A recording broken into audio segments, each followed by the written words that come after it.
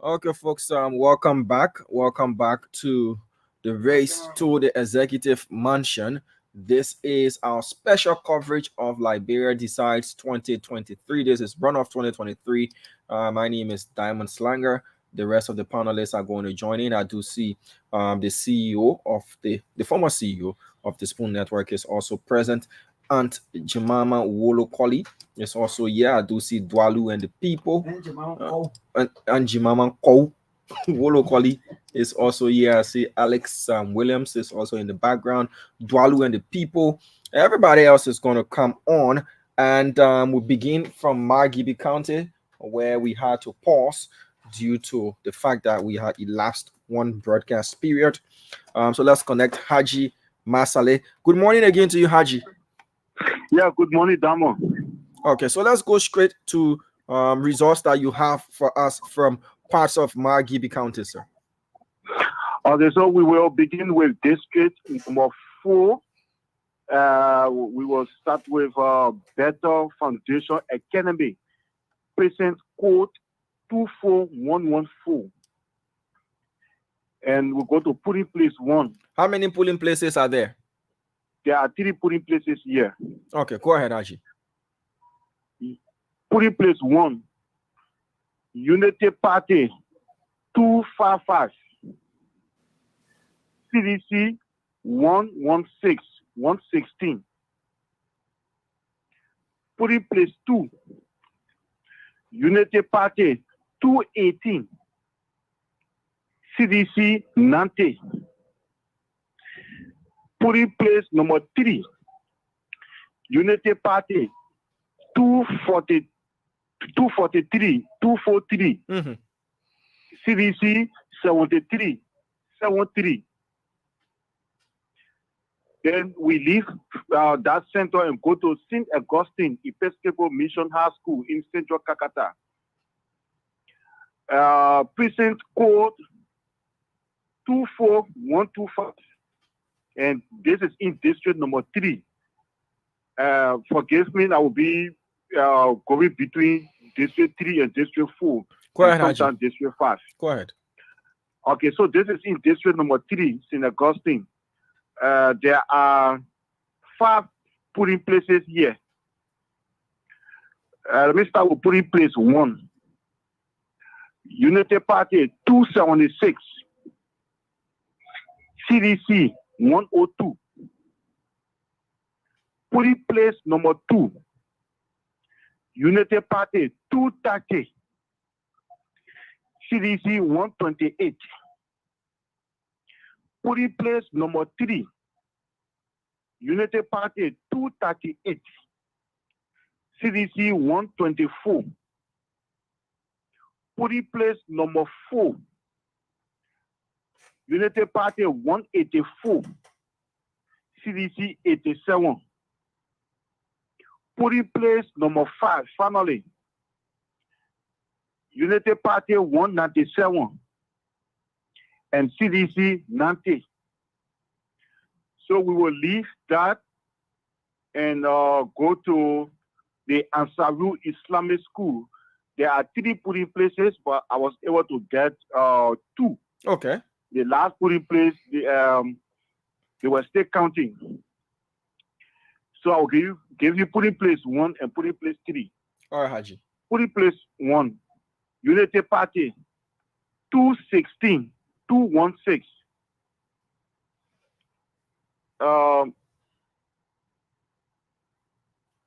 CDC 161.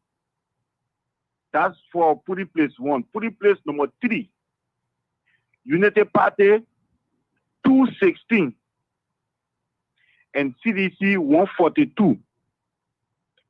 I didn't call the precinct code, sorry. Yeah, call the precinct code, please. The code is 24127. Okay. So we will go to Bofela community. Bofela community is in district number 3. And precinct code is 24129. There are 4 polling places here. I will start with number 1. Unity Party 113. CDC 124. Polling place number 2. Unity Party 142. CDC 114. Polling place number 3. Unity Party 83. CDC 67. Polling place number 4. Unity Party 71. CDC 78. That is for Buffalo. Okay, before you move to the next voting precinct, we just want to remind our folks listening that we are in Margibi County, and these results being read by Haji Masale are official NEC tally sheets pasted on the walls of the various polling places that he's gathered these numbers from. So what he's reading are figures from those tally sheets. So go ahead, Haji. Yes, tally sheets that are posted by the networkers and signed by all parties involved. So we go to Bobotan, Palawa Hut in district number 3, and precinct code is 24140. There are 4 polling places here. We start with number 1. Unity Party 188. CDC 121. Polling place number 2. Unity Party 208. CDC 117. Polling place number 3. Unity Party 93. CDC 71. And polling place number 4. Unity Party 128. CDC 54. We will leave that center after we completed and move to the mission for today school. Mission for today precinct code is 24128. And what district is that voting precinct situated in? It's in district number 3. Okay, go ahead. Mission for today. Polling place number 1. There are 3 polling places here. Number 1, UP 229, CDC 108. Polling place number 2, UP 235, CDC 106. Polling place number 3, UP 111, 111. And CDC 69. So I will bring you results from district number 5 in Wiala. This is just 1 precinct. And precinct code is 24047. What's the name of the precinct? Wiala Riverside. Okay. 5 polling places at this precinct. Polling place number 1, UP 149, CDC 166. Polling place number 2, UP 161, CDC 165. Polling place number 3, UP 189, CDC 143. Polling place number 4, UP 112, 112, CDC 115, 115. Polling place number 5, UP 110, 110, and CDC 121, 121. Mm-hmm. So we will go to Benla Community School in district number 4. Precinct code 24117. Mm-hmm. There are 3 polling places here at this precinct. We start with 1. UP 251, CDC 98. Polling place number 2, UP 206, CDC 66. Polling place number 3, finally, UP 212, and CDC 64. We'll move from there and go to Langolepe High School, also in Central Kakata, in District number 4. Precinct code 241114. There are 4 polling places at this precinct. We start with 1. Polling place 1, UP 212, and CDC 110. Polling place number 2, United Party, UP 207, CDC 224. Polling place number 3, UP 111, CDC 61. Polling place number 4, UP 110, and CDC 67. We'll continue in District 4 and move over to Philadelphia. Philadelphia is on the main street of Kakata. All right. Precinct code 24111. Polling place number 1. There are 3 polling places here. Number 1, United Party 204, CDC 109. Polling place number 2, UP 164, CDC 117. Polling place number 3, UP 165, CDC 133. We will move from Philadelphia and go to Blomu 2, also in district number 4, the precinct code. Maybe you will let to get the correct name or the spelling. We need the code, the name. Well, we can struggle over the name. But we need a code. The code is 24041. We have 2 polling places here, and I will give you one. UP 138, CDC 146. Polling place number 2, UP 143, CDC 134. So we will go to Compound, a little distance from Kakata, going towards Bomi. The code for Compound is 24042. There are 3 polling places. Polling place number 1, UP 214, CDC 88. Polling place number 2, UP 157, CDC 72. Polling place number 3, UP 132, CDC 86. We will come back to Kakata, stay in District 4. This is District number 3, Kakavre Baptist School. Polling place. The precinct code, please. The precinct code 24115.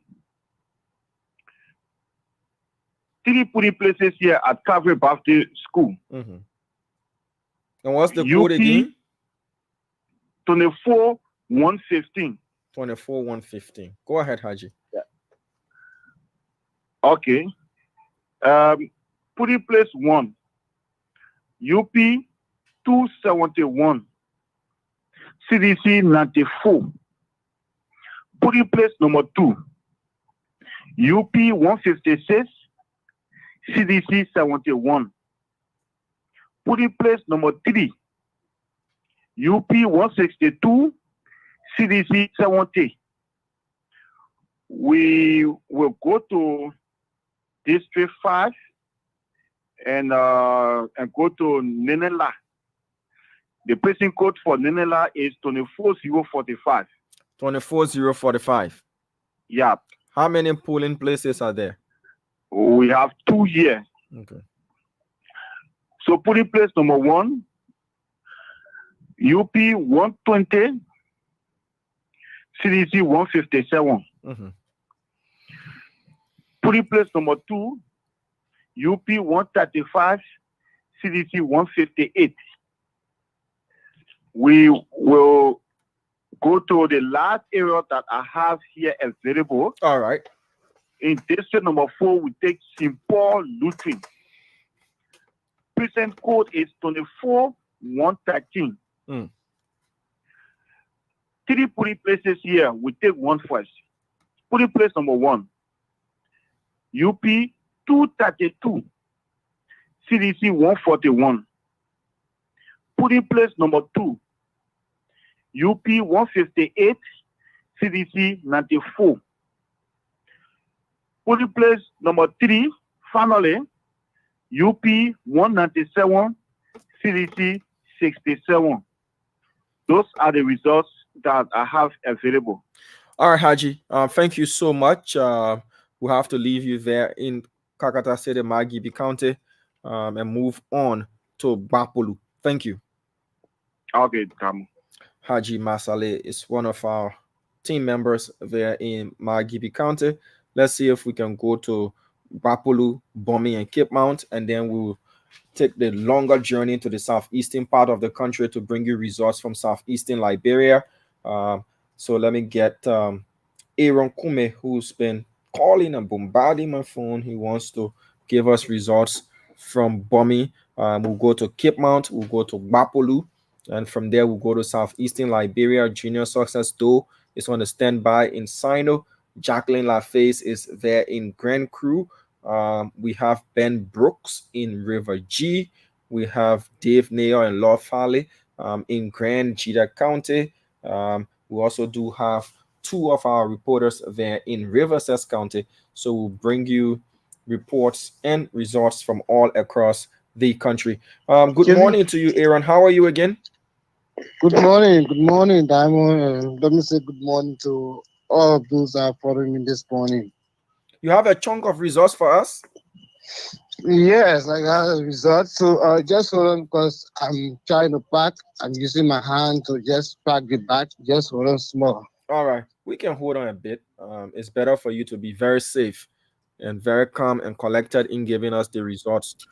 Yeah, Damo, while he's doing that, I want to say this. The guy that was reading the results from Kakata, from Margibi County, it seems like there's a spread across the county, and I love how he gave the result, but not just concentrated in one location. And the same trend continues. The same trend continues throughout. This is good. This is very good. Let's hear Bapolu, but I want to go to the southeastern portion, especially Grand Bassa County. We will go to the southeastern. We'll go to southern Liberia, Grand Bassa, Margibi, as we just did. Aaron, you feeling packing well? Yes. I think I'm okay right now. We're not bullet packing.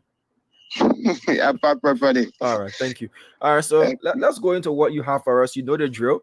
The name of the voting precinct, the code, the district, the number of polling places, and then you can give us the numbers from each polling place. Go ahead, Aaron Konneh. Okay, so I'll pick you up in Clay District, district number 2, Fefetan Hot. The precinct code 03035. 03035. Yes. Okay.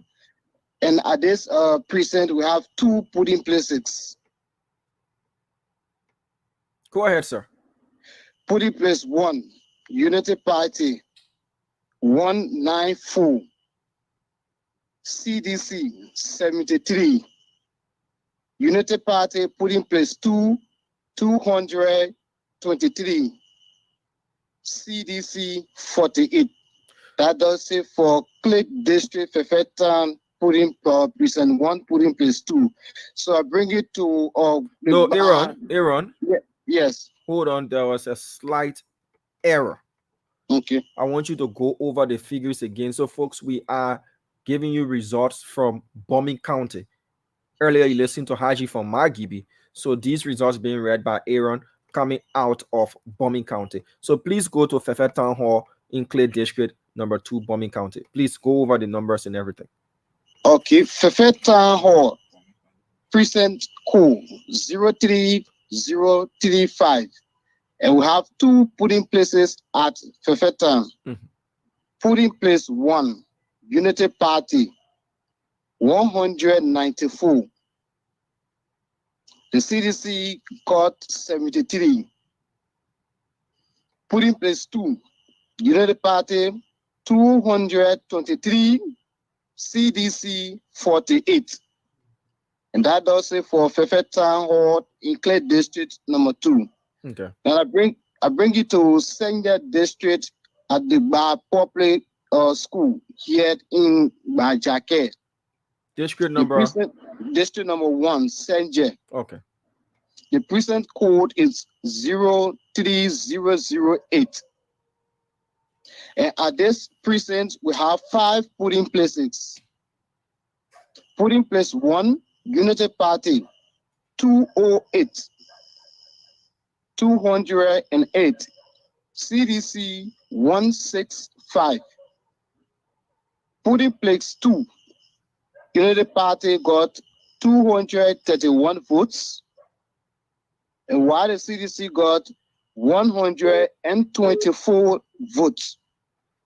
Polling place 3, Unity Party, 201. CDC 147 votes.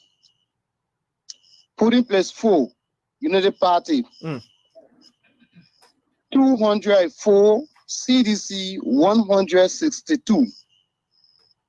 Polling place 5 at Bar Public School, Unity Party 181, which is 100. Aaron, we're losing you. If you dare, kindly go over the figures from polling place 4. Aaron Kume. Yeah, you getting me? We lost you for a while there. You were at polling place 4. Okay, so am I okay now? Yeah, you good. All right, so polling place 4. Unity Party got 204. Are you there? Yes, go ahead. 204. Okay. Yeah, so the CDC got 162 votes at polling place 4. Now the last polling place at Bajake Public School, which is polling place 5, Unity Party got 181 votes, and while the CDC got 171 votes at Bajake Public School, precinct 1, polling place 5. Okay. What's the next voting precinct you have for us there from Bomi? The next voting precinct is the Sumo Town Public School. Sumo Town Public School. What's the voting precinct code? The voting precinct code is 03080. And at this area, we have 2 polling places. Polling place 1, on a Sumo Town Public School. Unity Party got 77 votes, while CCC got 71 votes. At polling place 2, Sumo Town Public School, polling place 2, Unity Party got 76. Excuse me, CDC got 87, while Unity Party got 76. Okay. That's polling place 2 at Sumo Town Yes. Public School. All right, go ahead. Then we get to the Wiekama Public School in Tottenham City. District number? District number 1. Okay. And at that area, what's the voting precinct code? The voting precinct code is 03067. 03067. Yeah. Go ahead, please. Okay, so polling place 1, Unity Party got 142. And CDC got 102. Okay. Polling place 2, United Party got 152. And the CDC got 104.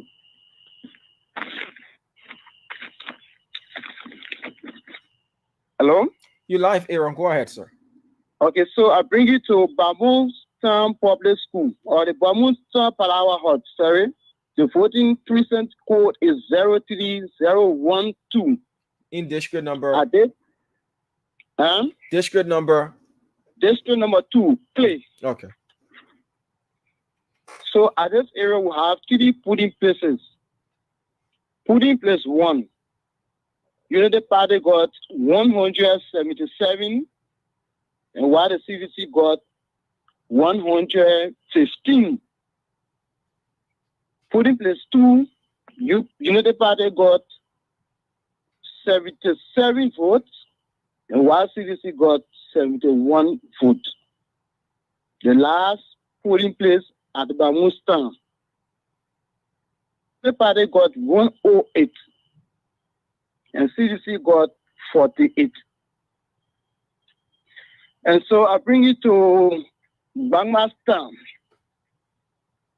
Hello? Yeah, you live, Aaron. Okay, so we get to Bamustown, Palawa Hut. The precinct code in Clay District. The precinct code is 03014. And at this area, we have 3 polling places. But at that time, 2 were in readiness, so I got the 2. All right. United Party, 135. CDC, 99.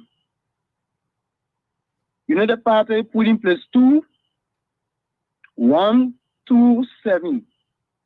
And CDC got 96. Then we stay in Clay District. I bring you to Zodi Town at the Zodi Palawa Hut. The voting precinct code is 03051. United Party, at this area, sorry, we have 2 polling places. So I'm reporting from 1. All right. United Party got 217 votes. And while the CDC got 49 votes. Polling place 2, United Party got 235 votes. And while the CDC got 40 votes. Then Tottenham City at Fathom 2 Cinema. At this area, we have 2 polling places. What's the voting precinct code? Yeah, I'm coming to read it out. Quick. Okay. All right. So the Fathom polling place precinct code 03076. 03076. Yes, 03076 for how you call the place? The Fathom Cinema area there. Fathom 2 Cinema. So we have 2 polling places. Polling place 1, United Party obtained 234 votes, while the CDC obtained 115 votes. And that is in district number 1. Yes. Bomi County. All right. Tottenham area. Go ahead. So polling place 2, United Party got 215 votes, and while the CDC came up to 130 votes. So we come to Sanje again, Maricam, in the plantation. At this area, we have 3 polling places, but 2 were in readiness, and I got the 2 from there. The Laricam voting precinct, what is the code? Yeah, the code is 03008. 03008. Yeah. Okay. And polling place 1, United Party got 177 votes. while the CDC got 149 votes. Polling place 2, United Party 154 votes. And the CDC got 188 votes. So the remaining one, tomorrow morning when I get back there, I will report it. So I bring it to Dependent Camp in Senja District. Dependent Camp Precinct Code 03009.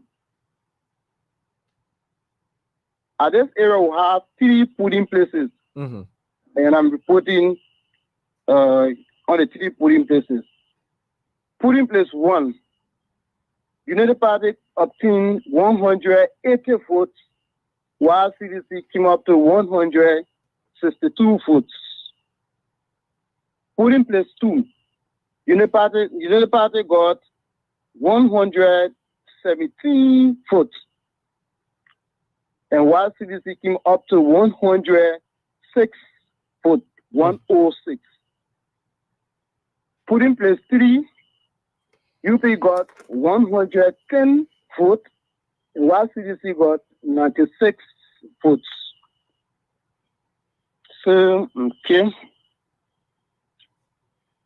let me see. So I'm still here.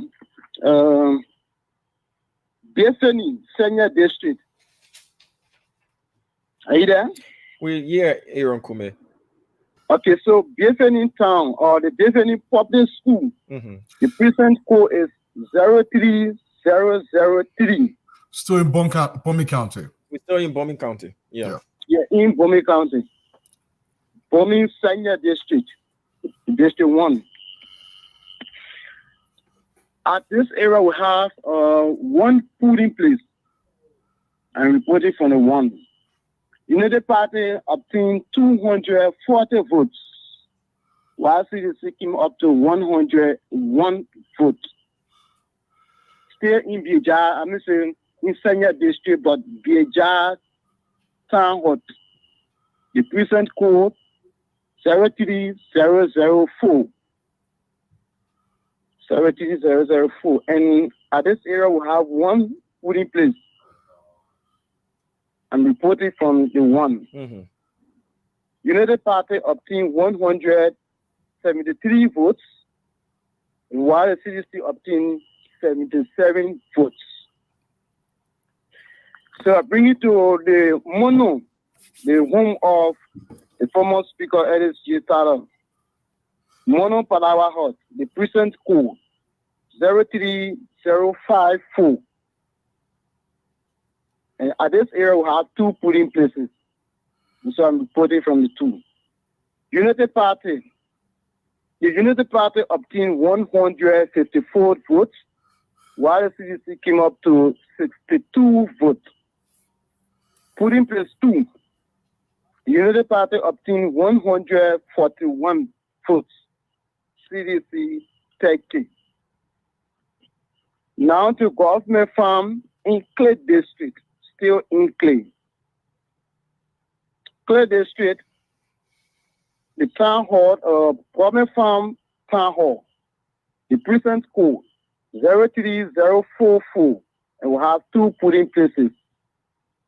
Polling place 1, United Party. United Party obtained 105 votes, while CDC came up to 99 votes.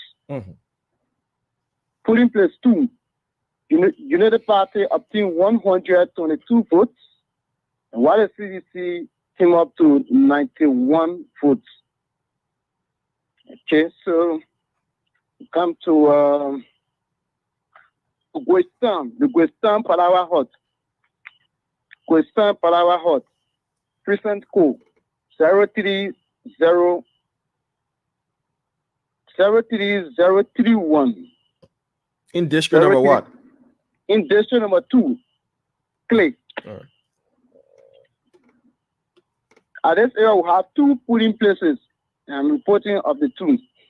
The United Party obtained 173 votes, while the CDC came up to 153 votes at polling place 1. Polling place 2, United Party obtained 177, while CDC obtained 141. And so got result. Let me flip the page. So I bring you up to Golodi. Hello? You live, Aaron. Go ahead, sir. Okay, so Golodi Laksana in Clay District. District number 2. Polling place 1. Oh, okay, that's Bamutan Hall. Polling place 1. You didn't call the precinct code. The code 03012. 03012. That's the code, and we have 3 polling places. Polling place 1, United Party 177, CDC 115. Okay. United Party polling place 2, 77, CDC 71. Polling place 3 at Bamun Town, United Party 108, CDC 48. All right. Let me just hold you there a bit. CEO, you want to come in? I do see you. Yeah, man. Trust me. The guys are doing extremely well. I know Patrick Honda and Mo Ali taking a break. Fagon is taking a break. If you want to take a break, that's fine. We will be here. We are here till in the morning. We took off. There is no working. We got to see through by 2 a.m., 3 a.m. Liberia time. We will come up with the big bull. You know what we say is unique.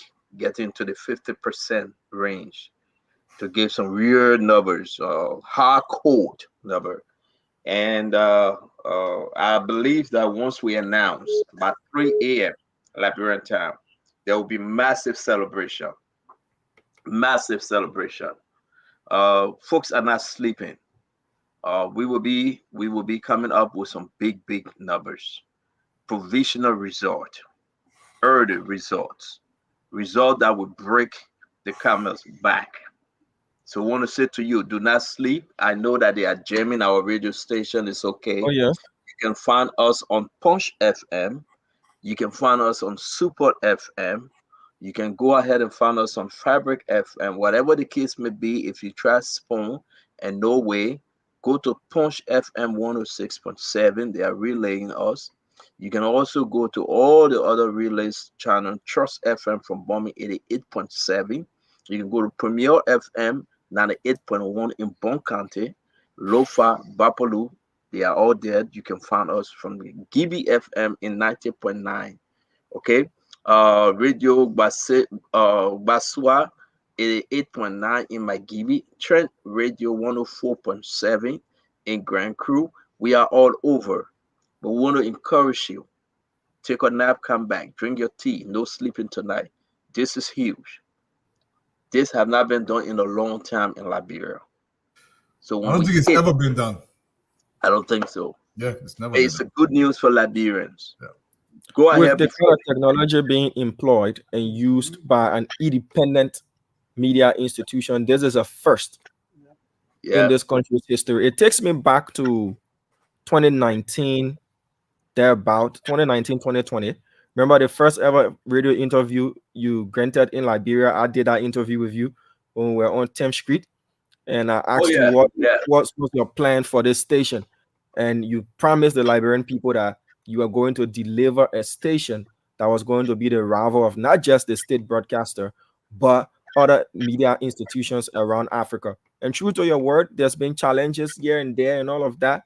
But the kind of technology that we've used, I can tell you so many things that we've used in Liberia for the first time, and others are still trying to come to grips with how we've been able to do it. So this is a first. And trust me, everybody's watching. Even people from within the government, even folks from the NEC, they're watching and wondering, how did they do this? Listen, It's listen, Diamond. You took me back, and we were explaining that it's just God. I have no knowledge, nothing whatsoever, but I just like it. I take this as fun for me. I enjoy it. But I just don't like to be pushed.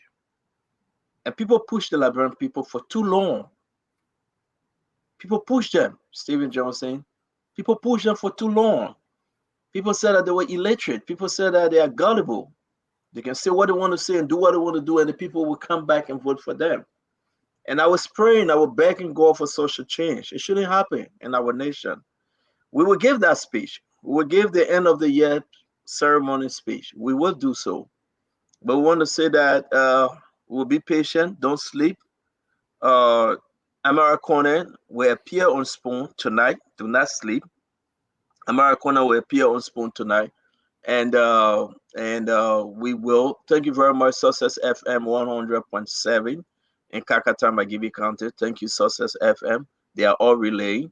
And I will say this, Amara Konneh will be appearing. We will show them that respect, give it to them. They will come with that hardcore result. Then we will begin to run with the hard numbers, good numbers. Make no mistake, okay? Amara Konneh is not sleeping. Delon is crazy right now. I dare you call Delon. He's not home. He's crazy right now. Delon is back and forth texting me, all right? Yombly begging to go to bed. That's how bad it is for her. She begging. She said, can I just take a nap? And that's a good thing. Prince Moya put himself in hiding. He can just take a few calls. He said, I'm ready, yo. But look at Bomi. Let me Bonkante. Look at Bonkante. Jeremiah Kuhn, I just spoke to Prince Johnson. We just had a long conversation with Prince Johnson. It have never happened before. The people are resolved. Alex Tata, Vabla Debla, look at all of them. Boto Kane. Tell me, name a country. Let me tell you how the people are going to come out to rejoice for the mighty change. So this is not a joke. I'm going to leave it with the party tonight. There will be a time that we come here and talk. Trust me. And I will talk it. And at the time I will say, man can talk all. I will talk everything. Because the people need to hear everything. We laugh. We joke. We turn our back on our family, on our jobs. We got in trouble for dumb things just because we focus on Liberia. But I will tell you this. You will need to hear it all. I was just talking to Mo Ali not too long in the back, comparing notes. Guys, they can say what they want to say. The number can change. What they say? Don't always say something change, but number don't change, right? They say men lie, woman lie, but numbers don't lie. Numbers don't lie. Thank you, Steven. Men lie. Woman lie, but the numbers don't lie because the number is there. It's right there. What happened? Go on Facebook right now. The whole Facebook quiet. I beg you, go on your Facebook page. But put a twist on it, Stanton. CDC lies, President we are lies, but numbers don't lie. Freedom FM lies, CDC lies, but number won't lie. They go and they come down. Look at Nima. Look at Nima still coming in, right? And this is one of the things I don't even want to call it because that people call it. I'm just tired because it can do a place. It can do a place that for me, Damo, I begin to feel for President Weah. I know Fago don't want me to say this. I understand. For President Weah, what do you mean? What would you feel for President Weah? I asked you what I mean. He should have let go of this thing a long time. No. I mean, I don't care about that thing. President Weah is a hard-headed person. With this result in the history of Liberia, not even just at a time, in the history of Liberia. I mean, I said down here, I wonder, I said, but who, God, is this what you sent me on earth to do? Am I done now? Can I go rest? Webster, but what are you talking so go rest where? You put a tongue that you talk President.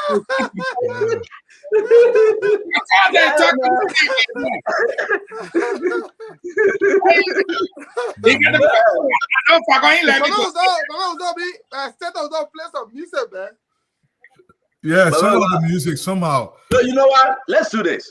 Let's ease up. Let's play some music. But post, I want to see that final paper. Why are the people hesitant on the things, Stanton? Because of copyright. What final paper? The official billboard. The UP song is not No, copyrighted. no. So you asking for what? You asking for what was showing before, right? Yeah. The dashboard. But the leadership want us to wait till 3 in the morning. Oh, they are working on something. I have it in the back. They are all set. I've been dragging them, but trust me, this woman, I will listen to them. Are we over 50%? Oh, we're around 40-something%. No, we are a little bit over 50% now. You 50% now? Yeah, we are a little bit over 50%. Okay. We want to get to 60-65%. My man, no. It wasn't an agreement. We said 50. You can't do the 60%. I will get fed. It wasn't an agreement. But once we by 3, Amara is still on course for 3. Yeah, Amara said 3. I'm gonna give him 3. He said 2 hours from now. So he's still on course. And you know who actually telling me, my man, wait, you know who that are your brother? Yeah, but I just spoke with him. He's telling me, my man, we giving you nothing. My man, wait, he's laughing off again. The boy laughing off. Like he's been there. Fadiga like crying all the time. Fadiga what quite to cry and he can tap with. When we tell Fadiga we let come more. Who do you man do? I want to take that man.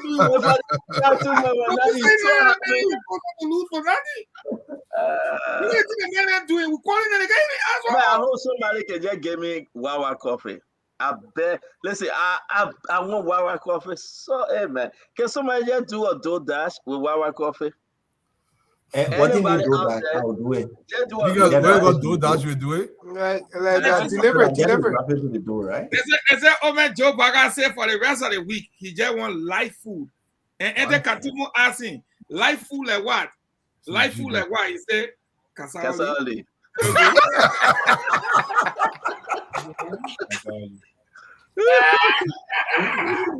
I'm gonna say you eat live food more.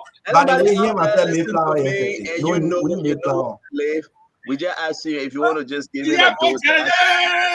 You have more Jana? What's it by the way? He myself more are you saying? I got there. I told them I was not talking. They got it right. I waited after the election. I will make sure I report to the paper. I said, I called him. I said, I said, I'm talking. The paper go blast at me. I said for 12, they get for 12. I just thought we sitting. The paper come in the meeting. The paper call. I don't like that irresponsible behavior. I will kick you off this thing. That's a leader. That's how you do it. Do can you send me DoorDash? So I left from that. Instead, don't call me. My man, you come in the show. I say you move away from. Look, you just gonna pick the city flogging you there. He's sorry for you. Said, yeah, you come in on the show. No, you told me that, right? I pick up the phone and call the paper. I said, well, what more getting mad for? But let me leave more in the business, man. But man, play pressure song, man. No, we can play pressure. It's copyright. Shut us up. Okay. Pressure song. I got you. Yeah, we did that before they mess us up. Okay. We'll get in trouble. Why can't we take some calls? Let's hear from the people. Yeah, let's take some calls. Yeah. Hello. Before you tell a call, where are you calling Dada Francis? Bye. No comment. Yeah, hello. Hello, my man, leader. Yes, CEO. This is Momori Critical Johnson calling from Zredru. Yes, sir. Yes, sir. I'm on the show. Go ahead, you live. For sure. I'll just send you the information. Say that again. I said, should I speak because we just from a far to reach area, we just from a time called Jibo Town in Zredru. Yes. So from Jibo Town, we in Sereta, and then we from Zulu. You got it. You got the election result. Yeah. Call it. Go ahead. Give it to us. I got some result there, but where I am now is kind of a place. So send it to me. Send you them. Yeah, send it to me. Send you them. Thank you very much. Send it to me. Guys, we want to call and how you feel about the election. We want you to call and where you are, how you feeling about this election. We want you to express yourself. How did you vote? What do you think about Liberia right now? So call, the lines are open. Dama, can you put the phone line up? You want to address anyone, call them by name, Duadu, Stephen Johnson, Mo Ali, ask them your question directly, they will answer you. Hello, your name and where you calling from? Yeah, hello. Yes, who are you talking to? Who you direct your question to? Yeah, I just want to say thank you, Stellan Waterspoon, for what you've been doing for Liberia. I just want to tell you thank you very much.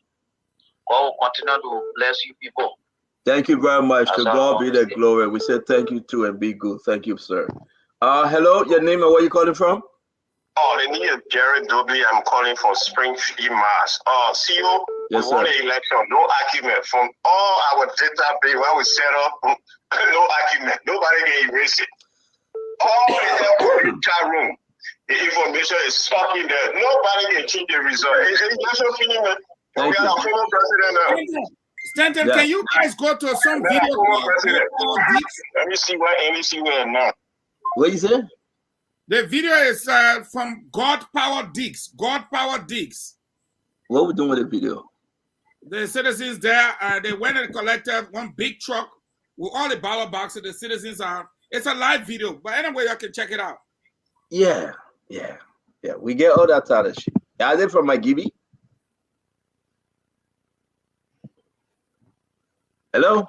Your name and where you calling from? Yes, hello. Yes, your name and where you calling from? Hello. You gotta listen to me instead of listening to your device, sir. I'm calling from Minnesota. I want to send my question to Mr. Mo Ali. Go ahead. Yeah, I don't just want Mo Ali then to accept the result that has to do with Quentin Numbers just being called from the National Election Commission. Instead, I think they have to question the National Election to give a result based on polling places instead of just calling a huge sum of number as it was done the past election October 10. Thank you. That's my contribution, sir. Thank you. Thank you very much, my friend. Thank you. Hello, your name and where you calling from? My name is Augustine, Rich calling from Pennsylvania. Talk to us. Hey, stand up. I'm so excited to know for the results that are coming in, but here's the thing, right? This is the time for the actual work. And yet the Unity Party people know that the country they are about to take, the country is already messed up. So when it coming on board to straighten that country, they should, let's say, please the Liberian people. The Liberian people vote overwhelmingly tonight, so they should not let them down. Thank you. Thank you very much. Thank you. Hello, your name and where you calling from? Hello. I just want to thank you and thank everyone on the show. But I want to say this to you, CEO. Expect a big thank you program for you, from us from the East Coast. Just expect that. We are working on that. I want to thank you and thank everyone on the show. Thank you. Thank you very much. We give God the glory. Hello, Stanton, your name and where you calling from? Who asked the question? Who said we should not just? Hello, your name and where you calling from? Mo Ali, go ahead. Go ahead, Mo. The person. So the result thing, the way it looks like, the people don't just give results like bulk figure. When you go on the NEC website, the results are there, polling place by polling place, precinct by precinct, district by district. It will be very bulky to see you will announce result polling place by polling place. That is the reason why after voting, they count the ballots at the polling centers. Your poll watchers are there, they sign onto it, they collect their tally sheets, and that is the result. That's why we are curious about the tally sheets. So when you go on the NEC website, you can get result district by district, polling place by polling place, precinct by precinct. You can get everything from there. So we're not just accepting result. And let me assure the public, the reason we will get our result by 3-4 this morning, NEC will start tallying today, maybe by 10 o'clock. We will have our agents there at each of the tally centers, and we will transmit the result to them. So anything NEC is coming up with that conflicts with from any center, we will quarantine that center. And if we are not satisfied, we'll call for recount. and recounting, you will compare polling place by polling place, the tally sheet, and we'll check for so many things. We even check for the signatures that are on the original tally sheet that they gave us. When there are variations in the signature, then there is a problem.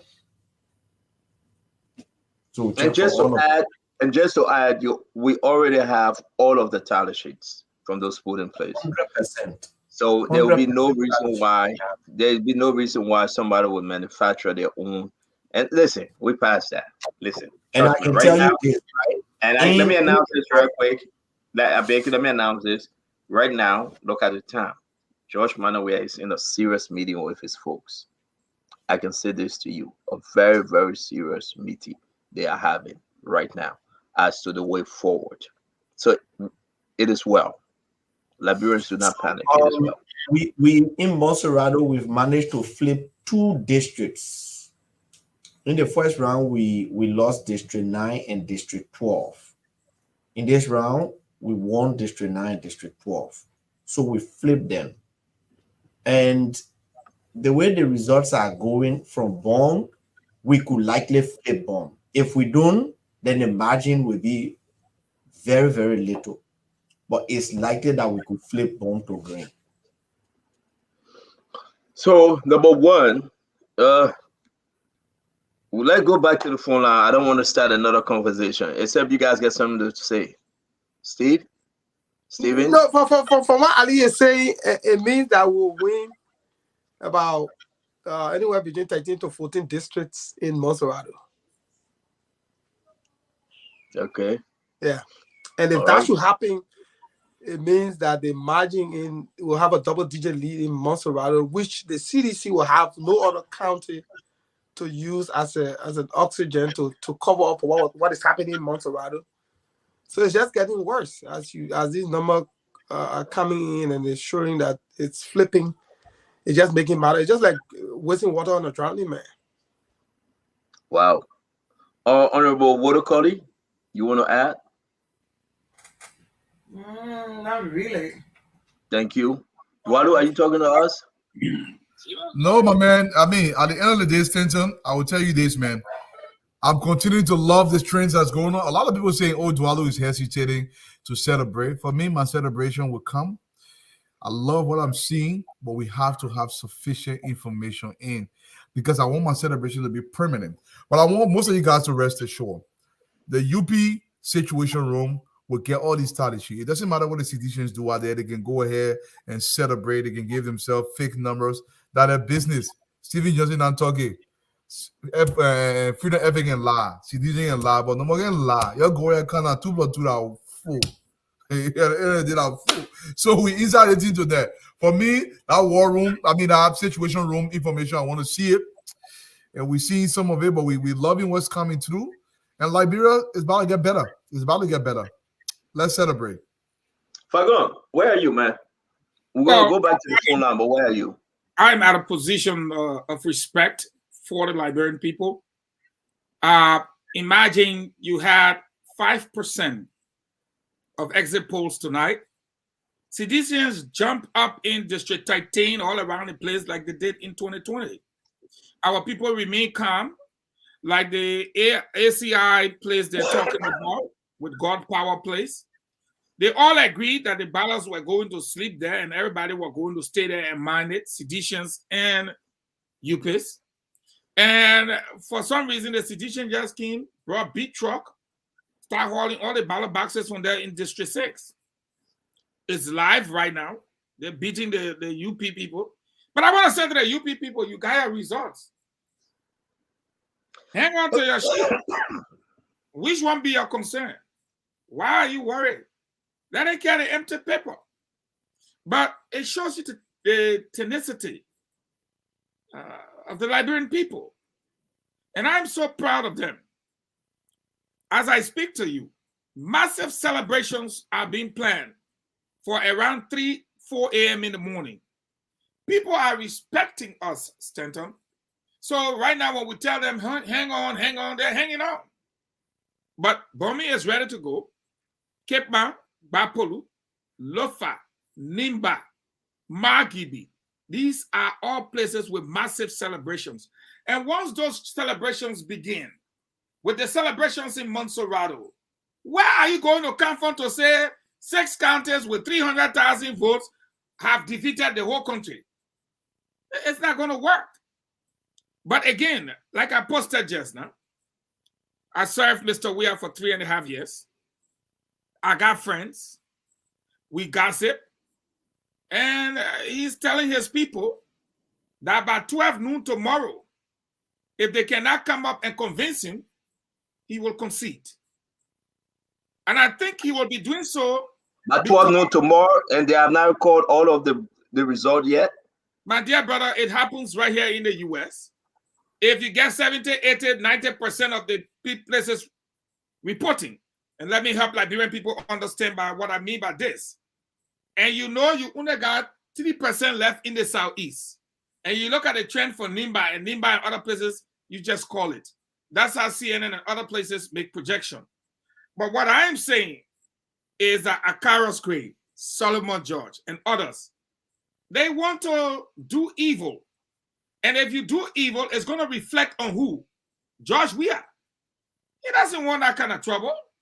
Right. If you can't convince me that you beat a man, let me concede. Rather than y'all go join the street, beat people, kill them, then they say, President Weir, the next thing, of course, human rights abuse, war crimes code, all kind of things come my head. When you're finished eating the money and you're treating the people bad, as you can carry your be with you. No. And I think that's been smart. And as a friend and a brother, I would tell him, listen, let me tell you something today. And believe me, I am telling you now, believe me. When there were reports today that Margibi had carried some ballot boxes to Firestone, I swear upon my righteous God, Margibi was sleeping. So I in CDC chat room, I deliberately called him for verification. And the man woke up. The man stretched in front of me. And God knows I'm not lying. He stretched in front of me. I said, oh, CDC people say they're depending on you for Margibi. And I play laying there sleeping. And he was like, what are you saying, Fagon? What happened again? I said, he's saying that the person he carrying ballot box to the place. The man said, but look at me, Fagon, in bed. And as we talk, he got up, went pick up chips, juice. Then after we talk a little bit, his wife brought him quinoa. Caught me any day. Quinoa that the man was eating. That's something that looking at the rest. The man said, why is here the poke and allow me? But again, you eating quinoa, sedition and crying, say that you the depending on for Margibi is sleeping. The man slept. I challenge him, but he slept. So what do you say? The man said, Fagon, I did my own. I can hold people here and go put it in the ballot box. So let's wait for the result. But I'm sure the president will win. I had told him, I said, follow that in your sleep. You need to go back to sleep and finish that dream. When you finish that dream, you come out outside, you meet me in real life. And we're beginning to see it. So again, I'm just trying to say that the Liberian people, we need to say thank you to them. They've remained peaceful. They've remained quiet for the most part. And by tomorrow morning, 4 a.m. in the morning, every time I say, Sonny, you won't be me. But tomorrow they call it Kospun and Pata celebration. Well, I think I made noise. When everybody is attacking Pata together tomorrow, you will hear the sound in Guinea. I just don't want to disturb people, but I finished taking my 2 Pata inside there. If you don't have 2 Pata, take your Pata and your Kospun. When you flock it, let it hear in Ivory Coast or Guinea. My man, we got a song to play. Can you play that song I send you, Diamond, please? What song you coming? I don't think they get copyright on that song. I don't think copyright on that song. For your steps on to Washington, with the West Shaki, 350 US. That is what camping. For you to like to eat lobster and he show you a baby chicken and driving and it does not come. That is what camping. For China go to the controller general. Why a web that PPCC boss? That is what camping. For Bessie Yagan to be here a place. Why a web that run the big woman to NASCAR? That is what camping. That is what camping. For Elon Castro to be the head of NAFA. My husband is a consultant to Marita Kamishiro Campi. Oh, Kamishiro Campi. So family investing, how can I go into detail? That's stupid. Kamishiro Campi. Oh, that's stupid. That's stupid. That's stupid. That's stupid. That's stupid. That's stupid. That's stupid. Oh, that's stupid. That's stupid. That's stupid. That's stupid. That's stupid. That's stupid. That's stupid. Oh.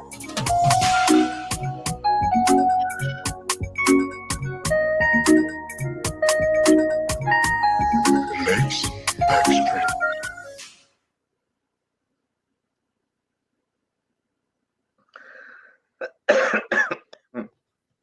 Oh, that's it. Damon. Right That it ready there. That who made that song at Fagon?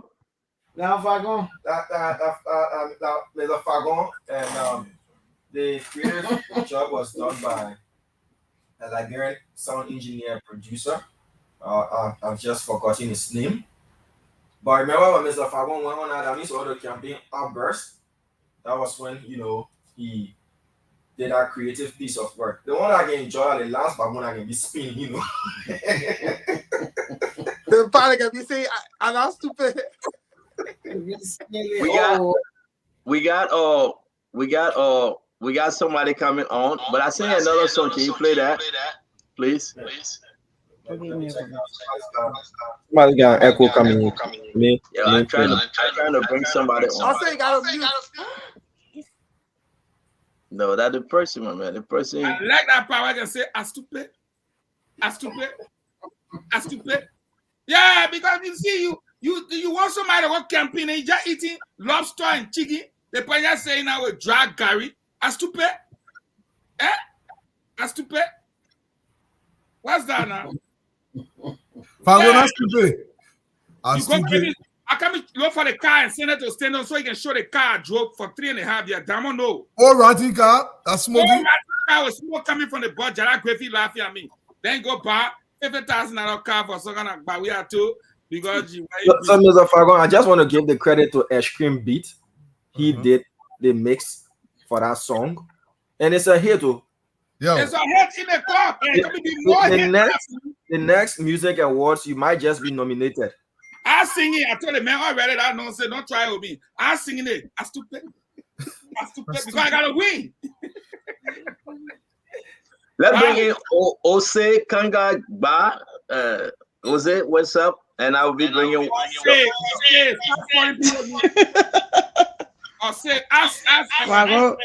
Fagon tell here. Don't mind. Every day you call him different name. The pastor name is Onseok Pepoche. Charlie, that was what Charlie spirit. But I rap song, not Charlie. You can hear me? You gotta turn everything off. Nothing is playing. Everything is off. Yo, you are watching us on your TV or on your computer or on your phone. Can you turn everything off and come back in? We're getting a bad echo. It's awful unless nothing is on. Everything is off. Hello? You can hear me? Tim Washington. Tim is not here. Tim is at work. Oh. Is it better? We will mute ourselves. Talk when you finish. Okay. Stanley, thank you so much for bringing me on. You know, I came from work today and I've been sitting back and just watching the wonderful work that you all are doing and the sacrifices that you made for this. And I'm emotional for a lot of different reasons. And my name is a Bassa parable. My father named all of us, and we all have Bassa names. And my name is Onseok Pepoche, and it means if it wasn't for God. And that is what we're seeing here today. But the main reason I called on because I want to honor my sister. I want to honor and thank God for my sister. I've never seen a woman with such strength And no matter what, we as the family, we see it and nobody does. When her husband died, there's something that he wrote down to this date that I still look at and I read. Before Adolph Lawrence died, my sister lost one of the boys that worked for her. And they were at the funeral and he sat next to her. And on a piece of paper, he wrote 5 things down. And it was not even a week after that when he died. He said, number 1, silence is argument carried out by other means. Number 2, I don't care if I fall, as long as someone else picks up my gun and keeps on shooting. Number 3, if you tremble indignation at every injustice, then you are a comrade of mine. Number 4, cruel leaders are replaced only to have cruel leaders turn cruel. And number 5, whenever death may surprise us, let it be welcome if our battle cry has reached even one receptive ear and another hand reaches out to take up our arms. I believe these are the words that Nyobli Kanka Lawrence fight by. She fight because of these words that he left. She have never stopped, no matter what happened. And I know everybody put in their work and everybody came and did what it needed to do to see a better Liberia. But as a woman, you have women that came and insulted her. You have women that came and went against her and said things. You have women who were aligned with her, but because they did not have integrity, they did what they wanted to do. But she never stopped. She never stopped. For these reasons, I am emotional because we know. And I just want to say thank you to the Liberian people. Thank you for the women that stood behind her. Thank you for the men that held her up. Thank you for the prayer warriors that pray. Thank you to all of you, because if you all did not put in the work, we would have been sitting here today and the insult would have gotten more. But you fought. And Adolph Lawrence carried her through by these words that he left. I needed to call to say to my sister, thank you, Nyobli Kanka Lawrence, thank you. You asked us to be silent no matter what. You say whatever they say, you don't answer to it. As much as they will insult me, you stay focused. We will get in a chat room with her and we'll say we will deal with it. She said, you will not do anything like that. That is not why we're here. For those who don't know your heart, we know your heart. And God has lifted you higher above anything else. Thank you, Mama. Thank you to all of you. Thank you for all the work you're doing. All of the reporters, the people of Liberia. I was amazed to see people of Liberia today fighting for their future. Fighting for the future. It is not time to be quiet. It is not time to be quiet, but it's time for us to speak out. Nyobli, we love you, Mama. We love you. We love you. Thank you for the hard work. Thank you for the hard work, the sacrifices that you made. I just needed to say that to my sister. Not I don't appreciate everybody else. I appreciate everybody that was part of it. But I needed to shout out my sister and for her to know that no matter what, we will always have her back. Thank you.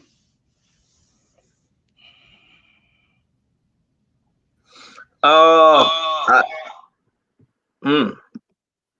also want to say thank you for coming. Again, we share with you respect to Senator Nyobli Kanka Lawrence. And indeed, we will be bringing her on at the appointed time, and she will address the nation. She will address the people of Grand Bassa County. She fought a good fight, and the result will tell it all. We want to say thank you very much in regards to you and your family. Thank you. Thank you.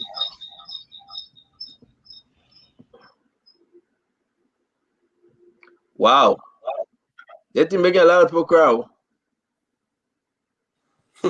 Stand up well now. That's the result. You see how happy that's he talking. Yeah, talk to me, Steven. Did you make a lot of people cry? Look at the woman crying. No, stand up. Maybe I'm a different person though. No, but for instance, this guy sitting around the show or Mo Ali, right? Mo Ali and I worked together at the Ministry of Finance. I had resigned and left the ministry. Ali stayed on when George Weah became president. The humiliation Ali went through, a director for WASH was assigned to Grand Crew. Without any job, Ali took the risk to resign. They show more to crowd. Don't like no, but I like to. I want to share his story. More resigned without any fallback position. He resigned to remain in opposition to this government. Other people had other opportunities to go other places. He never did. Stood against this government, fought 6 years. These stories are many. There are a lot of other people, humiliated, looked down upon, treated as nobody in their own country. Friends refusing to speak to friends. Friends refusing to take pictures or to hang out with you.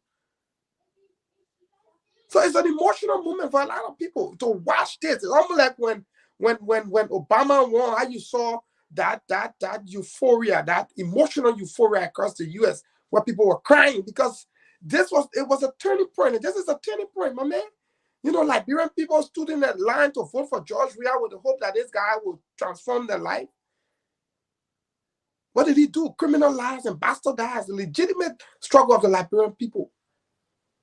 And today the Liberian people, been yearning for change, and they now see light at the end of the tunnel. It's emotional.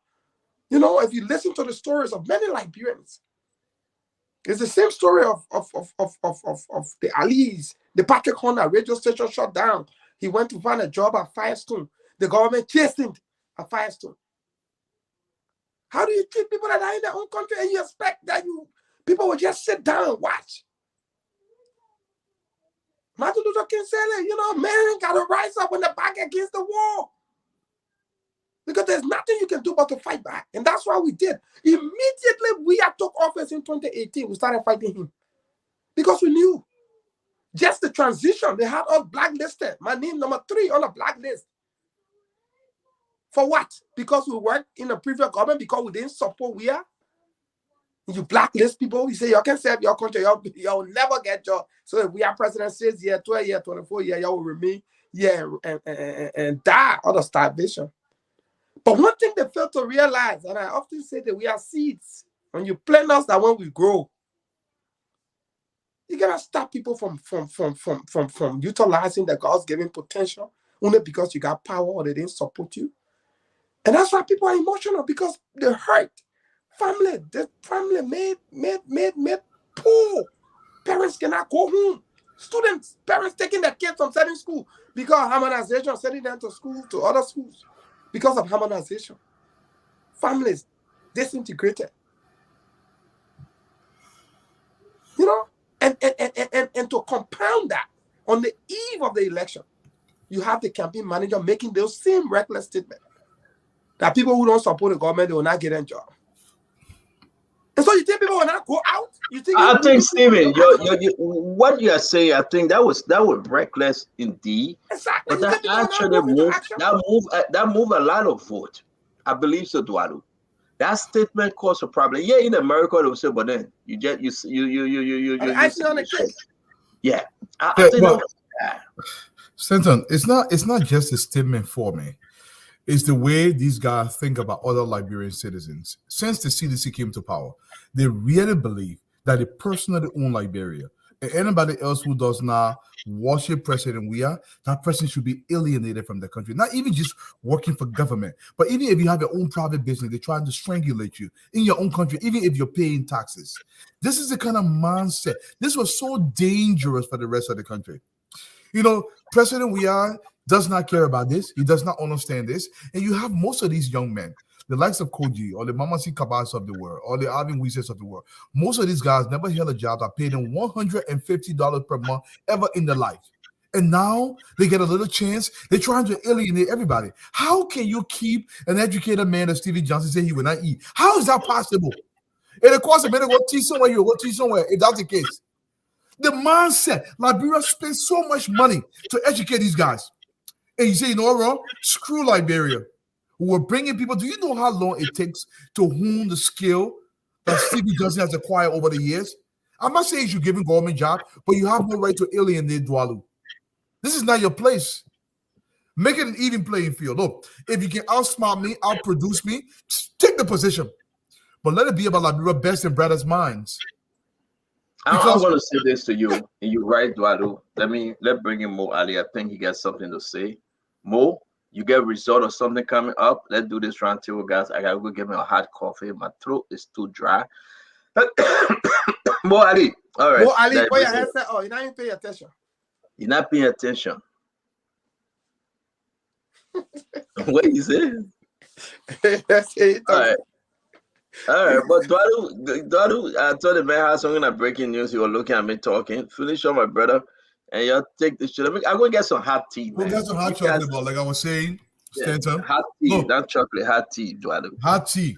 Me, I love hot chocolate. I do tea too, but with butter inside, a butter chocolate, you like? Not too thick. Me. I like it a little watery. It's not too bad for me. Look, I get my boys, Jefferson Coach. I was just watching him on live, saying to a few guys, I see this. You can see the defeat in their faces. They took a band tonight. They're in the streets of River beating band pre-victory celebration. What are you celebrating? What have you gotten? The very people you're hired tonight to call numbers for you, they say, well, we're going home, we're waiting for 2 o'clock. They don't know what they're calling. The numbers cannot look. I will the number feeding for the Southeast. Yeah, the number feeding for the Southeast. So when they see the number, they'll be like, listen, this, you cannot change this around. I believe what Alex has said, that the Americans have a war room. I believe the Europeans do. And everybody else is, they're counting these votes. This is not something you're going to change. You can take all the ballot boxes and carry them to Jamaica result. You'll smoke weed on top of them. But the numbers are the numbers. They've already been posted. Nothing is going to change, but these numbers are set in stone. And we're going to publish them. And that's what your mama said. These are not preliminary numbers. These are the actual numbers for the Elections Commission. Nothing can change. If room number 1 in Todi, District 1 is 540, that number is set in stone. It can never change. Nothing can change that. So it's not preliminary. It's the actual numbers that we are calling here tonight. And I don't know if I'm going to say your mama want to come in. They have something. Like doing the football game when the commentator say, according to my own unofficial time, but ain't changing the time. Not to be gone already. CDC messed up when Kalasco cost his own race and his own people.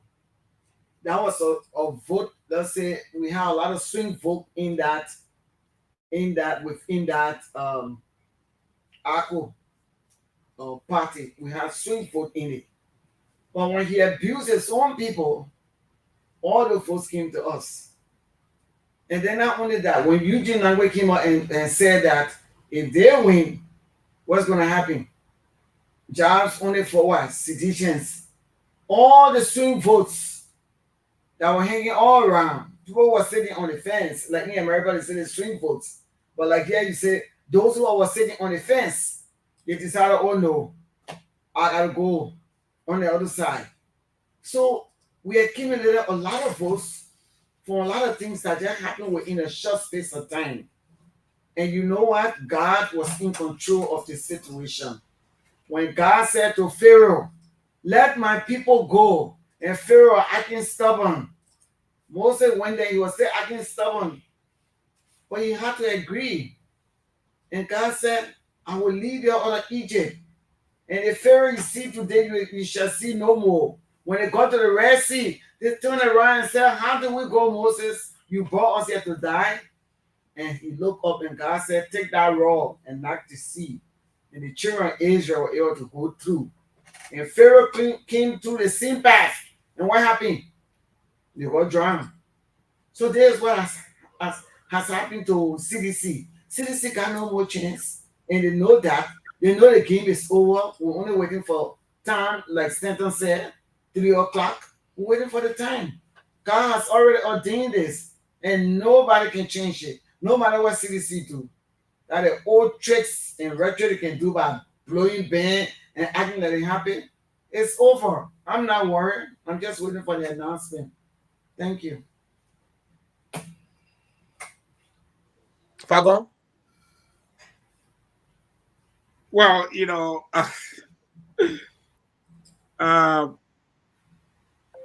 when you look at what is happening to Mo Ali, Brani J. Samukai, all these people,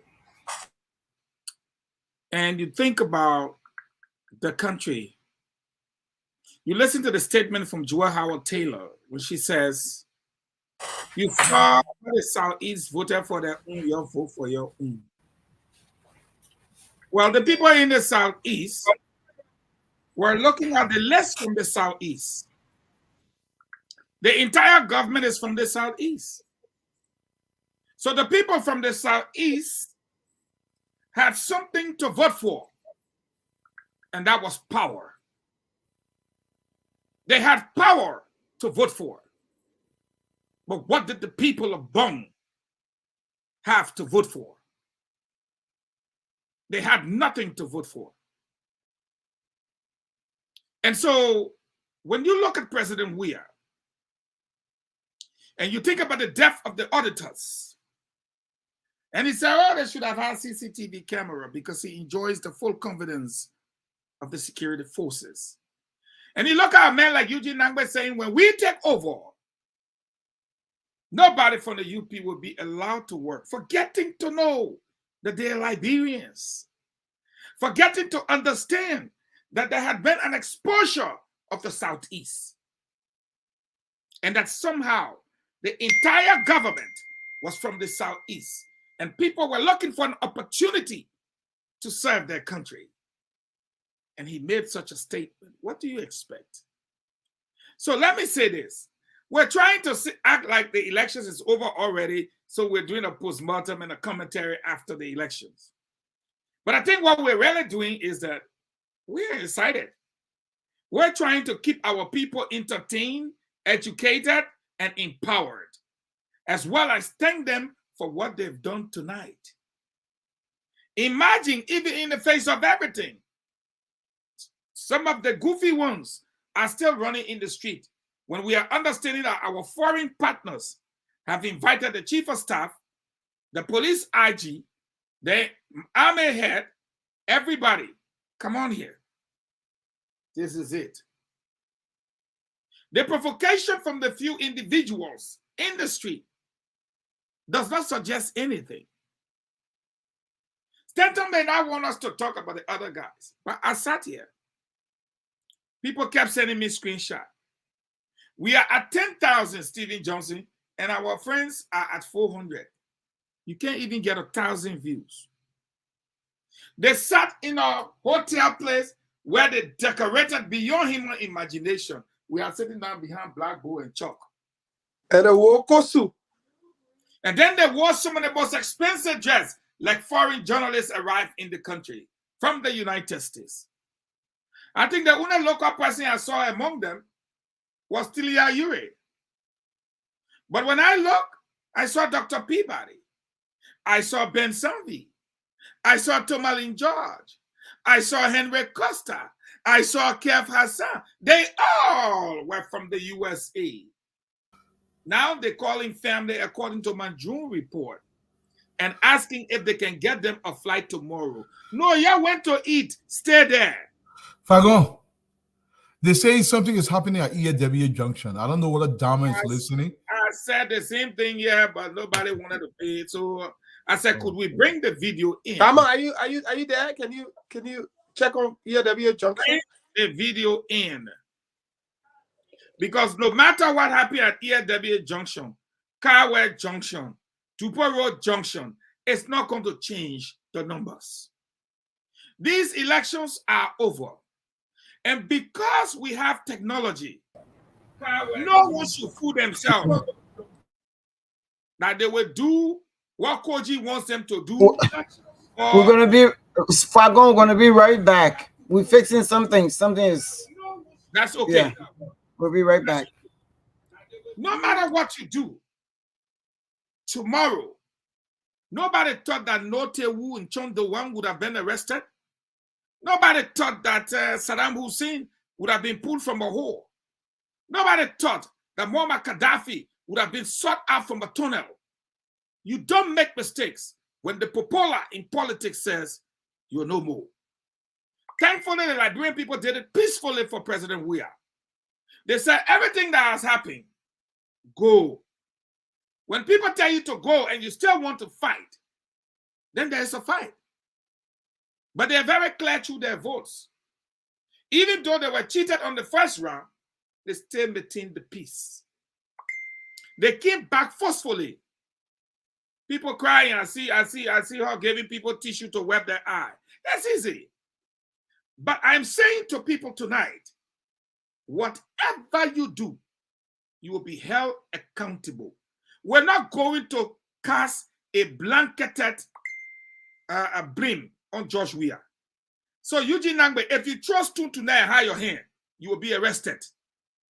Siwa Briggs, Jefferson Koji, all of you leading these gangs, you will be held individually accountable for your actions. We will not hold George Weah responsible for all of your actions. We will hold you individually and punish you in keeping with the law to the full extent of the law. Over to you, Dwalu. Well, Fagon, I mean, there's not anything that I need to add to what you said. At the end of the day, CDC does not understand order, justice, and the rule of law. These boys will go always outside the realms of the rule of law because they believe they can get away with it. And guess what? Since President Weah been in power, these boys get away with every kind of illegality imaginable.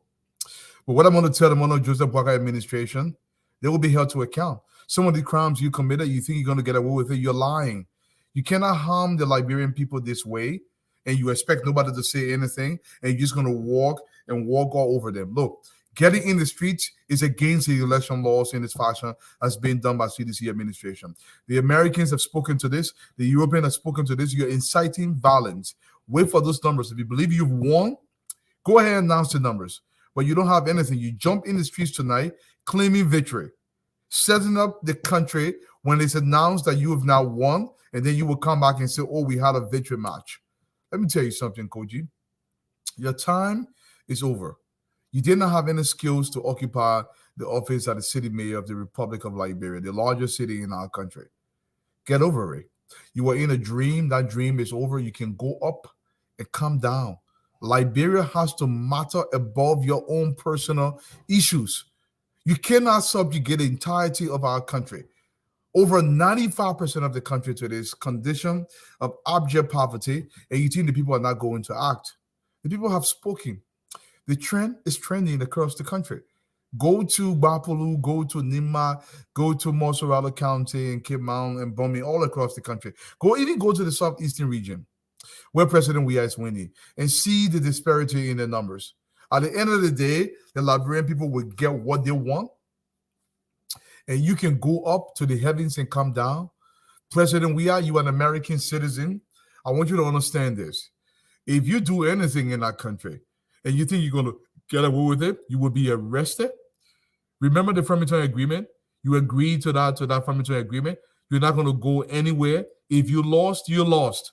You have to see these elections to the person that have won these elections. Let's go by the numbers. The numbers will be released, and I will keep invoking Sage Mama here tonight. The National Elections Commission does not have any separate numbers from what has been reported. The numbers that have been reported, they are cast in stone. You're just going to announce those numbers as they are presented by the local magistrates in the counties. This is the same numbers we are announcing here tonight. So at the end of the day, you're going to announce those numbers. So as we call them tonight, those will be the numbers. They are not going to change under any circumstance. Nothing is going to change them. I don't care how many cars are driven to President Weah Jamaica result. You can change anything you want. It's after the fact. Whatever is posted is what the Liberian people are going to go by. And I want to say that, Sage Mama, I'm going to send it over to you.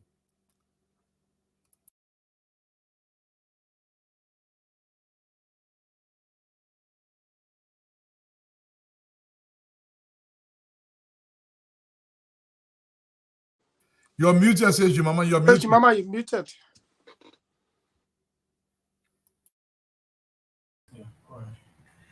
Can you hear me now? Okay. Like I was saying, Liberian people have spoken. George Weah and his entire gang, they know that they have not won the election. We're not waiting for, it's just a matter of time for them to announce the elections or to start planning inauguration. So there is no need for anybody to worry. Liberians shouldn't panic. People have done your job. You have protected your votes, and we are here to serve you. We will be here and make sure that we get to the end of this thing.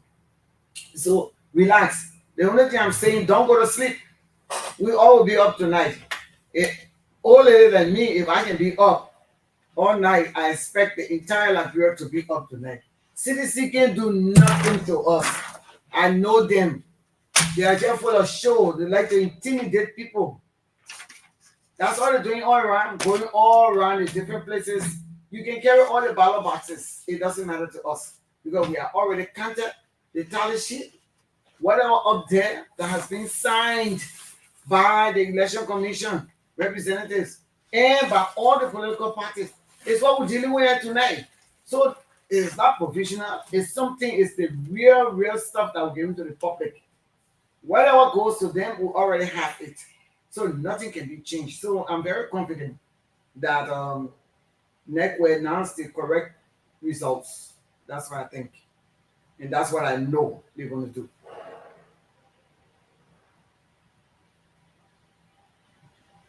Steven, got something to follow through? Yeah, you know, and thank you, Tualu. I just like to do like a reflection about where we've come from as a country, and most importantly, looking at 2017 as a baseline, and fast forward to 2023, and look at how much of a difference can 6 years make. You know, it's important to look at that. I remember in the runoff of 2017, we are won 14 out of 15 counties. 2017 runoff, we are won 14 out of 16 counties. And what that signified was the fact that Liberians, you know, overwhelmingly wanted him elected. Now, we may have our own reservation about the results, but generally speaking, it showed how Liberians wanted him. And one thing I admire of VP Bwaka was the tenacity, the audacity to accept results. This was the first of this kind in the history of our country for an incumbent vice president to lose an election and accept defeat. All of the elections we've had in our country now, no political leader accepted defeat. Whether it was the 1997 elections, President Salif did not accept, and most of those who ran did not accept the elections result. They thought it was marred by fraud and widespread chicanery and skullduggery. You come to 2005, the CDC, George Weah did not accept the result. In fact, CDC did not attend the inauguration. Only the party chairman did. You come to 2011, there was a boycott. CDC did not accept the result. Now, 2017, I remember that day when we walked VP Bwaka to his office, and there was cries in the room, and there were counter argument about whether to accept the result or not. And he said, I will. He said, I will go out there, mount the podium, and I will speak to the people. It will not be because of me that any blood will be shared in this country. My personal ambition is not greater than the general well-being of the Liberian people. So I will accept. Now, we all have our own issues. We walk up the stage that day and stood behind him and watched Ambassador Bwaka read his speech. And it was a defining moment in our history. It was a defining moment. It was a turning point in our democracy because we have not had that transition for over 75 years. We have not had a government-to-government transition. Most of our transition in Liberia had always been as a result of some civil conflict that would spark change. And so now when you fast forward to 2023 and you begin to look at the election result, and then you reflect and say, popularity is indeed a perishable commodity. And how much of a difference can 6 years make? That a guy who was at this level in 2017 is at this level in 2023. So one good message that I like about these elections is the fact that the Liberian people know what they want. And when you fail to deliver, they're going to replace you. Yeah. And they've proven it. We have thought he was this popular guy and he will come and do anything, and he will get 24 years or 12 years. But the Liberian for issuing a blank check and say, you know what I mean? Yeah, it's a blank check. Write any amount of figure you want to write on it. But just make sure that as you write your figures on this blank check and you fail to deliver on your promises, we're going to boot you out. And we're seeing now, as these results are coming out, we're seeing clearly how the Liberian people have now decided to take back their blank check from President Weah. Yeah. And the biggest fear now, the biggest fear of the government, and that's why you see them all over jittered, is the fact that they're about to account for the stewardship. Exactly. And they don't want to. And so that's the biggest fear. So all the things you see Koji them doing, but they will. They got to account for the stewardship. The 6 years you manage the Commonwealth, you have to justify, you have to explain what you did with the resources of our country. You have to. Because so many lives were tampered with. So many people suffer serious consequences. You have a responsibility to the people.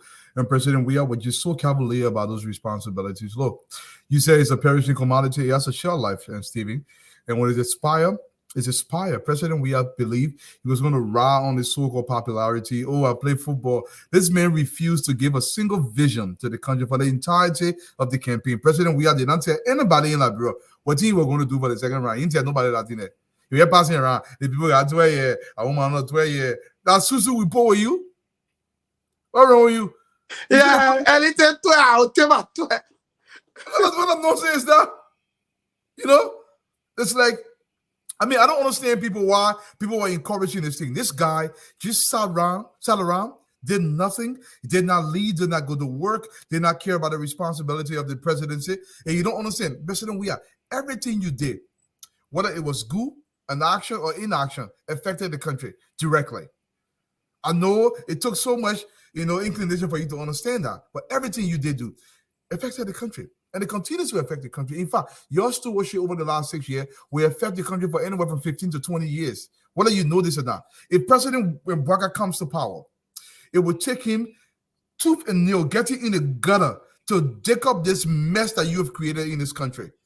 To dig it up. This is going to be a tough haul, but it's a haul that must be done to get this country back on the path that we are all striving for, because we can't continue to go down this rabbit hole where we're now amounting to nothing. We see everybody being zogorized in the country, no job, nothing of any kind. Stanton, you want to come in? I'll pass it over to you, brother.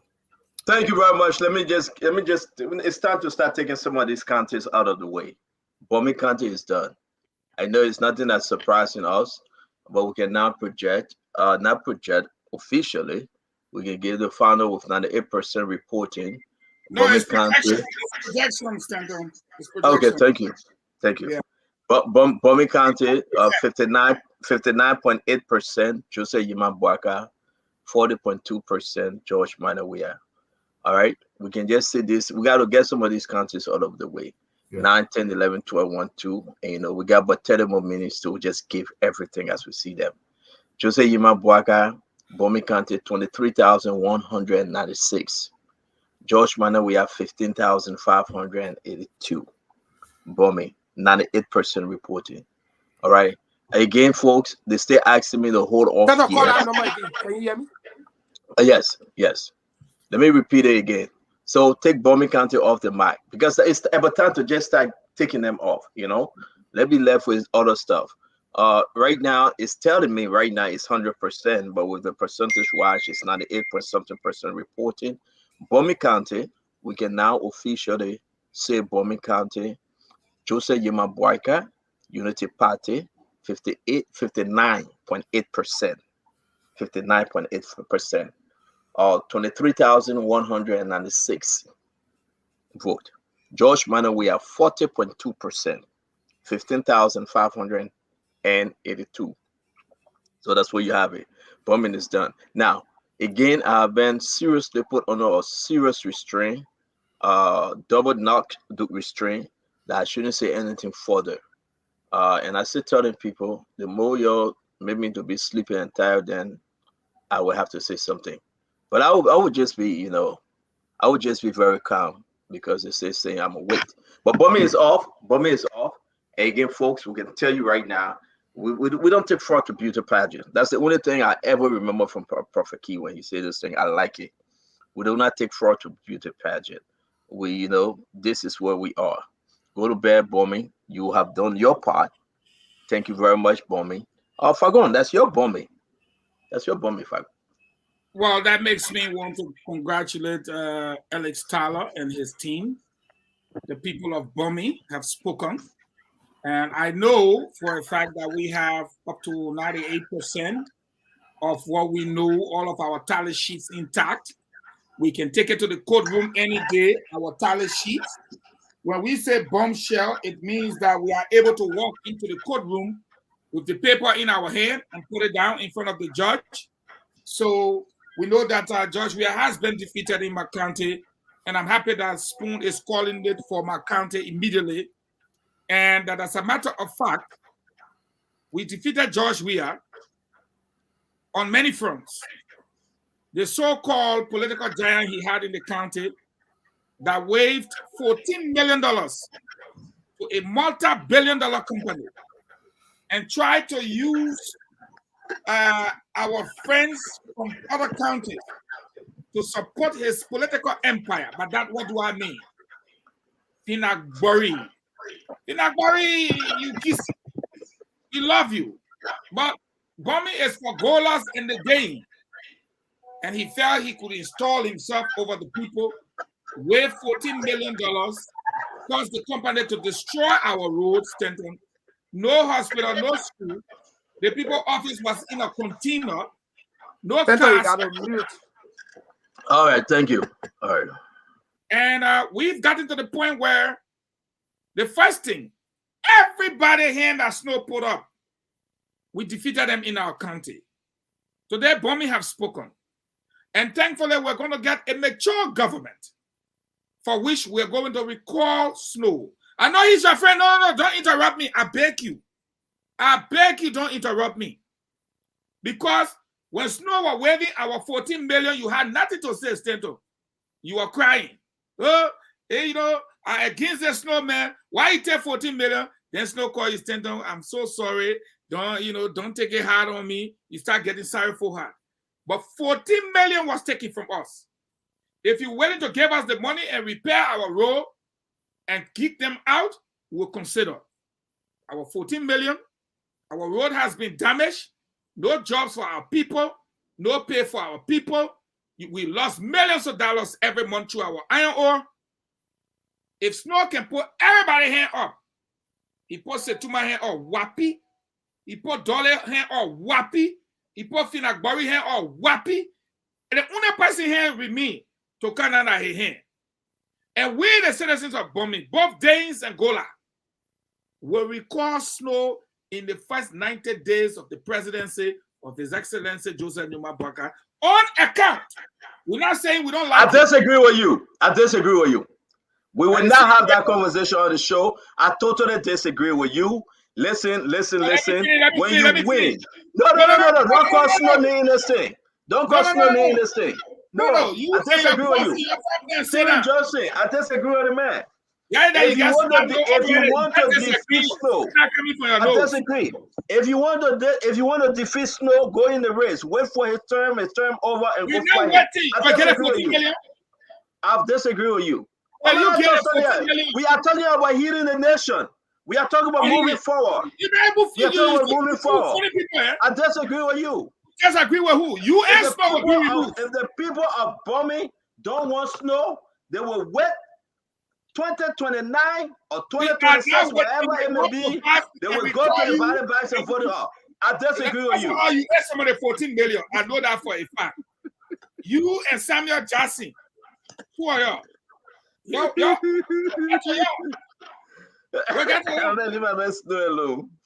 Instead of man crying in one corner, he said, "Hey, I see the team. I'm gonna talk again."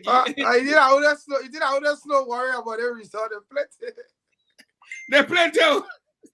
Then Stanton too. He want wicked Jana. I don't want stopping. He can talk about Fagon. Let's show the man their horses. I said, no, Stanton has to do it. Stanton want to show the man their horses again. Just imagine 12. You get horse in Johannesburg. You get horse in Ghana. You get why you can call it Fagon? You can say that guest house now, right? And I guest houses. No, we don't want that part. We Look at Andrew Mama's song on the horse. Yes. that one would be the Liberia Embassy guest house. But you know, no. But it can be the ambassador. It find out the ambassador. No, it would be the ambassador residence. Oh yeah. That one will give it to you. I'll pay a joke. That's Amara. They want a Eugene Angbe. A Eugene Angbe with a class, yeah. Fago, leave me, man. Fago, you're so bad. Leave the people business, man. Look at it. That looks like that woman here said. We need to be putting it in there now. We got a need now, putting it there. You leave the people alone, man. We are talking about peace. Peace. Nah, there can be no peace or justice. We want peace. Yeah, but them justice. Look at the poorest country in the nation. You weigh 14 million. He said, yeah. But still, that's the he made. He ain't careful. He will lose. Yes. Hello. Hello, Mama. Yeah, Eugene. Stanton not fair. You're not fair. He keeps showing my son house, but he doesn't want to show the president house. So I will find out Eugene. I gotta find out we're gonna do this sound with Joey. You know what? Tomorrow I send one of my picking to bring Stanton horse that's standing right over Joey horse. This is how the horses look. Joshua built one flat. He didn't build Oster horse. He built one flat. Stanton went and bought the property like Oster horse. So Stanton window. I ain't looking in Joey window. That's the wrong house you are talking about. Not the wrong house. I got picture of that picking house. You show it? Yeah, I will show you. Send it. I come and say the picture of what Joey the day he looked up to Stanton window and made a remark. There's a picture for you. I come and send it. Ain't challenge me? I challenge you because I think that's the wrong house you're talking about. No, not the wrong house. You can tell to play email, you refuse. Me, I send it Joey a picture looking at you Austin. Wait. At Joey business. He will not be there again. He gone. No, that's what I tell you. I'm sending it, you must put it on. Oh, but Mr. Dwadu and the peoples. Here we are. Look at Mo Ali go take break. Look at Mo Ali. He's laying by the sleep. Mr. Dwadu and the peoples. My man, look, let me tell you something, Stanton. These results will continue to come in. I want to see that dashboard. I love it. I look at the dashboard initially. About most of the reports are coming from 14 different counties. I think it's going to 15 different counties.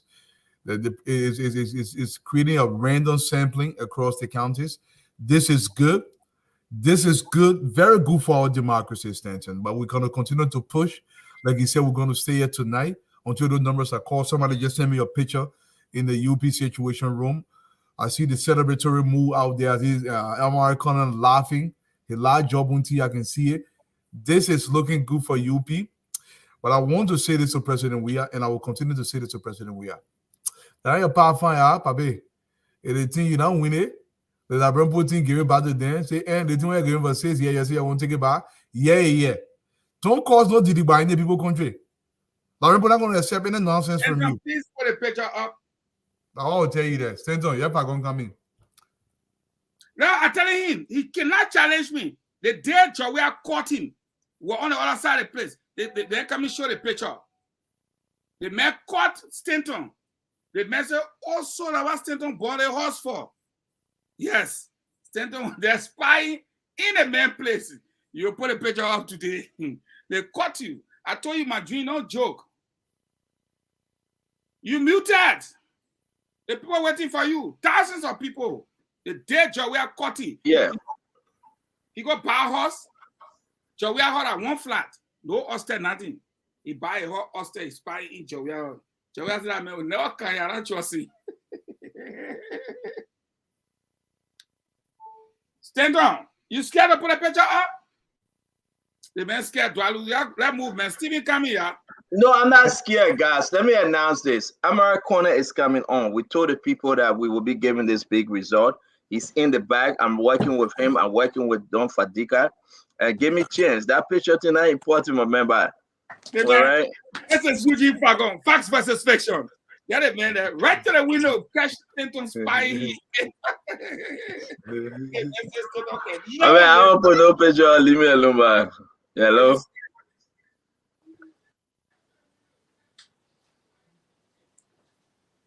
I mean, it's a good night, guy. It's been a wonderful time. I like the trend. The numbers are taking the moment, and something. And then Jemima said that I like to piggyback on. And I think that's been the general consensus across the table here. Is the resilience of the Liberian people, the fortitude, the audacity, that demonstration I saw today. Not just in one community, but across communities. The level of unity, fighting for your country, fighting for what's best, for your future, fighting for the future of your children and your children's children. And whenever we made an announcement, you good? I think you hear me? Yeah, okay, yeah.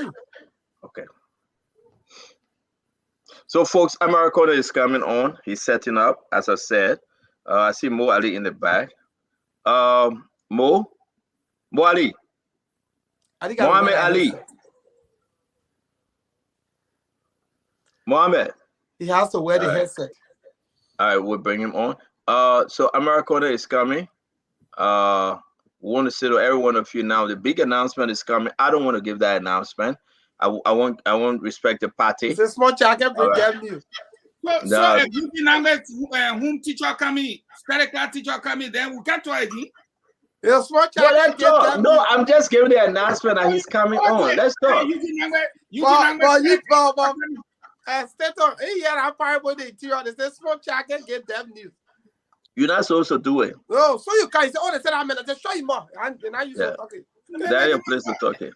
So Joey had that political got damn new. That Amara said can't give it. No, I'll leave it Amara. I beg you, yeah. I'll leave it Amara can do it. Eugene Angbe static class teacher coming. Why we gotta do what I want? Tell Eugene Angbe say. Oh, I got a song to play. Yo, hold on. I know I saw a place when I saw. Well, you heard Eugene Angbe? He said, "Oh, it been 24 hours. I'm seeing you." The man said when you talk phone, you can see the phone. Yeah. He never even check the hour. He said when he said phone. So don't publish it.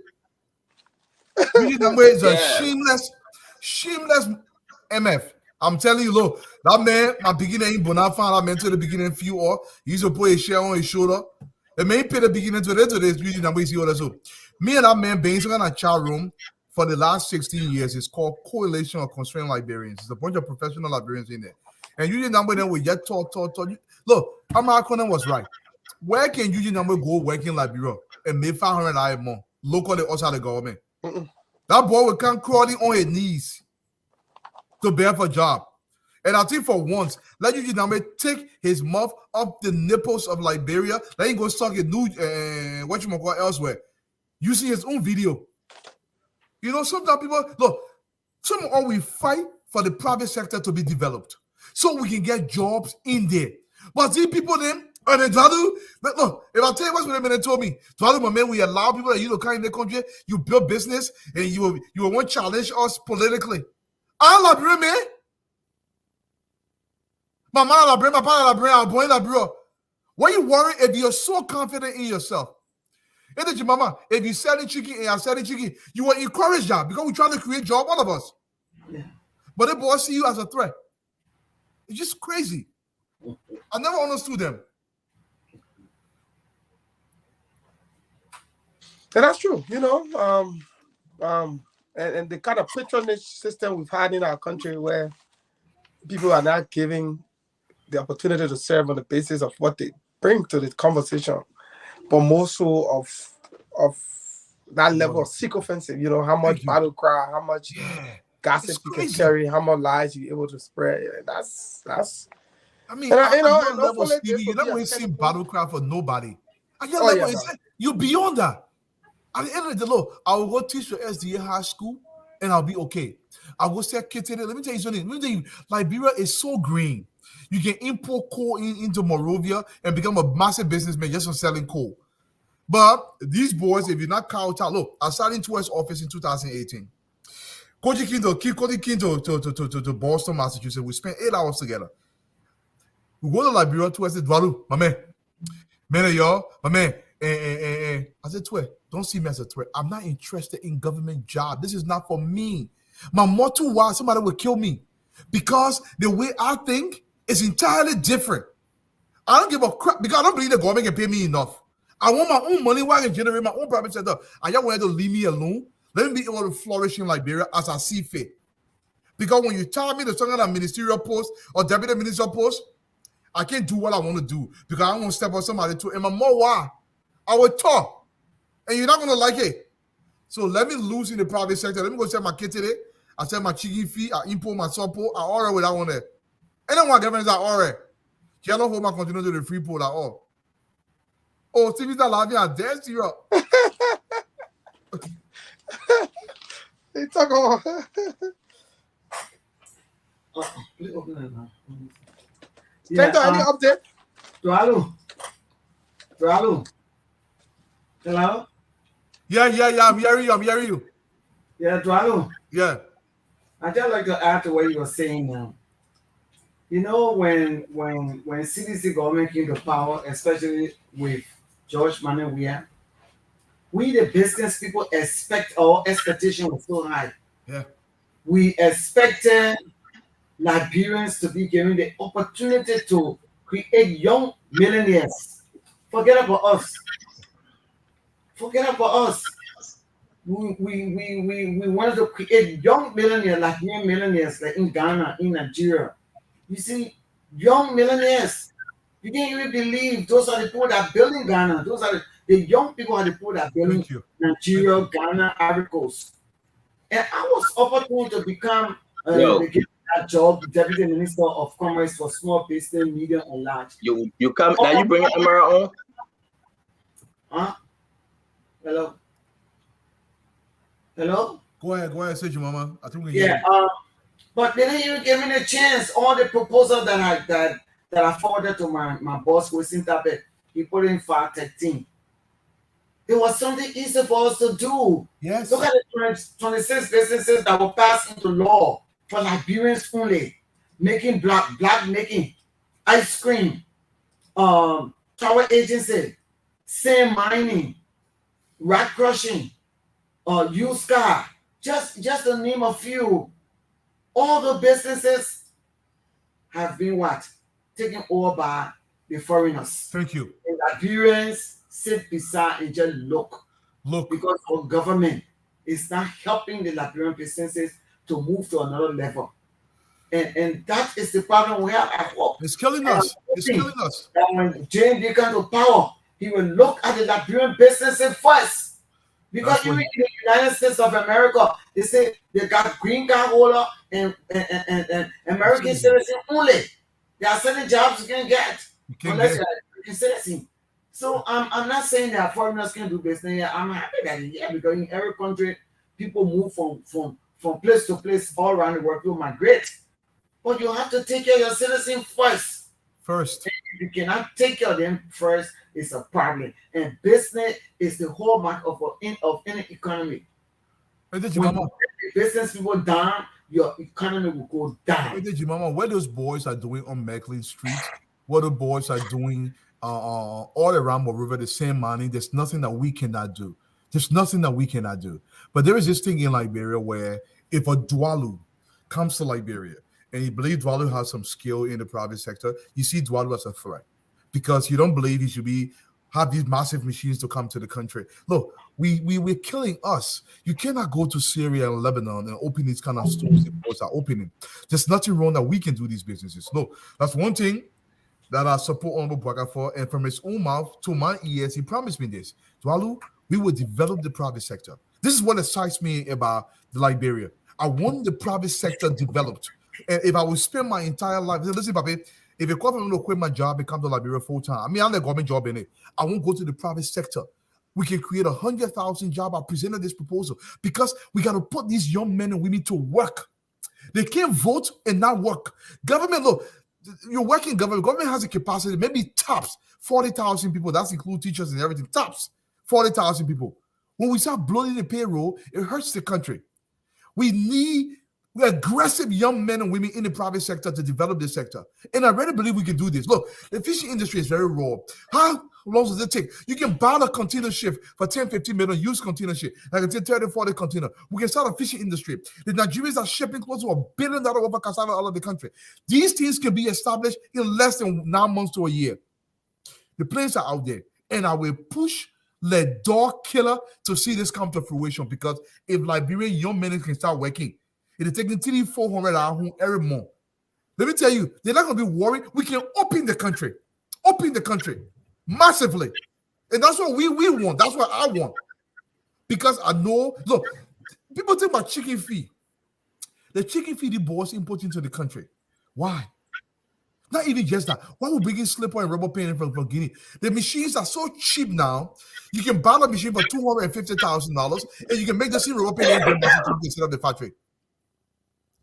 But we're just sitting down and the government thing doesn't work for me. That's why y'all will be hearing my mouth on the burger is finalized for this thing. Y'all will get tired of me saying, Mama, because my mouth is very wide. That private sector will be birthed in Sano. I want it birthed in Ganta. I will be so aggressive with this thing that y'all will get tired with me. We have to put the young men to work. Can you imagine? Look, I'm 46 years old. For the last 27, 28 years, I've been a professional. How many I years? look like you older than me, so you 46? How is that? That your American age? How is that? Wow. This is crazy. You know, I mean, I born 1977, and that's when I get high. But at the end of the day, we need more. We need more into the country. We need more. The men got to go to work. The women got to go to work. And this, I'm not talking about this thing. You get somebody, my man, hold a small thing. I'm talking about a permanent job, $300-400 minimum. How people go to work? And what Brother promised me. He said, Dwalu, my son, if the private sector, if that's what you want, this is what we're going to push people. And this is what we want. So imagine you 32-year-old, you just sitting in the whole day, you're sleeping.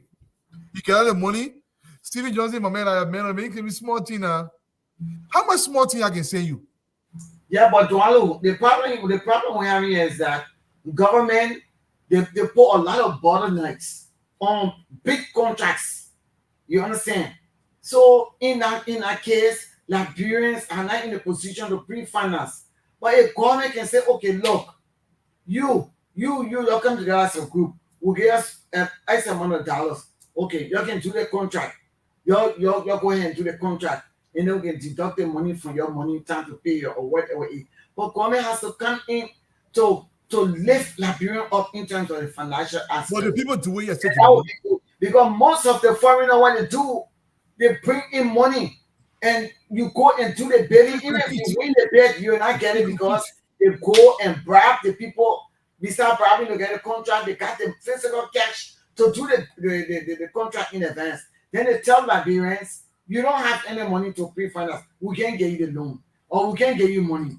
So government has to put certain mechanism into place where they will support Liberian businesses financially and morally. Honestly, that's what got a lot of. I mean, you have to give look, even in America, says your mama, in America, the Americans do this thing all the time, these subsidies. If Stephen Johnson has a brilliant idea, and that idea is going to up the GDP in the country or at least improve the tax base of our country, the government recognizes this, and the government says, you know what, Stevie, you're going to have 10 people employed. If you can get it to 15, this is how you develop a society and an economy. This is in the interest of the government. Because look, says your mama, when I ran my operation in Liberia, I had 27 employees, 27. And I could see the transformation in their lives for almost 10 years. The Metal Steel contract, the Kennedy Hotel, building of the Kennedy Hotel, the U.S. Embassy expansion. You could see this going on. You can see, Dwalu, we're going to Buchanan. I will have trucks in Lima. And this was okay for the society. But you sit there in the morning, people rush into these ministries. LU is putting out graduate like crazy. Imagine if you have cassava exportation out of the country where you have warehousing position across the country. And each warehouse have anywhere from 20 to 40 people there. We have the logistics, we have accountants, we have planners, we have et cetera, et cetera.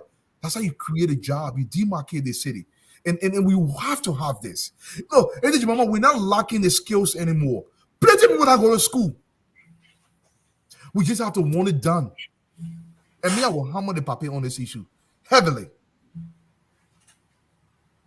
Because I don't want to go to Liberia and somebody say, oh, Jalo give you small thing. I gave you job.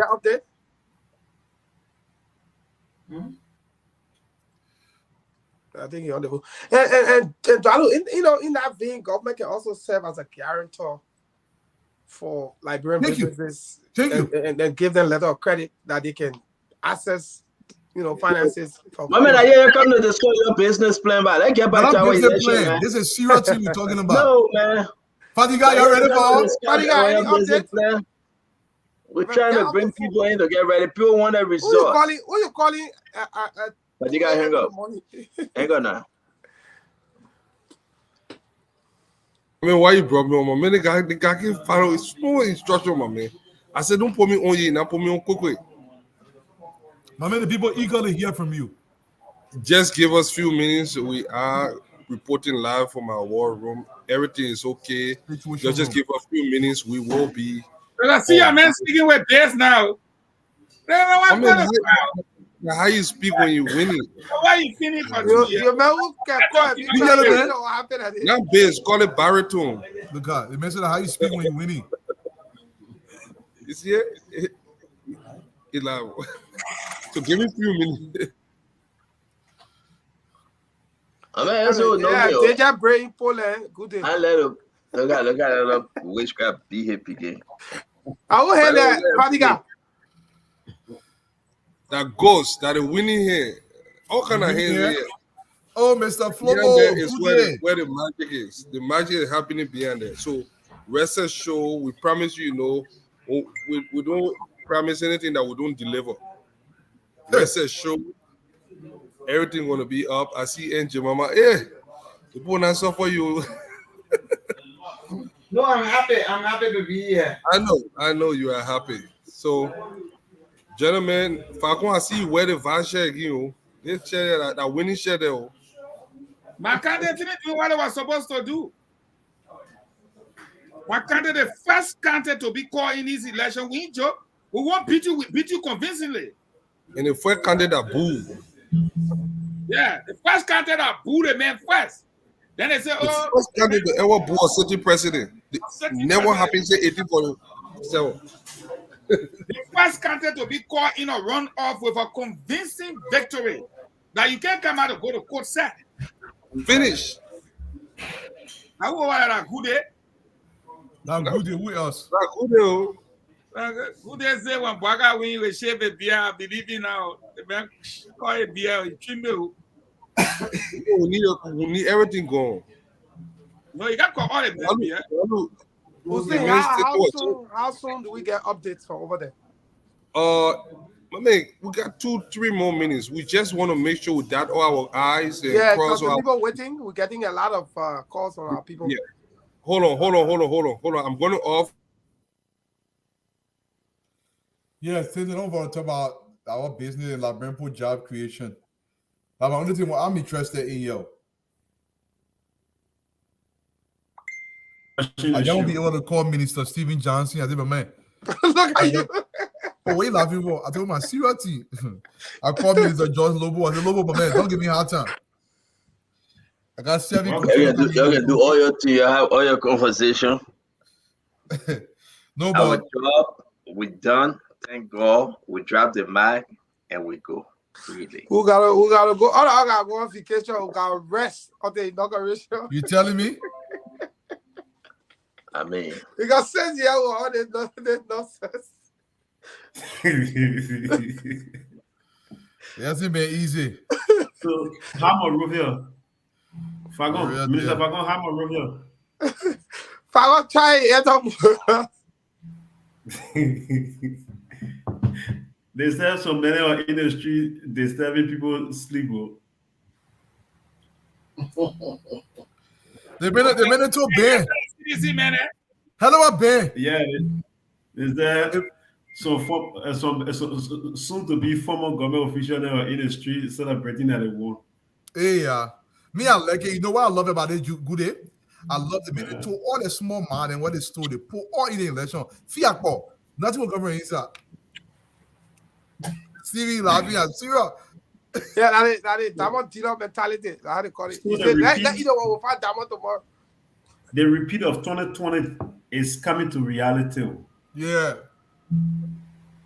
Wow. And this is a message, right, to future leaders of Liberia and even those who are there. If you fail to do what the people elected you for, they're kicking you out. They're kicking you out. It started with the senators. We thought they were The joking. senator, the representative, you saw it. Yeah, we thought they were joking, right? But if they can now start cutting the hair, hey, the ballet is already rotten. Look at Carol Craig. He talked a wedding in Paris will not affect his re-election. There is nobody who worked in They the were second round punishing. more than a Carlos Green because the boy knew all the independent were getting close. And that's why you saw him Oh. going around in the neighborhood. Because he won't drop and draw we are, but he lied.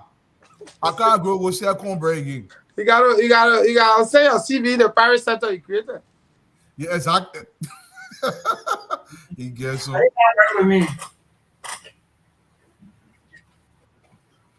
Yes, sir. I guys great say that over there they talk nonsense 24/7. So Stephen, what bothers me the most is this: you're a legislator.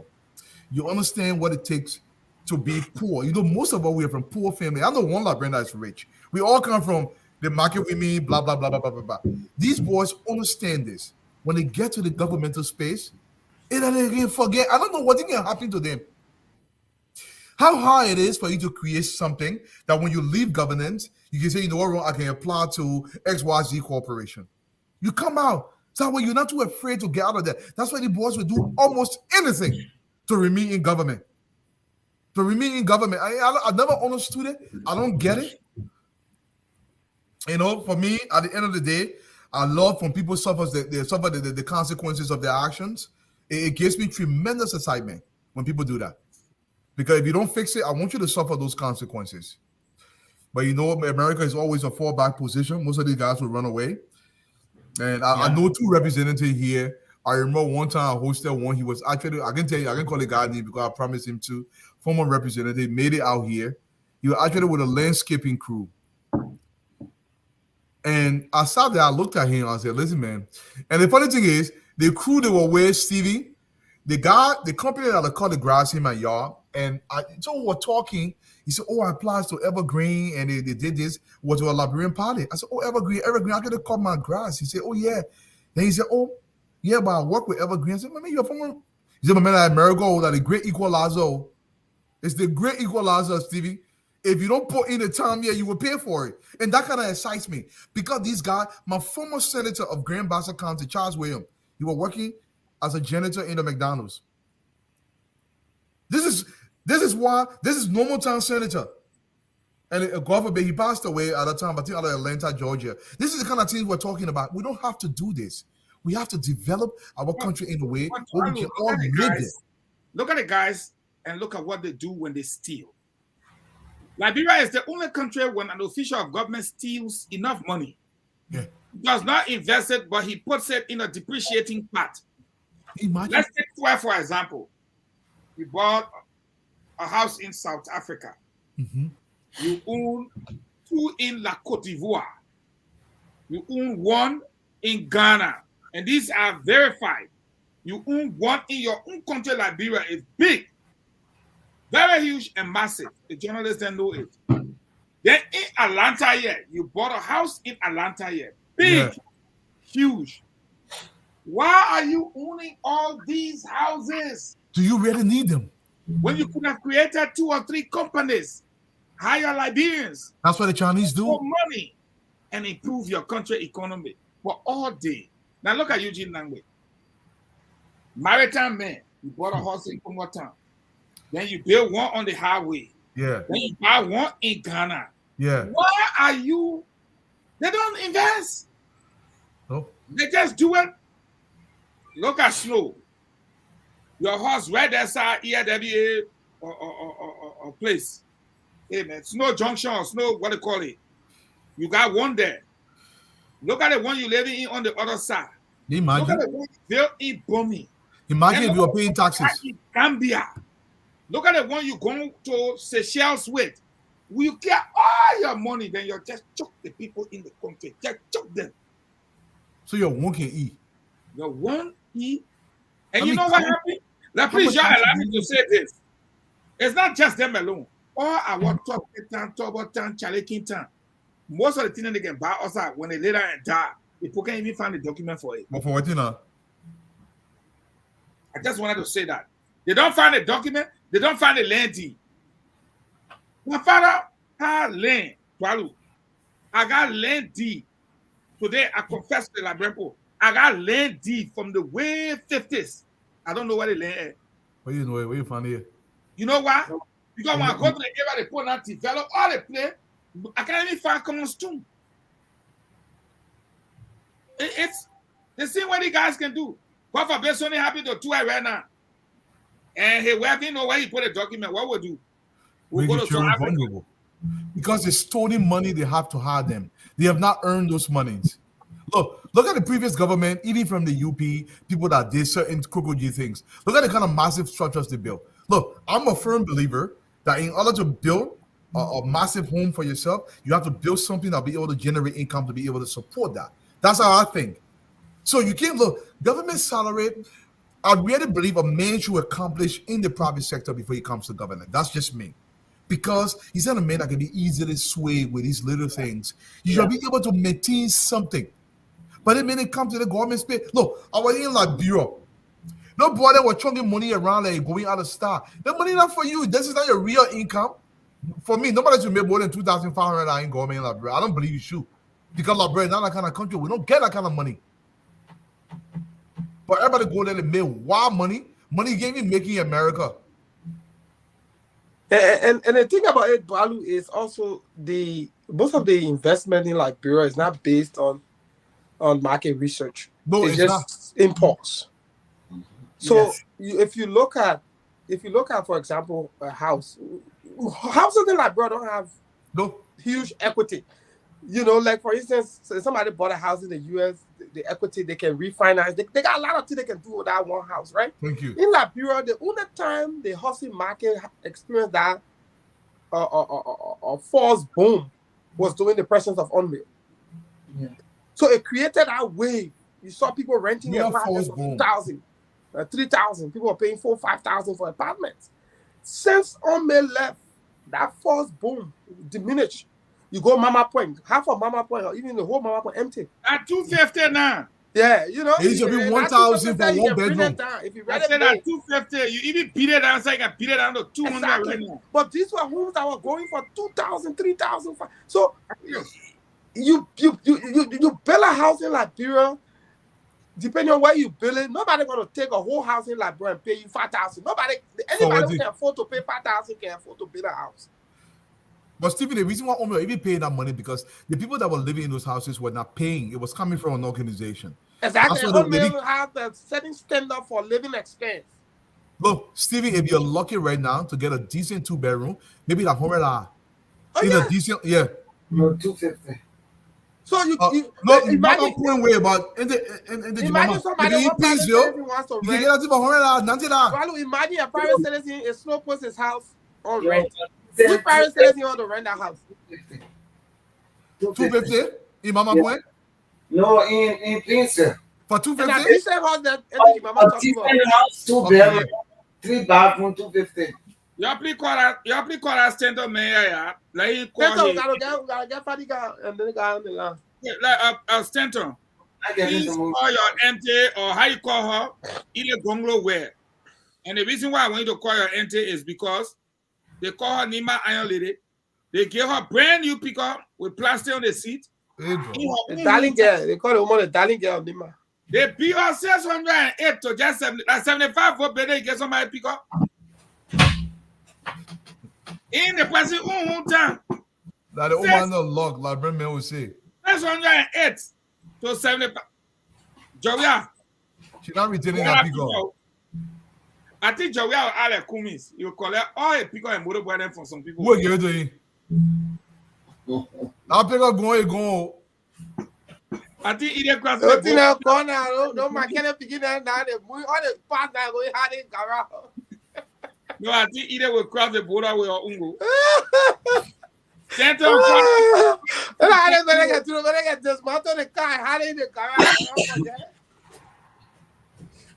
say either what happened? No, they pick up. But I got a video of today where they blew Ide. Oh wow. In your hometown. I have the video. They chase her away.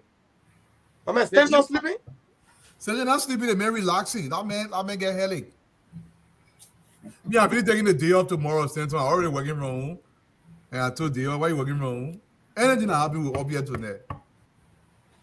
I won't know what happened. You know, we're too hard for this. All right, guys, we gotta get going. Amara Konneh is finishing up. We got Fadiga coming on. You got is that Mo Ali or Patrick Honda? Who is who? Patrick, but using Mo Ali. Yeah, man. Yeah, we're trying to recalibrate. Yeah. But folks, we would give the Unity Party strategic war room the chance, or situation room the chance to come up with their result. Then we will give you what we have, but comparison, everything is good. Whatsoever you're going to receive from them, similar to what we have, and it's just looking pretty good for Jose Yima Boyka. So like October 10, I went ahead and started giving a result, but I want them to give their own provisional result, and then I will take it from there because I have a lot. So and right after it, we'll play the music pressure. Let's stop it ready, so we can play, Patrick. Yeah, I know. Facebook, clip our wings. That's how I look at Stanton. We're waiting for the war room. Let's see. Stanton, for the very first time my wife is interested in these numbers. Yeah, because your web is from Look up. What I heard. They coming on now. Guys, I beg you, just the entire country is on lockdown, waiting for Amara Konneh. The entire country is on lockdown, waiting on Spoon, waiting on you guys. We want to say yes, no sleeping. Thank God. Unity Party have the result. The rest of it, CDC can carry anywhere. They can throw it in the ocean. They can do what they want to do. Unity Party have the result. We got a full result now from Bomi County. We got a full result from Grand Cape Mount. We got a result from Buffalo. Deborah Vabla asked to go sleep. She's so tired. She want to rest. Yomli Kanga did extremely well. Likewise, she's tired. Boseralo, Didon was in every precinct, everywhere Didon. You could find him. We said thank you, Prince Moi. We'll be getting up in the morning. He's a fighter. We want to say thanks to Prince Moi. And we're going to leave Jeremiah Kuhn and his godfather, Prince Johnson, alone because we know that they came bigly from Nema County. Lofa, well, you know the result coming from Lofa. Bon County, that was Prince Moi. River G, River says going to the rest of the southeastern county. Maybe that's what Jefferson Koji is celebrating because they won bigly in those areas, in the southeastern county. But I mean, not compared to October 10. All right. So I want to say, guys, you waited ever so long. We are happy that you waited on us. We are happy that you joined us. We are happy that you are so patient. We're going to give you the best of the best. We're going to bring in the Senator-elect Amara Konneh. They are just going over it, giving it the final. After Amara Konneh, we're going to bring you the big bowl where you got the second tier team will come out and display to you again all the results of the same context. This is beautiful. I know it's late, but you are not wasting your time. This is about our country, Liberia. You will go to bed sound, you will be peaceful, and you will wake up tomorrow morning because I'm not going to say why you can't come on. Come on, man. They got so the issue is that's the best way we can do it. Before Amara Konneh come on, let's stick with the election issue. Fagon, let me start with you, man. CDC begin to celebrate. The people are going to hit the street. It's going to be like, it's 3 o'clock already. After this result, people will take to the street. Fagon, your advice.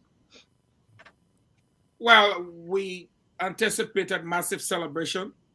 We are hearing they have begun celebrating in Cape Mount, Bapulu, and Bomi. Lofa is also getting ready to begin her celebration.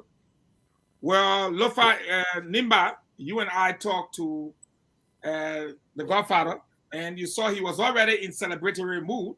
That was about what, 2 or 3 hours ago? 2 or 3 hours ago, we spoke to Prince Johnson, and he'll be appearing here tomorrow. So you're right. As I speak to you, they say everybody is pounding GB in Nimba for a 7 o'clock breakfast with GB. There's massive celebration ongoing there. There's celebration beginning in Margibi, but it's still waiting. But the celebration is from Bomi through the western region all the way up to the hills of Lofa and through the mountains of Nimba. So massive celebration is going. We should expect nothing less than a tremendous celebration throughout the city. And what's going to happen is that CDC prematurely jumped in the street. Now they know the real stuff. We don't see anybody posting. And let me advise you guys, don't take down your posts. United Party is a mature party. We will not hate you for your post. It was a game. We won the game. You lost the game. And we all will be happy. Keep your posts up. We don't retaliate against people. We don't think that we will hate you. You know, it was a game. It was a hard-fought battle. It was anything you wanted to be. But we won. You lost. So you don't have to start taking down your posts. If some of you were cussing the old man, then yes, take it down. Because I don't know how you're going to manage. But again, the results are here. We know what they are. And I always used to say, look how good they're looking at me. So let me repeat my recitation. If you cannot win Bomi, if you cannot win Cape Mount, if you cannot win Bapolu, if you cannot win Lofa, if you cannot win Nimba, if you cannot win Monserrado, if you cannot win Margibi, if you cannot win Baza, it would take the U.S. Army to make you president. And I stand by that until this day. The records are now showing that truly what Fagon said is becoming a reality. So again, let the celebration begin. Hey! Bomi got a All right, so Fagon, thank you very much. Let me bring in Stephen Johnson. Stephen Johnson, you've been with the party. You know Joseph Yuma Barker. You know exactly how this thing goes. You've been with the government before. Yeah, you are again experiencing another round of election. Your take with these preliminary results coming up tonight. People are going to hit the street. They're going to be celebrating. Talk to us, Stephen. Can you guys hear me? Yeah. Okay, cool. So I think what's going to happen is going to be that tsunami wave across the country. And by the time we announce these results, I expect to see that burst, because it's been 6 long years of humiliation, 6 long years of mistreatment, six long years of abandonment, 6 long years enduring under a government that has no respect for individuals' rights or the general well-being of the people. And so what you will see in the morning hours and up until the sun rises is a celebration of freedom, a celebration of a new beginning from a government that failed to live up to expectation, from a government that failed to deliver on the goods. And so, as somebody who've had a chance to be around public bureaucracy, one thing I always tell people, whenever you are given a chance to manage the Commonwealth, do it to your best of ability, but at the same time, do it to the benefit of the greater good of the people. Because you will account for it, and the people will hold you accountable. And for those in elected office, they're held to even more higher standard, because when people vote, what they essentially do is they surrender their sovereignty to you and say, you know what, here is my sovereignty, here is my will. Use it to my benefit.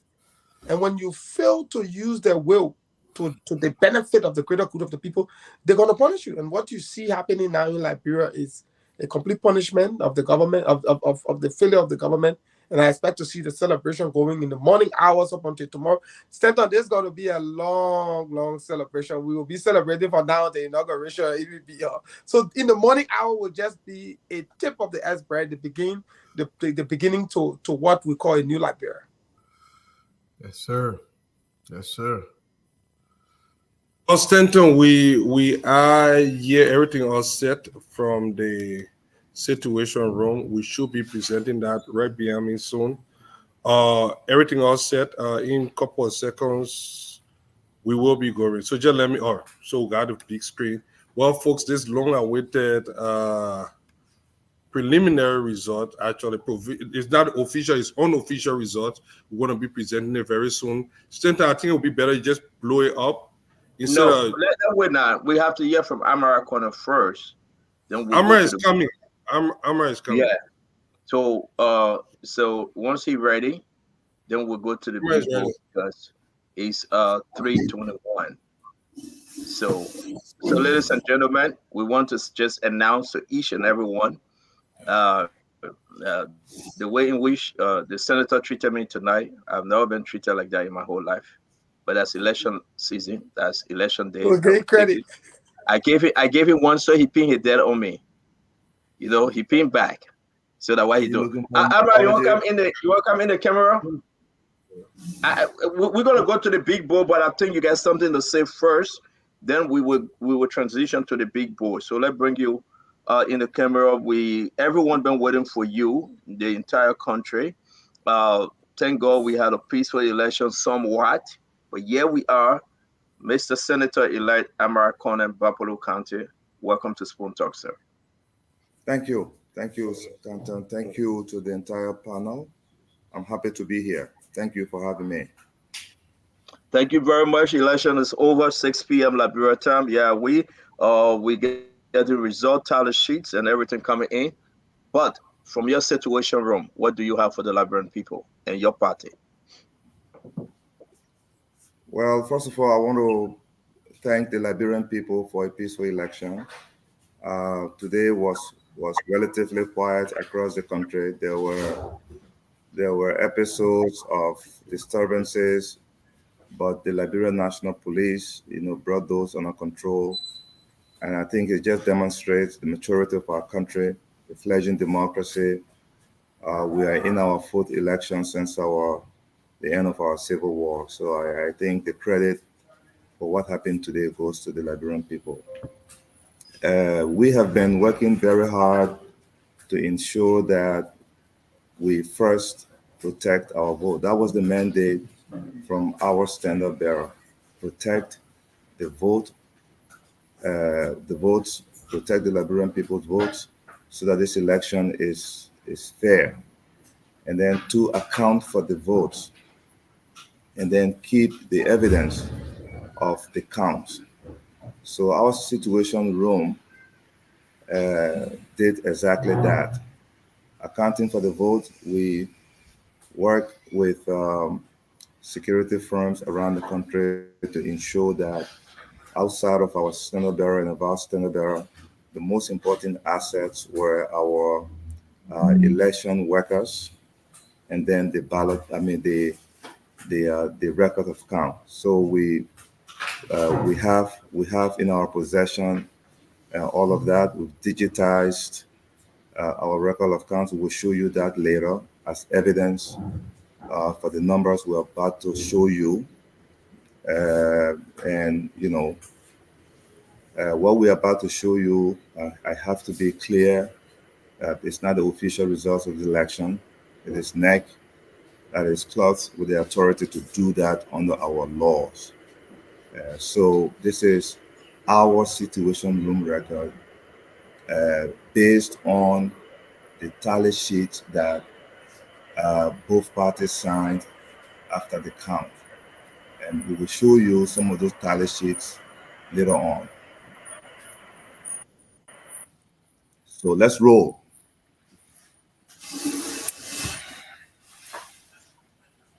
All right, so folks, we're going to ask our producer to zoom in. Diamond or James, can you zoom in? We need a zoom in picture. Thank you. Switch. Good.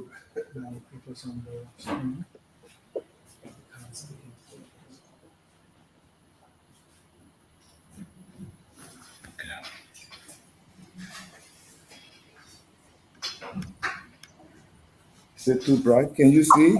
Yeah, it's a little too bright. Dim it some more. Maybe. There you go.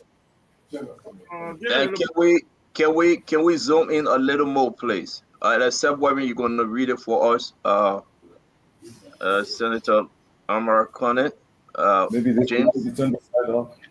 Is that better? Okay. Hold on 1 minute. James, zoom in, please. Bring it Just take it out. off. James, bring it out to the screen. Take us off if you have to. Is that good?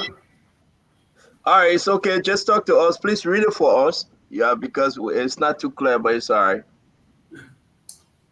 All right. I think it's the lighting in the room, the reflection from the screen. We will get it better maybe James, the next zoom time. in. You still want? Tell us. I mean, let's No, hold on 1 minute. James, are you make a peek, controlling make a it? peek. Pause Well, out. hold on, guys.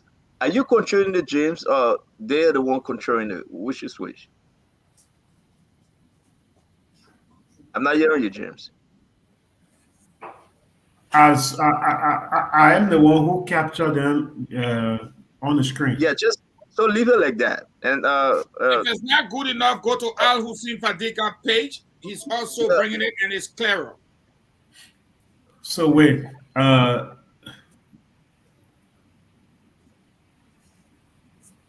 James, keep this. We don't have Al Hussein on. So it's okay, Mr. Konneh. Senator Amara Konneh, can you go ahead, please?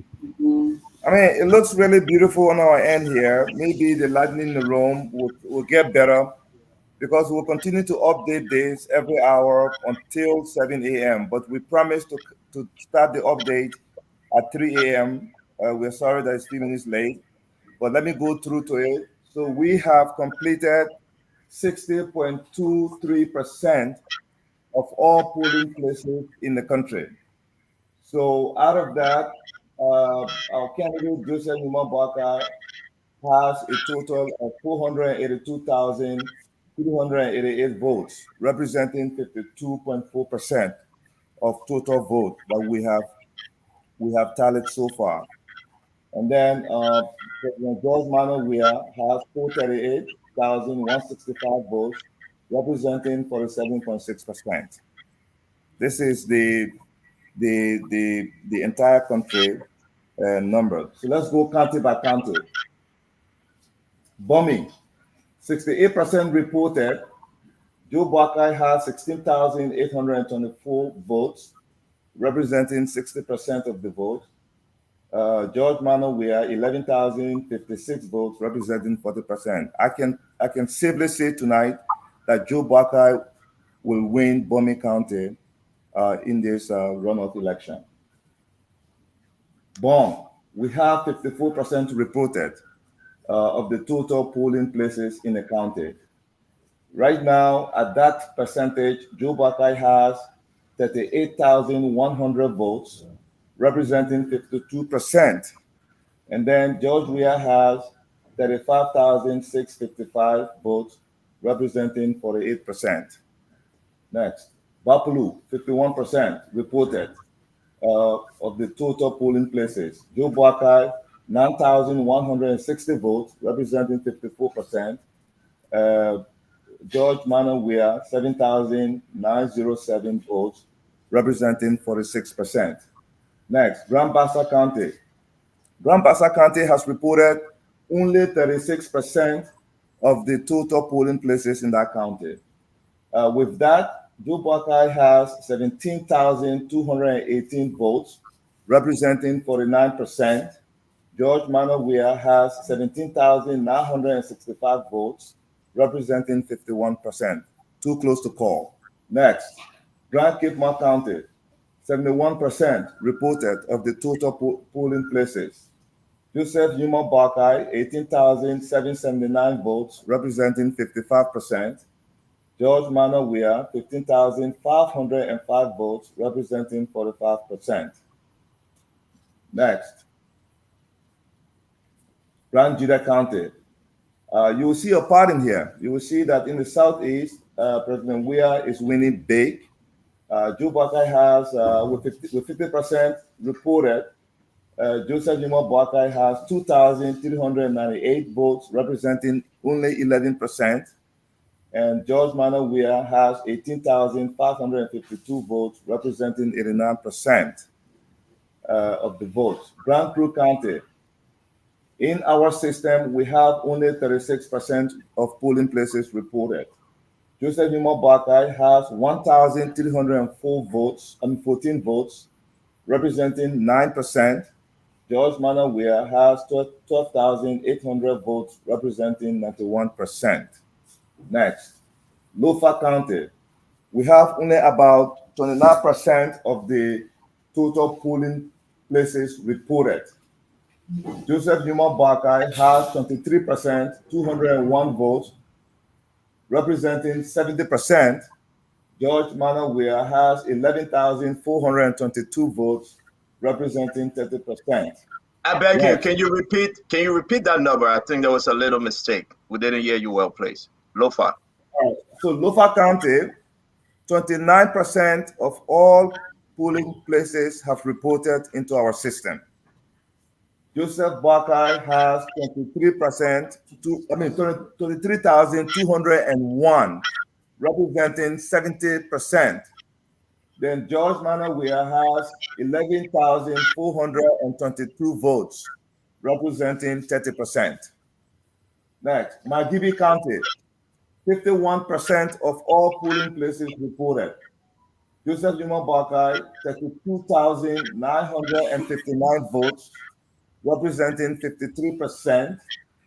George Manuel Weah, 28,946 votes, representing 47%. Maryland County, 62% of all polling places reported into our system. Joseph Numa Buckeye, 5,323 votes, representing 19%. George Manuel Weah, 23,095 votes, representing 81%. Montserrat County, 56% of all polling places reported into our system. Joseph Numa Buckeye, 205,821 votes, representing 50.2%. George Manuel Weah, 182,035 votes, representing 49.8%. Nimba County, with 68% of all polling places reported in our system, we have Joseph Numa Buckeye, 100,366 votes, representing 75%. George Manuel Weah, 33,498 votes, representing 25%. River G County, 78% of all polling places reported in our system. Joseph Numa Buckeye, 4,112 votes, representing 21%. George Manuel Weah, 15,259 votes, representing 79%. River Cess County, with 55% of all polling places reported, we have Joseph Numa Buckeye, 3,346 votes, representing 28%. Then George Manuel Weah, 8,506 votes, representing 72%. Sino County, with 56% of all polling places reported, Joseph Numa Buckeye, 3,457 votes, representing 18%. George Manuel Weah, 15,964 votes, representing 82%. That concludes our summary for now. Let me again emphasize that these are not the official net result. This is our effort to account for the votes and inform our supporters about where our candidate is in this race at this moment. Again, at 60.23% of total vote of total polling places in the country, Joe Buckeye at this moment is at 482,388 votes nationwide. representing 52.4%. George Manawia is at 438, 165 votes, representing 47.6%. At 60.23%, our situation room is not in a position to claim victory yet. We are going to continue to crunch our numbers. And when we get to a position where we believe that we can tell our supporters that we have won, we will do that at that time. Thank you very much. Thank you very much. James, please, can you bring back the senator? Probably we have questions. Yeah, so far we have about 44,000 votes margin between Joe Barker and George Manawia in our system. You answer my first question.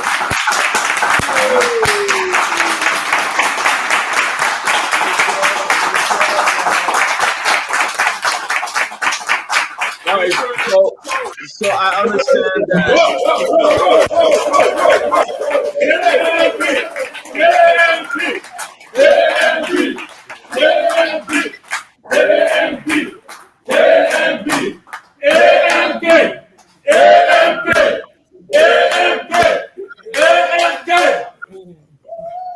All right, can you guys give the senator some light? He stay in darkness. Can we turn off the switch, please?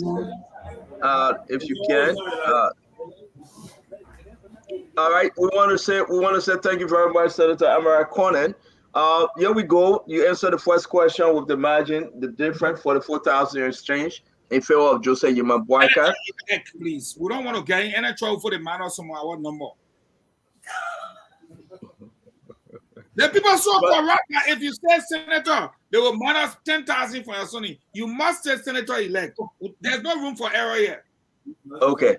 So again, let's get back to this issue, which is so important.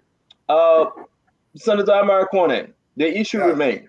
How soon you think you guys would give the Liberian people 100%? Well, we have some serious issues in terms of telecommunication network. We are going to be stretching for around 7 a.m. tomorrow to give an update on these numbers. I think we are there. We got 60 plus percent in our system. As I speak to you, our young professionals who have volunteered to do this work are entering the data. We have a whole operation upstairs. I would like to show to you and our audience where we receive the information.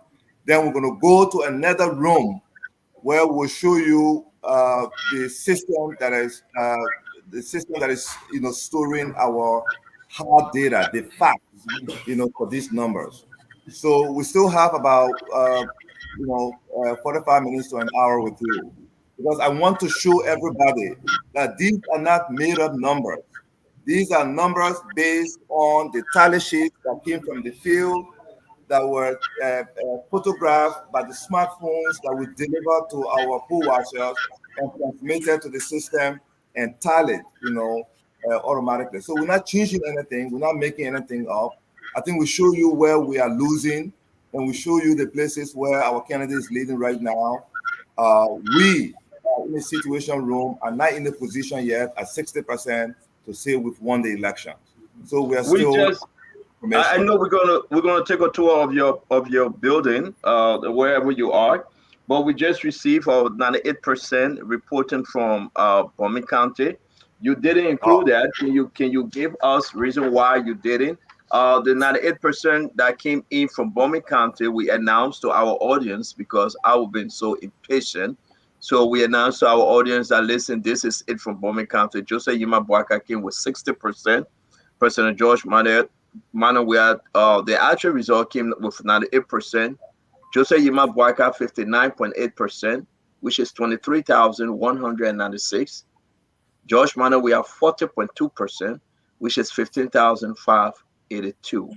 But yet and still, you didn't incorporate into your projection for tonight. No, Stanley, I don't know the source of your data. We have a strict protocol here. We get our data from those we train and deploy and invested in the field. They send their data to us through the protocols that we have, which is through our smartphone into our system. So I can assure you that we'll be able to get all of the data by morning. Correct. Get my last question, and the rest of the team can go in, and you answer it very well, because we're getting our data from our own system, but with the note being compared, you are on track. Again, Mr. Senator, let's talk about the issue of what took place today in the country. Do you think we are going for any form of recount? No, I don't think so. I think the election by far was free. Of course, there were episodes around the country. We heard rumors about attempts to squish ballot boxes. Again, these were rumors, and that is why the Unity Party Alliance did not issue any statement. Whenever our media team or our legal team or we receive, our hotline receive these reports, we channel them to the right group. Look, we have a campaign that is, perhaps in my view, the best campaign that I have been part of since I became part of Liberia's electoral politics in 2005. We have a big operation. We have a legal team. We have a security team. We have a media team. We have an international partners team. We have an inter-party team. We have somebody, a small team, managing our relationship with NEC, and we have someone managing our relationship with our supporters. So that's how this campaign was built.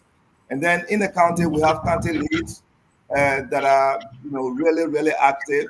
So every morning we get briefs from them about all these events, and we channel them to the right people all the way to NEC, and we make sure that all the evidence we are putting together are shared with our international partners. Thank you very much. Let me move around with the question. Aunt Jemima, please go first. Eugene Lamin-Fagon second. Stephen Johnson third. Mr. Dwadu fourth. And I'm Alberto Patrick and Mo Adi will come in. Then we will take a tour of the location where Senator Amara Konneh is.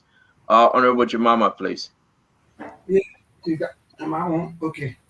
I don't have a question for Amara. What I want to say is that I want to say thanks for a great job done so far. And very excited. Liberian people are excited. But for me, I want to wait for the last result, actually, because I see that we got 44,000 different. I want us to beat them, maybe even 200,000 different. So I'm waiting. But we appreciate the great job. Thank you. Thank you very much. I can't take the credit for all of this. I have a wonderful team. First of all, look, I wrote one time that if anybody running for president could not pull a crowd, could not pull the citizens with you, and you were depending on maybe a running mate or somebody else to do it for you, then you should be running. And I think our candidate Joe Boakai does not have the problem. He has a record of service, a solid record of service. This is how I know Uncle Joe. He's a humble man. He's empathetic toward other people. He doesn't say much, so it's hard to know where he stands on the issue. But that's who he is. And then, he's the uncle to everybody. So I think all of this helped to make this campaign work. So we have an attractive candidate, if you will. And then his choice of running mate was also great, because you have here somebody from the younger generation that is the face of Liberia's, the majority of Liberia's population. We are a young country, and I think selecting him was a good choice. Then second, those who have managed to work with him over the years in the opposition struggle should get the credit for this, because this is where you test loyalty. No matter what, you went through the whole brouhaha about this opposition, this, that. But in the end, the true loyalists stayed with him. And I think that sent a message to Liberian people that he is somebody who is supported by some good people.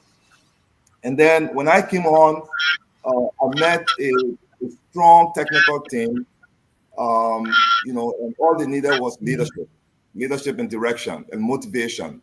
And so my beside them to give them hope, to say that we can beat these guys. Even now, while we cannot call the full numbers at the moment in this election, I can assure our supporters and everybody in the UP Alliance that we are very optimistic of winning these elections and making Mr. Weah a one-term president. And I think that's the objective here. So I thank everybody who I met on board and the new people I brought on for this work. I can't claim the credit for all of this. Well, good evening, my friend and dear brother Amara Konneh. How you doing today? I'm doing wonderful. I need sleep. I'm sleep deprived. No. Don't start. Because, first of all, we expected Atai to be in our room. Because look, you want to see in the back there, we get a lot of Hatai cups and black coffee and energy drinks and all that stuff you talk about. Everything is here, but we are sleep deprived because for the past week we have been on a marathon. We have to tell you that. Feel sorry for us. Very good. At least that 1 week you don't sleep. Stand on how many months we have not slept? How many years? Yes. But anyway, my thanks and appreciation to you and your team as you continue to do the work for the Liberian people. You guys are well organized. You have shown to the Liberian people that you are indeed a professional person. We don't need to go dig behind you.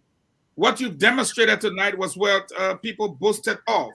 We have a war room. In fact, look behind me in that blackboard. We saw behind some people colors that we could not explain. The chairs they sat in has become so hot. They were going to do a simulcast, something they thought would scare us. But we came to this game with Besenyinibi. And they came with Bame Puma, or if you like, Iron Storm. Fine. You know we were outspent massively. But you and your team have demonstrated a high level of professionalism. The Liberian people believed in the technical team. Everybody knew where we went wrong was our failure to protect our vote and keep our record. We went to buy a tape recorder. We bought the tape recorder. They gave our receipt. We lost our receipt. So when we brought the tape recorder back, we had no evidence to show that we bought it. Thanks to you and your team, you have the evidence. You have the hard copy. You have the digitization of everything recorded. And we look forward to about 7 a.m. in the morning. I was just talking to my friend and brother, John Bolu, because he was helping to raise the money. He said, my man, you can tell the kind of call I'm getting. We pay how much? We see nothing here. I said, we're small. The people coming. And indeed, you guys have shown up. So our gratitude to you. And we hope to work with you throughout the morning, as this is the platform that has followed JMB throughout these campaigns. So thankfully, it's available. Patrick Hunter is there, Mo Ali, all the people, D15, all the radio stations around the country will be looking up to you for at least 7 a.m. in the morning. Thank you. Our gratitude to you and the technical team. We look forward to them practicing a song after the victory is announced. Thank you very much.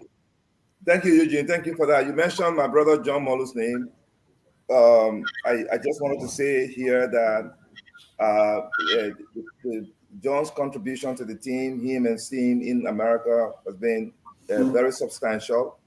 The Standard Bearer asked us to put together a coordination meeting 2 days ago, and we were able to hear from his representatives who are here on the ground working very hard, some of them here in the Situation Room contributing to this. Really is a testament of John's remarkable leadership. So I want to thank him for that. I also want to thank Senator Yomli Kanga Lawrence. Yomli is the chairman of our campaign. In the first round, she had to stay here to do most of the work that I'm doing now. So when they ambushed me, they never discussed with me that they were going to give me this job. I went over there just to endorse and get on my business and go to my county and campaign. They just said, "Oh, you're the national coordinator." So she really has been very supportive, very, very supportive and kind to me. And I appreciate that. And she's doing a fantastic job in Bassa. We're beginning to see it in the numbers. Senator Prince Moyu of Bon County is the official campaign manager. Same thing in the first round. He had to spend more time here dealing with administrative issues. And he just threw some of that to me as well to free him up so he could go to Bon County to campaign and build more support for our candidate. So I want to thank him for that. I can't thank everybody, but I'm in contact with Rescue 2, Jeremiah Cohn, on a daily basis. You know, we develop these daily briefings on our country coordination and give them to the appropriate people, from security to all the way to financing, to see how much money we spend in the interest of keeping them in the loop of the campaign activities. Alex Tyler in Bomi, who has done a fantastic job to deliver Bomi for the second time. Senator Daba Vapila in Cape Mount, Senator Botokano in Baplu, Senator Dillon here in Monserrate County, and his right-hand man, Bestman. These guys are great. I've had the opportunity to also work with Representative Yeke Kolba. All of them, this team is a great team. And Nimba County, you have Senator Johnson, who and I don't forget Jake Kabakoli. No, I'm coming to that. I'm coming to that. And they Senator Johnson says he went out there to campaign. He's never come back. When I was appointed, he called to congratulate me, and he said he would stay there. So what we did a pathway to victory. That's the first thing we delivered when we joined the team. We put our technical team together. We started to crunch the numbers, and we predicted the voter turnout, and from that we were able to predict, what we would be getting from each county. We predicted that we would probably get 75% from NIMA, and look at the number. It looks about right. We said that Joe Buckeye since 2005 has always pulled above 70% in local. For the first time, he got 56%, less than 60%. In any election he participated in Liberia in 2023. So now you're beginning to see that number go up. We challenge the teams to push these numbers up as a condition for the additional resources they were getting, and tie them to that. So we did that all across the country. We did not spend 1 cent in the southeast, the blue counties. The only investment we made there was securing our votes, by deploying vote security officers there in numbers to make sure that people didn't vote multiple times or sub the ballots with pre-checked ballot papers. Plenty of people, our brother Peter Solo in Grand Jide County and J.J. Johnson, they're all there. Down in the south, we have Barney. Senator Barney is doing a fantastic job there, coordinating the southeastern part of the country. We send some support to him there. Northwood is there. Ambassador Anderson is there to support him. And Senator Borchas in River G is there. And you can see that even though we are not winning the River G, but we are doing some numbers there. That's progress. In Sino, we have some of our friends that came over from the CDC helping us, are also helping in terms of protecting the vote. Again, our objective in the South was not to get additional votes because we knew how they voted in the first round, but to invest in making sure that they didn't cheat, to hold them honest. If you want to defeat people with criminal minds, just be honest. That's all. When you keep them honest, then you will do well.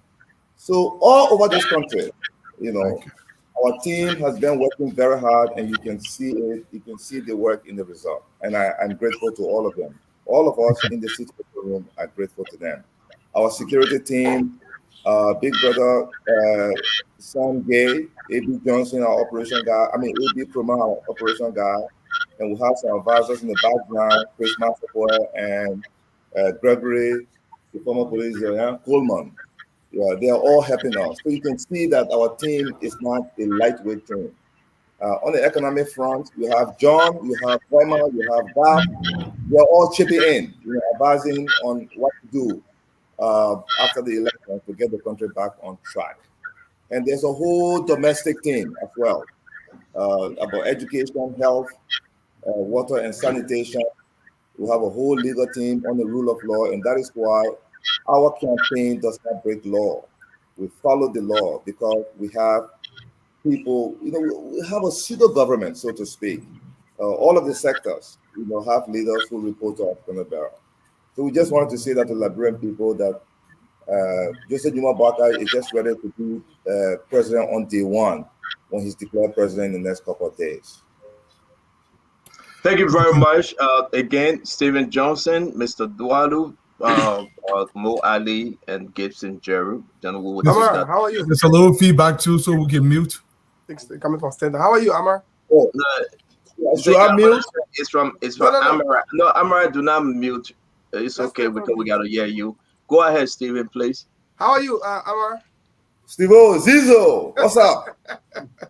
I'm not surprised. You are my boss for many years. I know what you made of and the extent to which you push a lot of people to get results. So I'm not surprised. I like to look a little bit at the numbers and specifically I have two observations. In the Southeast, in the first round, we noticed that the national turnout in the Southeast was around 78%. Are we seeing similar trend, or has that number declined? And the second part, let me just do a quick. I'm seeing a clear path to victory when I look at this number. I know you guys are trying to be very conservative and not to prematurely call the number. But if some of the pathway to victory, it has to go through Nimba and Lofa, especially if those two counties are producing over 70% of the vote. When you look at each trend, what is the number? I know every day there are numbers you do tell stories. What kind of stories are you getting from these numbers when you look at them? Well, in the case of Nimba, I think it's a repeat of what happened in the first round. And so we expect that the Nimbanians will increase the vote. And we predicted that for us to win this election, they will have to push their numbers up to 75%. And we're seeing that trend. So the story there is that Nimba County really would like to have the ticket because their son is on it. And also because Joseph Walker is on it. Somebody who understands the three lenses of running this country, and they are the culture of the country. You can lecture Joe Barker about Liberia's culture and the politics of the country. He understands that, and also the structure to fix things. He's done that in his capacity as a minister, also as vice president. But as president, he now has the final say on what to do in the country. And I think surrounded by good technocrats, by good politicians, by people who understand the three lenses of leadership, I think he would be Liberia's Joseph Biden. I think so. The first part, the trend in the Southeast. What in Lofa, look, I come to the Southeast, but in Lofa, we're beginning to see an upward trend in Lofa. Like I said in my presentation, he's always pulled, above 70% in Lofa. But this year, for some reason, we saw him pull at 56%. So I think the Lofians understand that they will have to step up. We understand that everybody will vote there for him, but we see an upward trend in the number. We're still trying to wait until we see the final numbers to calculate the turnout, because the turnout is a function of the total registered voters, right? So historically, over the last 4 elections, we've had, turnout in the 60 percentile, all right, with 2011 being an outlier where 38% of the population voted because the CDC that year in that election boycotted the second round. So when you discount that, you're talking about a turnout rate of 58% expected this year. We don't know yet. We'll do that calculation later on. The Southeast is not going to change.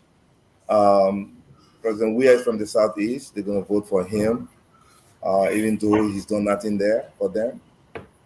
But they're going to vote for him. And I don't know what the story is there for that. When you cannot, travel on decent road, when you don't have an economy. But I think it has to do with the fact that he's one of them. I think that's the story there. They are voting strictly along travel and regional lines. Okay. Minister Konneh, thank you so much. This is Dwallu again. I noticed the numbers across the country. I love the sampling and I love the way you did the distribution. It seemed that you tried to pull from every single county to be represented. Now, my focus here is I've noticed a trend. Like you said, you answered my question to begin with, that the trend is not going to change much. But do you expect this consistency in terms of the number, because we have enough random sampling in each county to determine how the numbers will go? Is that a fair assessment? I think that's a fair assessment. Okay. But to be honest with you, I like to be very transparent. Correct. I will answer that question had I conducted a poll. We didn't do that. So we never did any polling for our campaign. What we did was to do a deep dive into the first round numbers to make some prediction based on historical performances in past elections, and also the potential positive effect that endorsements could have on the campaign. Now, we noticed two things, right? In district number, in Monserrate, for example, we have been able to increase our votes in district number 2. We believe that the ACO endorsement, has something to do with that. And there's, I think, District 15, yeah, District 13, yeah, District 13. I think we flipped that. Yeah, we have flipped that. So we will go district by district and release that. But tonight we just wanted to go county level so you can see. And we believe that in Bon County, the surge we see there has to do with some of the representative candidates who supported us.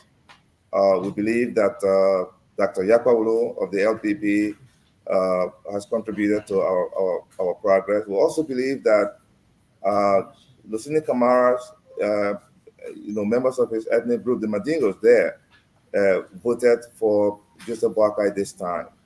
So, these are the drivers of what we see in these numbers.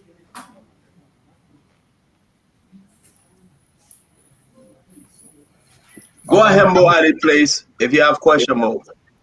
Mo, you gonna ask your boss man? Mo, you ask your boss man? No, I'm not asking you, Chief.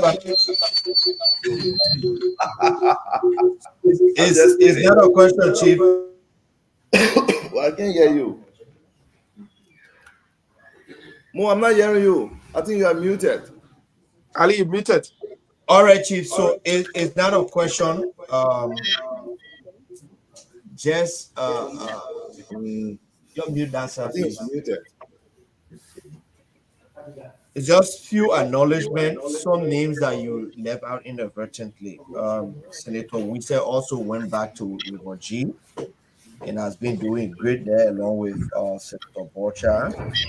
And of course, Nyakwain, who contested for the Senate, was named as the lead for Nima County, and he has been doing very well Yes, to God. alongside I can see myself. John Balu, John Balu. and every other person. But I like to, really thank you, AMK. I still Yes. remember that day when you were crushing those numbers, emphasizing we need a coordinator. We need someone to coordinate, Mo is and talking, but nobody's hearing him. it's not given in order to deliver the Western region. So I just said, Huh? Chief, what are you doing? We need Oh, yeah. coordinator if you are looking for a Simple. job. And everybody in that room that day was like, well, you're the right person, because for some of us who have worked with you, we know exactly what I'm you not can hearing do. Mo. You can over push or to produce results. And the other day, you say, I need a recording in 15 minutes, by 8 o'clock. I want to get the jingle. So I want to say I can't thank hear you. you. That's okay. He's saying Google things about you. He's not asking questions. Let I him don't just even hear finish. Santa. I don't hear you guys in studio. You not hearing us? Hello? Yeah, yes. No, I think you need to go in I your think camera. that's just set. I think that's just set. Apparently, You that was got, the call. hold on, Mo. Mo is not you. Mo is not you. It's with Amara. Can you hear us now? Okay, they gotta go out and come back in. I think it's Amara. Yeah, we are. But Mo, continue. Finish up. Talk to Yeah, us. so I don't know if you got me from the beginning. I said there are a few names that he inadvertently left out. We need to recognize them. Senator Komene Wisse also went back to River G, and he has been doing very great there. Of course, Nyadi Twain, who contested for the Senate in Nima, was named as the campaign coordinator. And I just wanted to say thank you to AMK. Senator Balu. Of course, yeah. Senator John Balu has been there heading the team. I mean, part of the team in Maryland from the very beginning. Of course, the former senator also joined us in Maryland.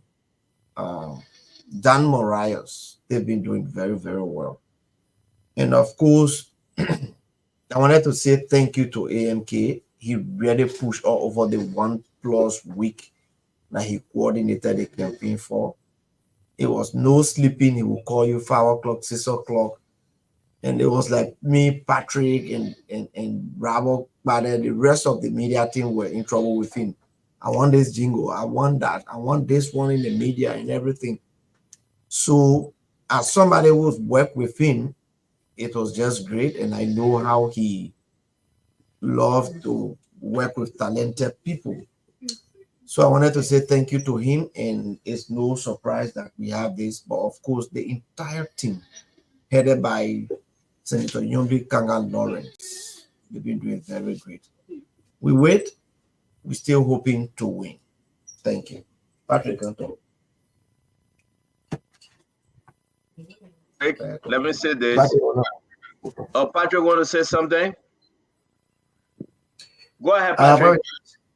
I have seen some posts from some seditians tactically conceding. There is a sedition called Benedictus Dotu Yan, who has posted 38 minutes ago, and he said, from the look of things, it will take a miracle for us to win. Looking at the numbers, you have to be honest and give it out to the team. I mean, this is a game. You either win or you lose, and you want to play fair.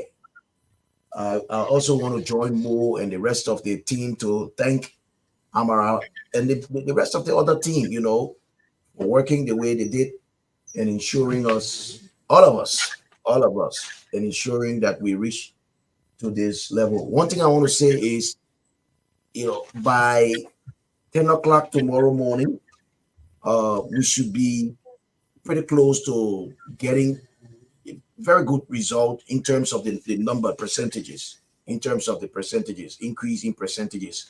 That is, I mean, that happens during every runoff. In 2017, by morning hours, we knew who the president-elect was in 2017 because the runoff entails only 2 candidates.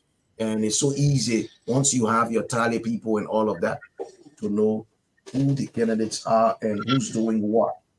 Mo has just reminded me to extend gratitude to Amin Modat, former chairman of the UP, and Yeke Koluba, who's been under stress. You heard today, Yeke, the government is pursuing Yeke and all of that. He's being under this kind of stress for the sake of Liberia. So we want to take this time to give it out to him as well.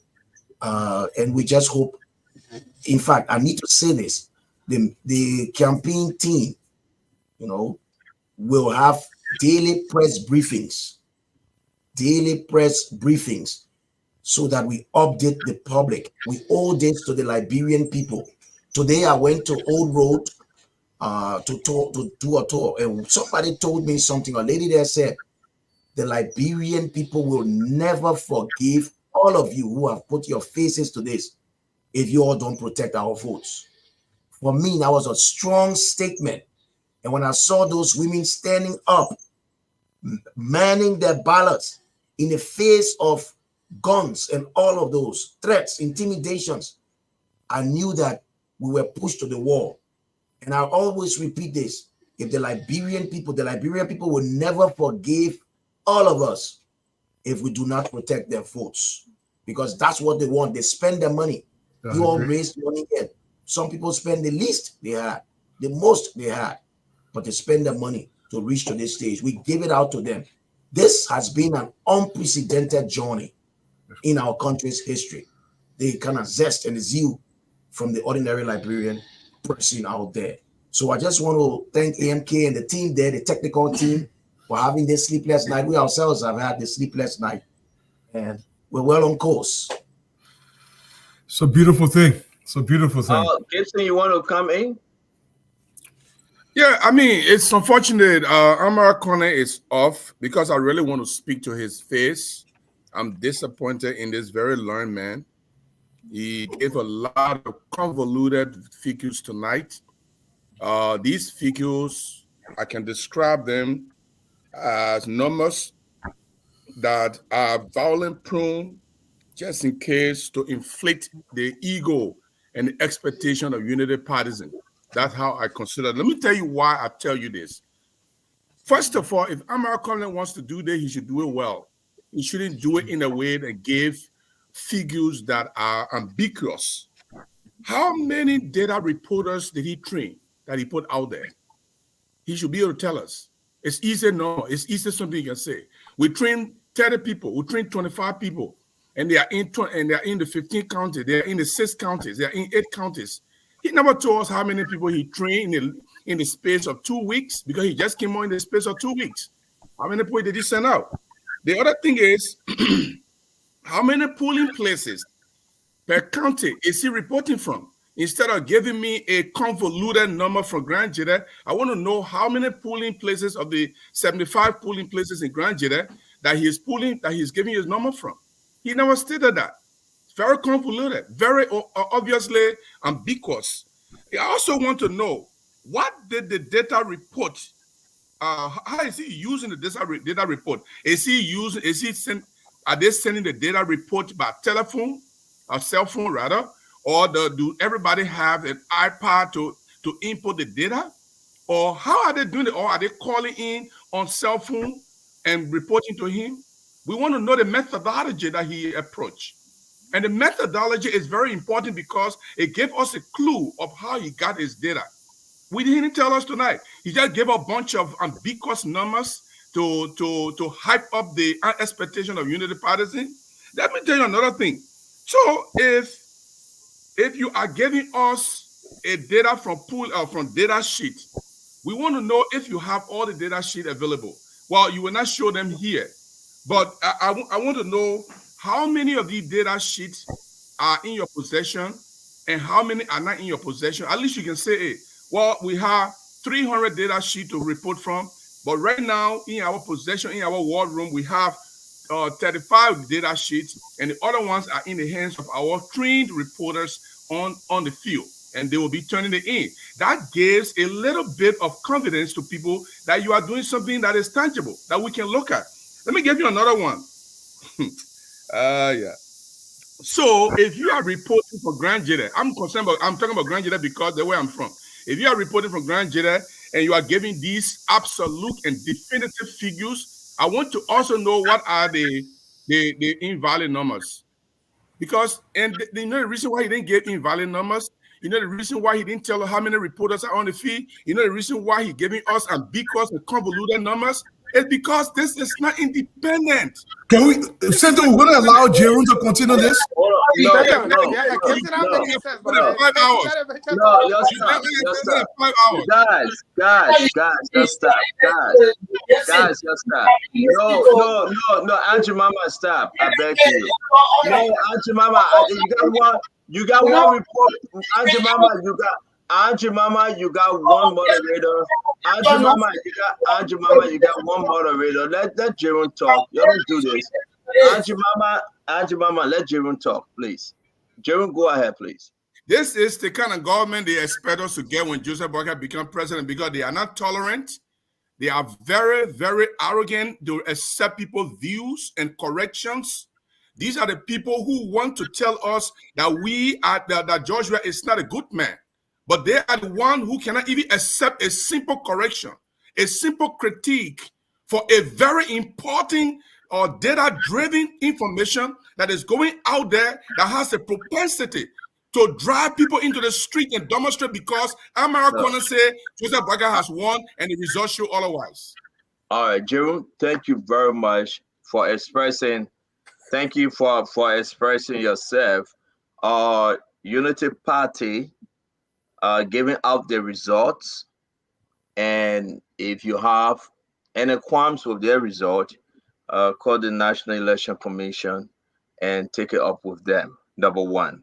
Number two, you can go on the other side at Boulevard Parties and plead your case. If after this election, here I belong.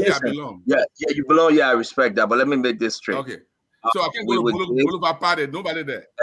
Exactly. But let me make this straight. We will give the Unity Party folks chance to give their results. If you have any qualms, whatsoever the case may be, wait after the election is over. You will always be on Spoon Talk to tell the people where the mistakes lies. Okay? But I respect you, and you know I do. Let's just move on. We will show respect to Unity Party as they give their result. On the other side, when the other people giving their result, we take notes. Can I make my 10 seconds? Can I make my 10 seconds? No, because Amara is on another level. He wants to show us around. Consider that, please. I beg you. And Spencer, that one we have provided. I think because Gibson joined late. Yeah, he was not privy with some of the information. Those were basic, elementary statistics. Let me bring in Senator Amara Konneh.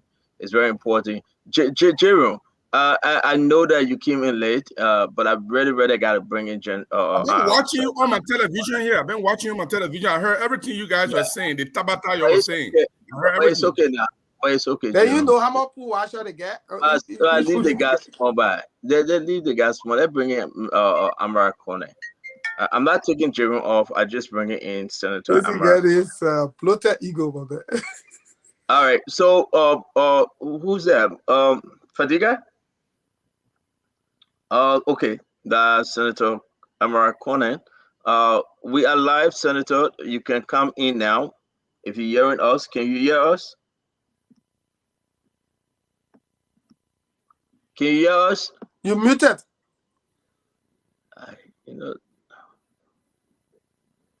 Hello?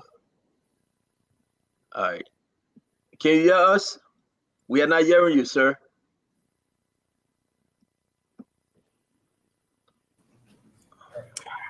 I think you have to unmute him. Yes, it's better. It's better now. I want to correct something, right? Yes. I know that people will try to sort of find all kinds of holes to plug into our work. That's fine. It's politics. But we have taken extremely good care to make sure that we don't misinform the public, because this will undermine the very democracy we're trying to protect. So I never said in my presentation that our candidate has won. Maybe Mr. Gibson has a comprehension problem. I said that at 60% of the total polling places reported into our system, our candidate was in the lead, and I showed all of the counties. He talked about invalid votes. We have the number, we'll show you, but we just wanted to focus on the absolute numbers of valid votes, okay? MEC will take care of that. So I just wanted to make that little clarification. Again, Senator Amara Konneh, because this is phone talk and the panelists, we cannot keep them away. But thank you for addressing it. If anybody have a problem, they should call you or go to NEC. Reports that come from this network, once we announce it, we do not answer to any folks because these are provisional results. The final result, unofficial result. The final result will come from the Liberia National Election Commission. Exactly. But allow me to ask you my two questions before you display, because everyone have asked question. I think Stephen Johnson went into the question, but not too much. Someone sent this question. They are listening to you right now. A very, very, very permanent Liberian.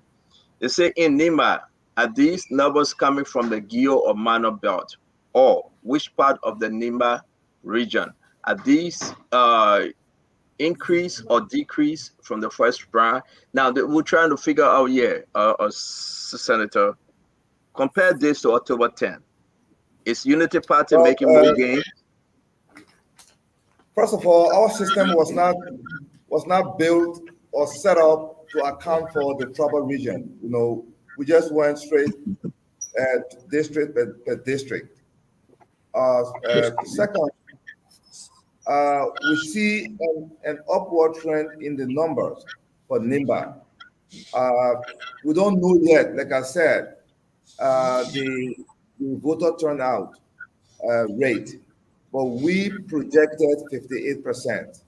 So when we finish counting tomorrow, we will know that absolute number, and then we'll be able to tell you whether or not the vote went up in Nimba based on the turnout relative to the first round. Last question before you go to your display, please.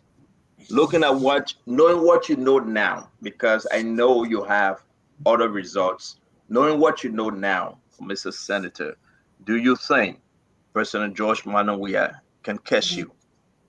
Can catch Jose Yimabwaka?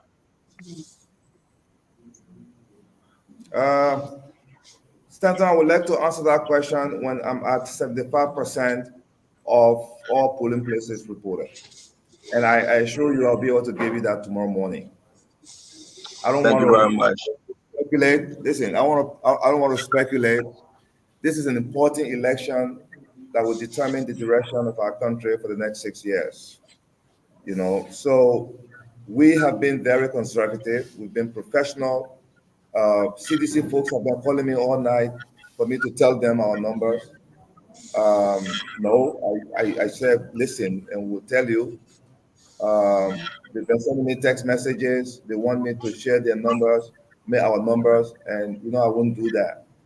So we want to be careful when we share these numbers. These are our numbers, the Unity Party's alliance's number, not the Republic of Liberia's number. And the reason I'm sharing this number is because we had credible intelligence that the regime was intending to cheat in this election. And we didn't want to get caught with our pants down. So we went and put in place like a whole country operation to win this election. Like I said, we had a robust security sort of piece in this campaign. And we had a legal side that would take care of the legal issues. And then we had the inter-party, the international, the media, and so on and so forth.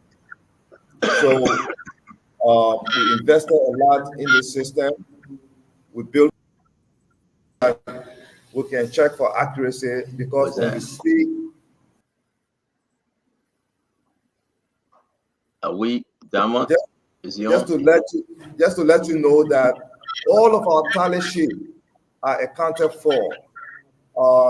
The ones that we have reported to you are in our system, digital. You see behind me there? If you can blow this up, you will see that. Wait, hold on, don't blow it up. Go back. Can you see, or can you zoom it in over there? Can you do it just like you did the presentation? Is it possible? Yeah, we can, but I can bring it up from the other way. You don't want me to do There you that go. though. Okay, good. So can you see there? So we have about what, 5,000? 890. 890. Okay, we have 5,890 polling places across the country. What we have in our system is 3,246 polling places accounted for, and these are all the records of form digitized in our system, so that we know where the records came from. I want you to please click on this.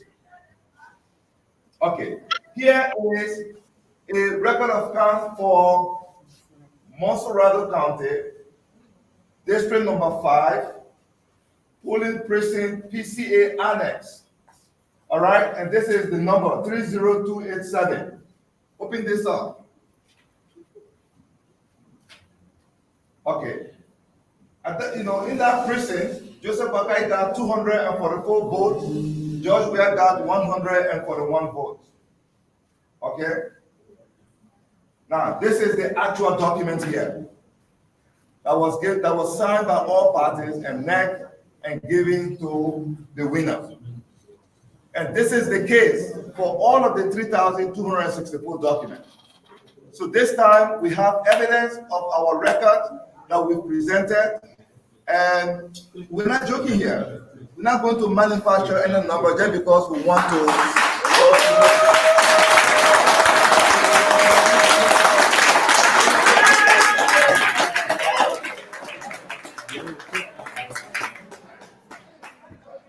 Oh man, thank you.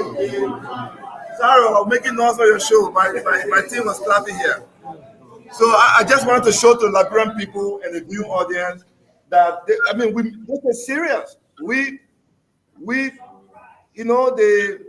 The trees of democracy have to be refreshed from time to time. That's the essence of democracy. And this one here for us, we are refreshing Liberia's democratic tree, and we will do it with our sweat and our knowledge.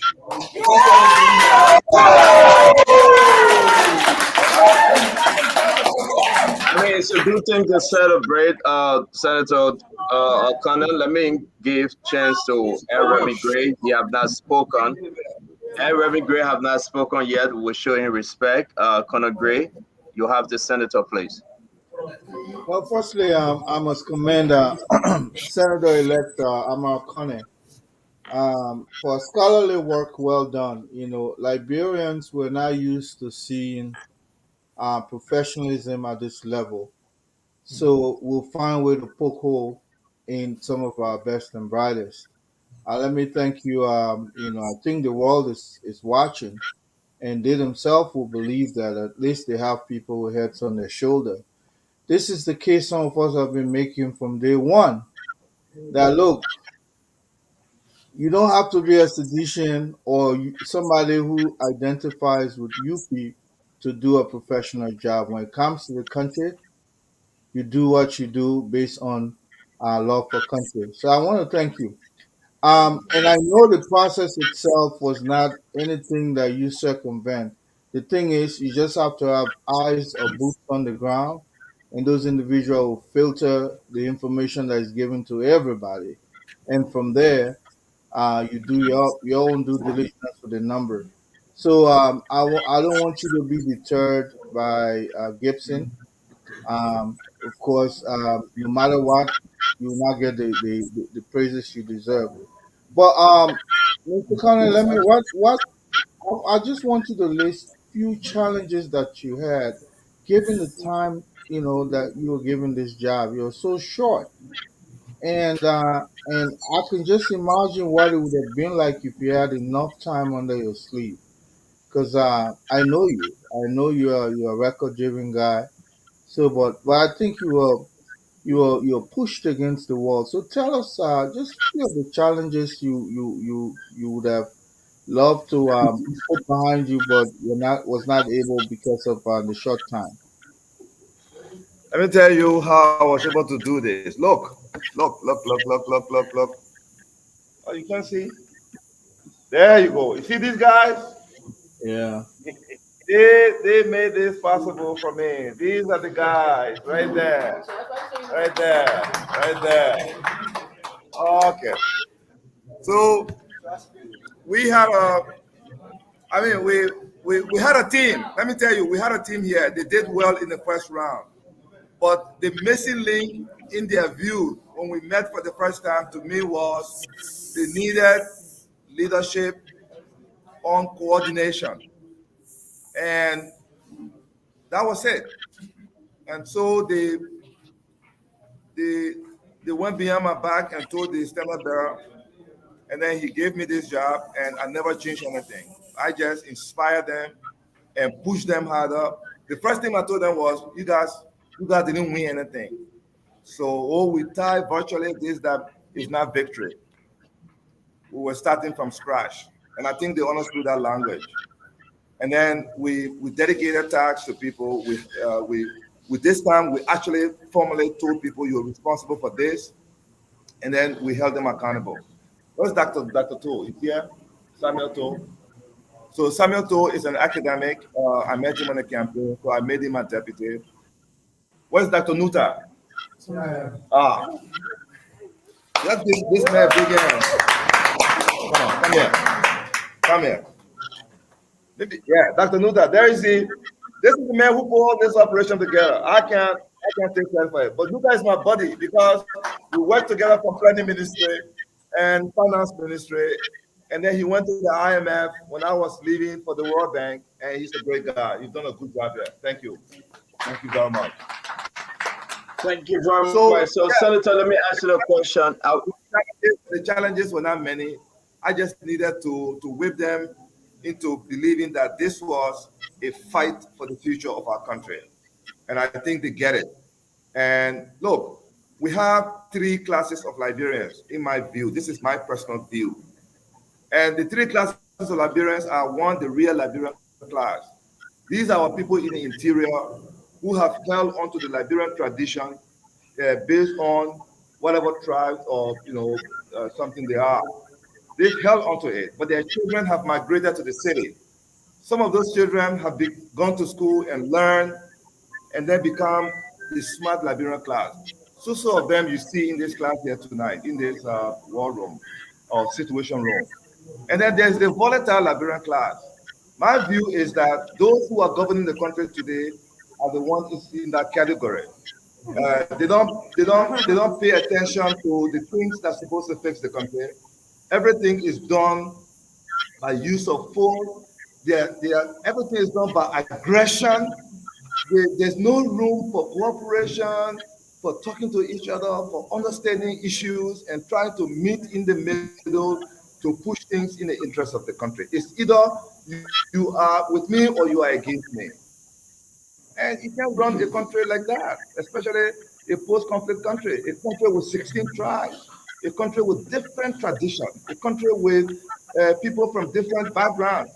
So because of that, they have sort of uh, held onto our young people who really came from the interior into the city.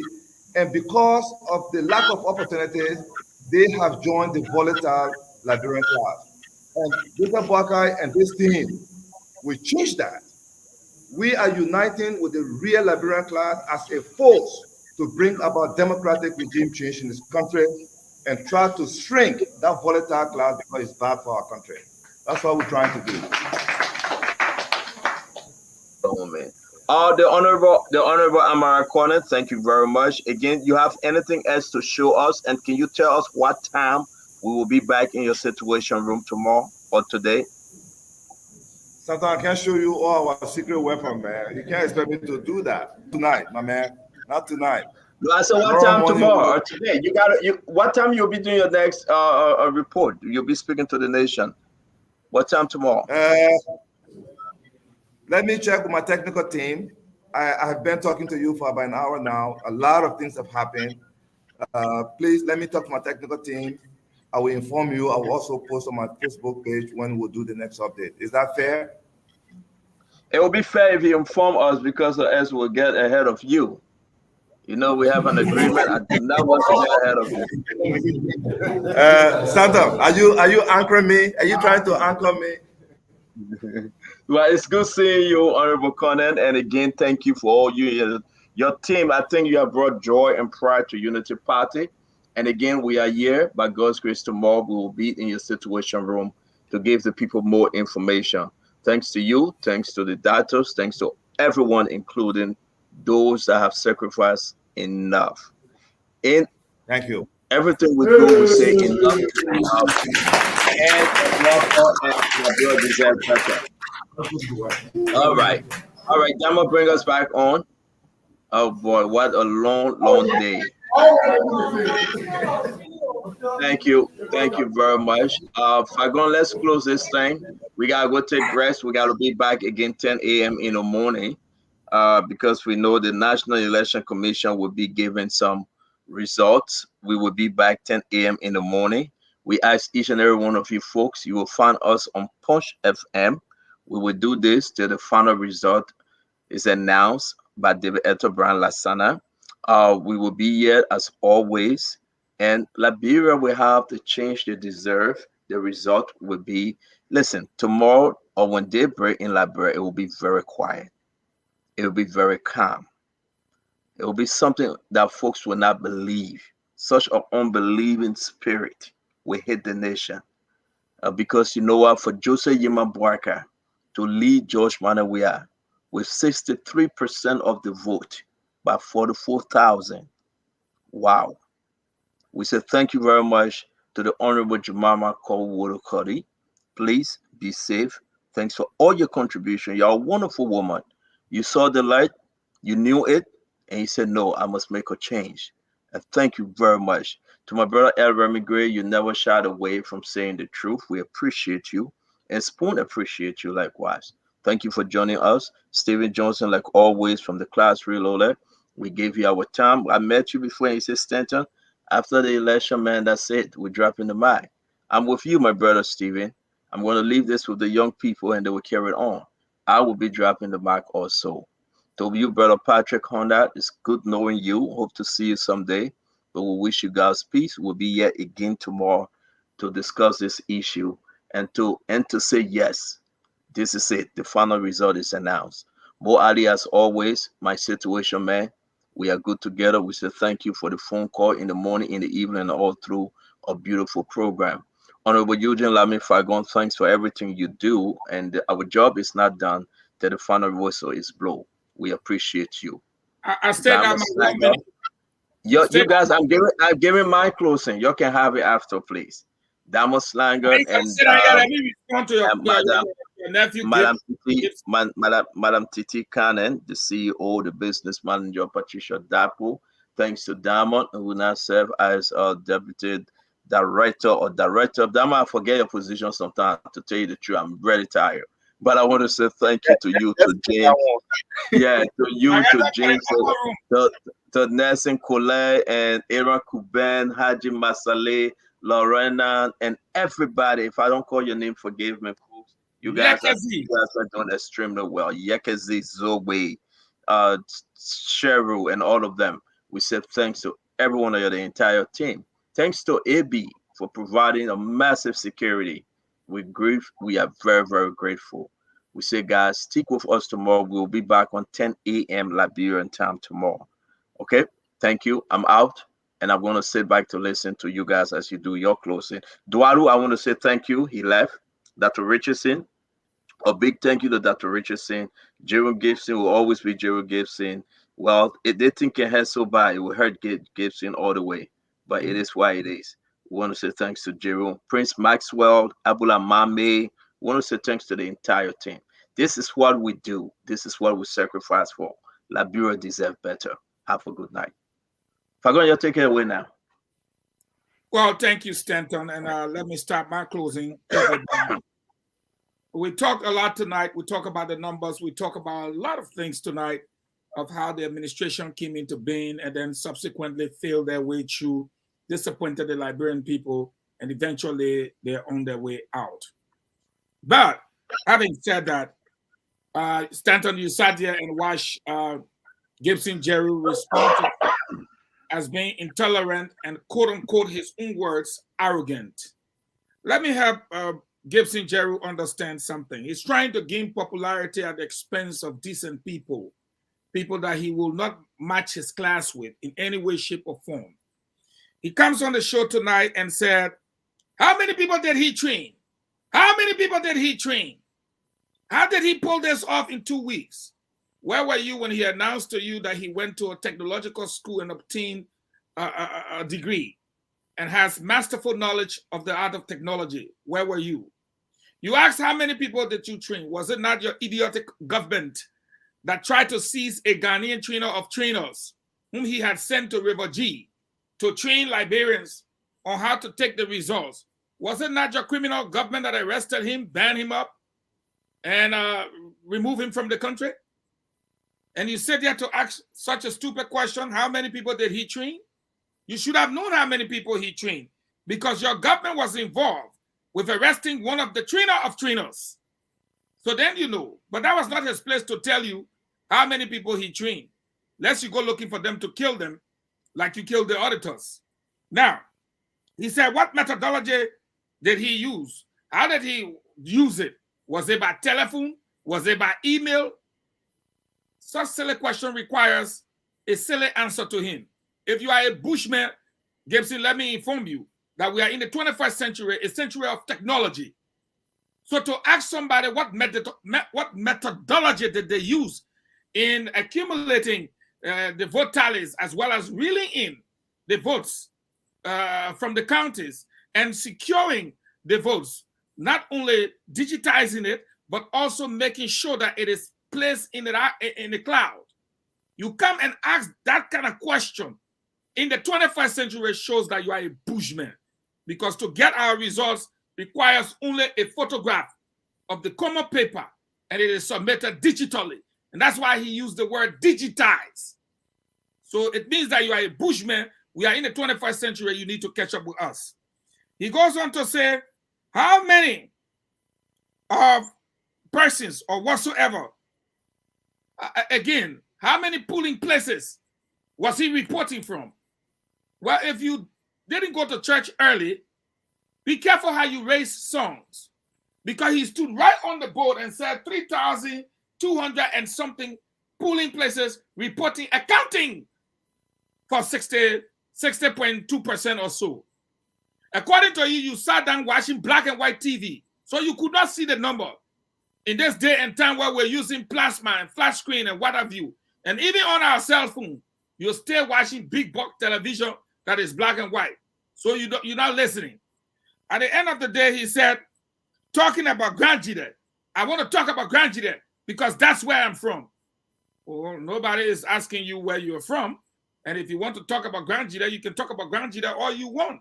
But just remember, Grand Jideans voted for JMB.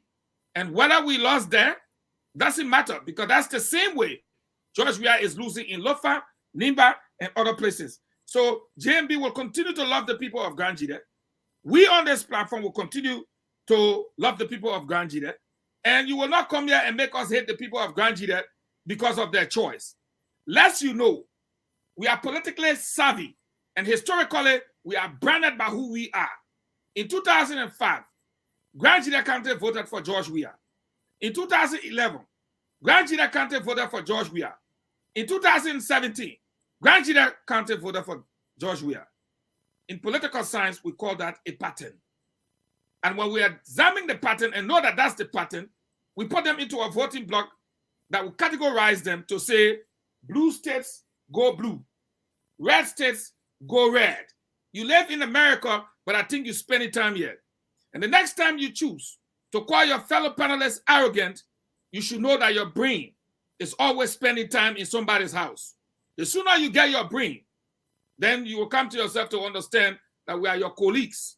And it appears to be that because you seek to gain permanence by insulting us, you are suffering from inferiority complex. And let me be clear with you.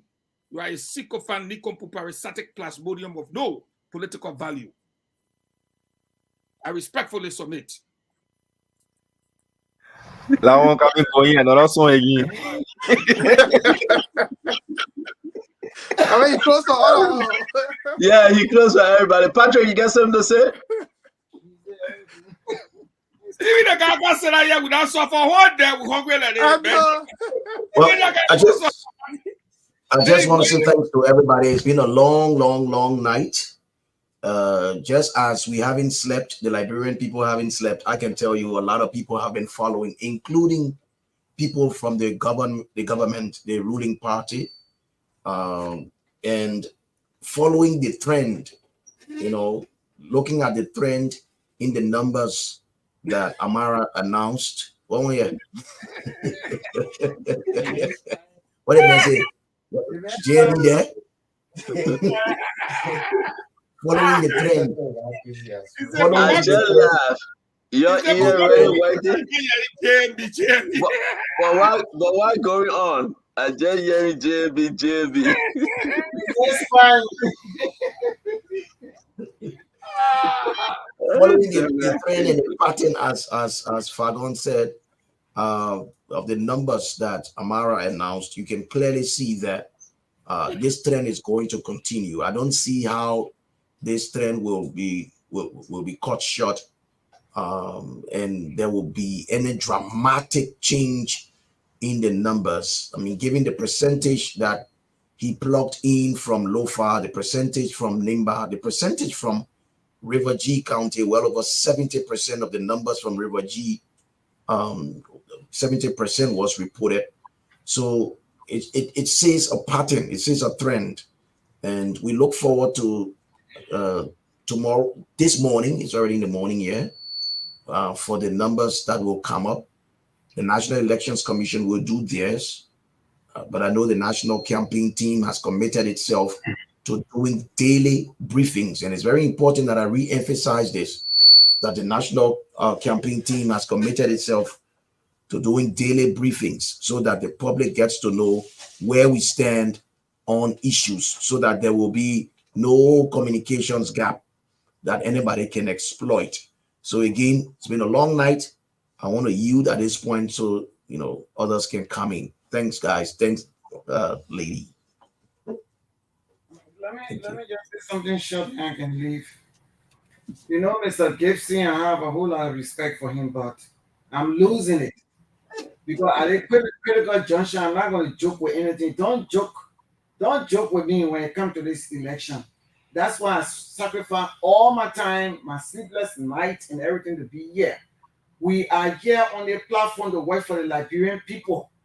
We owe it to them. And we don't owe Gibson anything. It is his business to listen to Spoon TV or not to listen to Spoon TV. And if you didn't comprehend what Spoon TV was saying, because he said you were listening to it in the background, we owe you no explanation. Why do we have to tell him how many person we train and this and that? No. I'm very clear on the information here. And CEO for real, Gibson will not come here and try to distort the information and give our people who got so much hope, to come and distort the information and give it to them and talk nonsense here. If he wants anything, then you go to. Let me interrupt you and let me say this, Andrew Mama. You know you myself from a long way. As long we are going through these results, Gibson will not appear on the show. He's my friend. He's my brother.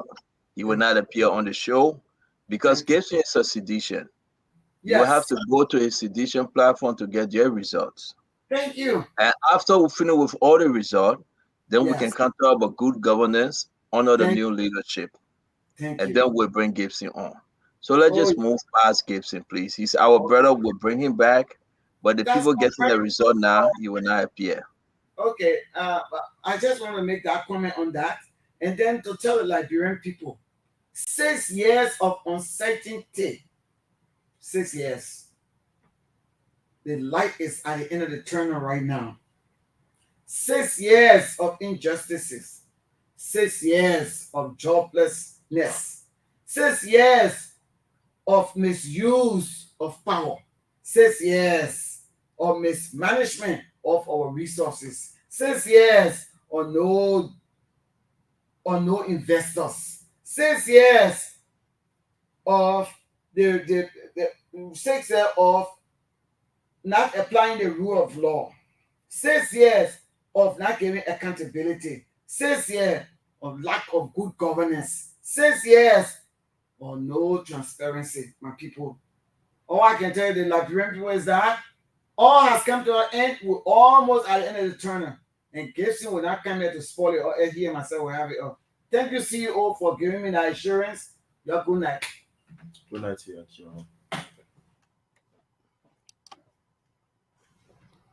Yeah, CEO. Before we bring down the curtains, those who Can brought I say something last before? Yeah, please let me just, then you can say what you want to say, Chief. I beg you. So I heard you mention a few names, and I can't fault you for not knowing all of the names. But as Mr. Konneh showed his entire team, we unfortunately cannot show our entire team here tonight because they are not situated right in the studio today. We have folks who began journeys since yesterday to Leeward counties. Others were dispatched since Saturday in other counties further from Monrovia and Monserrado, I should say. And we want to thank our entire team. We're talking about just covering Monserrado alone, a team of 27 persons. I want to say thank you to each and every one of those team members. In the counties, we have 35 persons outside of Monserrado. The rest of the 14 counties, 35 persons. Technical crew of 4 just in the studio alone to provide support. All of these guys haven't slept. Magic, he has not closed his eyes for a minute. At least I was able to take a wink or two, but he's not been able to close his eyes since 8 a.m. this morning. These are the guys behind the scene who do all of the work, and we want to tell them thank you. I'm not going to mention their names. I thought I should have. I wanted to, but we'll wait for the end of the production, and then we'll mention their names. But to the entire team, Monserrado and out of Monserrado, the county teams, the technical support guys, to our dynamic leader, Madam Titi Konneh, and the rest of the guys, will say thank you for your commitment. And it's not done yet until the NEC announces a president-elect. And then we can say it's done. So thank you. That's what I wanted to say. I wanted to appreciate my whole team. All right, Stanton. We don't expect Gibson to appreciate what we did, but if Gibson had followed Amara's presentation the other night when he appeared, he made clear the number of pool washers that were trained and deployed in the field. Maybe Gibson didn't know that pool washers can collect data and send them, and we also talked about the number of precinct supervisors. 14,000 plus pool washers, 2,080 precinct supervisors. Maybe Gibson didn't get it. But you know, in our country, when you begin to name people and name political parties to tell them thank you, it becomes a problem if you leave some out. And so I just on behalf of the campaign wanted to say a thank you to certain institutions. The ALP, in no small measure, their leadership more than 2/3 supported us. We also wanted to say thank you to some executive committee members of the ANC and auxiliaries who came to pledge support, and they actually went in the field and worked and campaign. No matter what happened, we have to appreciate them. The NDC has been with us forever. We want to thank our guy from the EFFL. They have been very, very vigilant. And the DPPL, the RNC, but I will tell you one surprise. Honorable Edward Wade Apiton, from the day he declared support for us, he did not sit. He was everywhere campaigning with us. And that for me was a surprise. And given that there were lots of offers made to him financially, huge sums of money, and he looked at the money and turned it down and said, look, I'm going on this side because I feel it's better there. We need to appreciate him. Schools of individuals, and on our own team, the vice chair for resource mobilization, Magdala Cooper, has been working very tirelessly. The person who put into place all of the plannings, the campaign plan, who led that team, Amin Mudat, did very, very great. And let me take this time to appreciate my own team now. All of the people on my team, Stephen Johnson, Eugene Fagon, Hussein Fadiga, Memezi, Fatima, Geraldine Pia, all of the other guys who've been in the media. You know, you can, I see now we're clapping for the chief, but you can do other thing in the corner if the media does not project it. Nobody is going to hear it. All of these guys have been in the social media guy, Charles Collins, Robert Pade, our media coordinator. Of course, Patrick has been here talking. Look, all of those people who have been in the media, we gave the campaign the face, and we're not waiting for anybody to come praise us. We'll praise ourselves. And you know, I also enjoyed this campaign period. It was very, very heated. It was healthy. You know, when you're facing people like Conor Remy Gray, Dr. Richardson, Yeah, Bob Prophet Key. yeah. Sometimes they made it really difficult for you. Someday you sit, you so mad. You say, yeah, they may not be real out telling something, but you know, I thought those things help to build everybody up, and they push us to the limit. And sometimes you wonder, what if they were the ruling party? What would the debate have been like? Imagine Mela Conor Gray being in the ruling party and you the opposition. What the debate would have been like? Because I didn't see the much debate between we and the CDC. For the most part, in these campaigns, the debate were mainly between opposition parties. Because it was the opposition party who really faced off in the debate, who debate issues and policies. It wasn't with the CDC. They avoided us at every way. So I want to say thank you to everybody. We will wait for the Elections Commission. Meanwhile, our situation room will continue to announce the unofficial result. That is now final result. Alcop behind, please. Huh? Alcop. No, Amara talked about then. You know, Alcop is the Alcop leadership. Don't put my party there. My party is EFFL.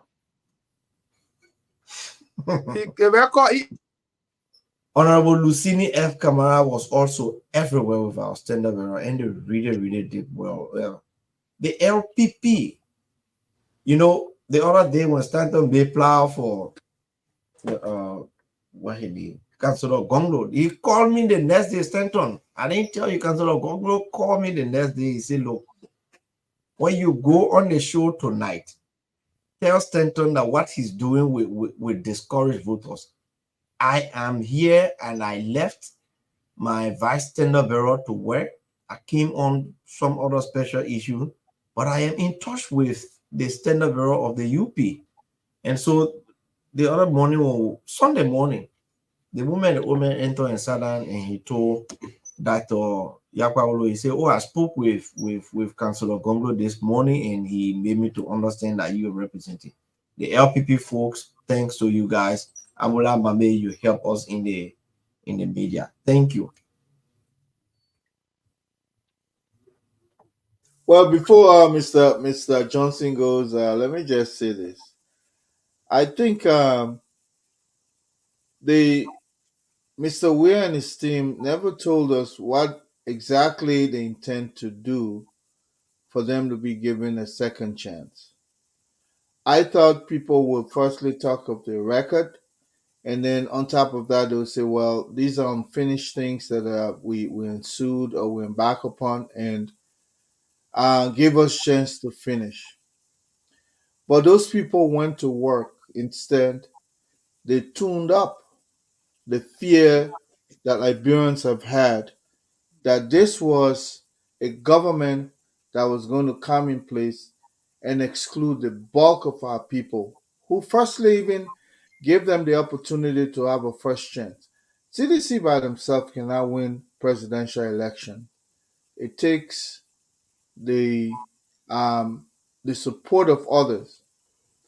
When a campaign chief will come up and say um, certain Liberians will be excluded, you have to be only a member of their party for them to even give you the opportunity to serve your country. That feared lots of people away. And I can tell you people were going to the ballot box today or yesterday and were saying, so we want to give these people, it's like they already have signed our death warrant. We just need to um to approve of our own, execution. So people went to the poll without in mind to say, you know what, we can't bring these people because look, no matter how you look at the Unity Party, um, they have a record of bringing strangers in. They don't. Once you have that expertise, they'll bring you in. We can talk here and there, but it's the opposite for the CDC. So the reason why you see so many people gravitated towards the Unity Party at last is because of the two. One has told you already that look, don't bother yourself. We're not bringing any stranger in. You have to be seditious. Maybe you have to be somebody who wears some beret or something. The Unity Party is saying, look, come on board. Let's fight. All the folks who are on board now, they can go on there, everybody, that mixture of individuals, sometimes that's what you need. And that's why they should have been echoing. But you know what?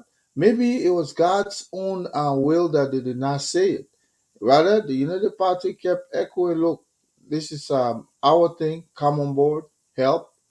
And at the end of the day, you can see how many folks gravitated towards them. And I'm pretty sure when victory lasts, those individuals will be rewarded, not necessarily to be in governmental position, but the idea that you have a government of inclusivity, sometimes that makes other people appreciate the government there. And I tell you what, if Mr. Weir and his team had just reached out to professional Liberians to say, come and help, they would have probably done well. But you see how many folks were against them, and I would hope that you guys will cue from that and forget about running a government that only encourages your member. Think about the advancement of our country. Liberians have so many. Look at the number of people Amar was naming out there. Some good folks, and there are many out there. We're not. We have a wealth of educated people in our country, but to just come and say you have to wear beret before you can exercise your professionalism. That was a turnout for me, and I will continue to pray that this kind of government will never further around our public space anymore. But gentlemen, it's always a pleasure. Of course, I saw very early this morning. Stendo is a horse. I don't know. I'm the soldier guy, but I don't know if I can make it with this guy. How you can come in the morning early in the morning, and then you stay one place, 12, 13, 14 hours. I'm tired, but you are right. I'm tired. Get no close here. Let you go. But Stevie, just 1 minute, please. This guy, I come if I go just 1 minute. If I don't recognize this guy, I am in deep trouble tomorrow or this morning. Let me take this time to do a special recognition for the Mayor Prophet Key. He was very, very helpful. He organized his guy. I don't say you're part of the man. I put the man on my list now. Then you go jump behind the man. No, he organized his men and sent a response for them on your own and send them to Grenada. If you are more critical justice, say you are in Grenada, that's the Prophet Key, independent, no position team. And I want to recognize him in a special way on behalf of the team. Thank you. All right, quick. Stevie, you say you got nothing, so just wait for me 1 minute. You're not tired. If I stay more than 1 minute, put me out. I want to recognize Randa Borkai. I want to recognize Orlando Chinaway. I want to recognize Merle Yeke. Who the first person you recognize? Randa Borkai. Orlando Chinaway. But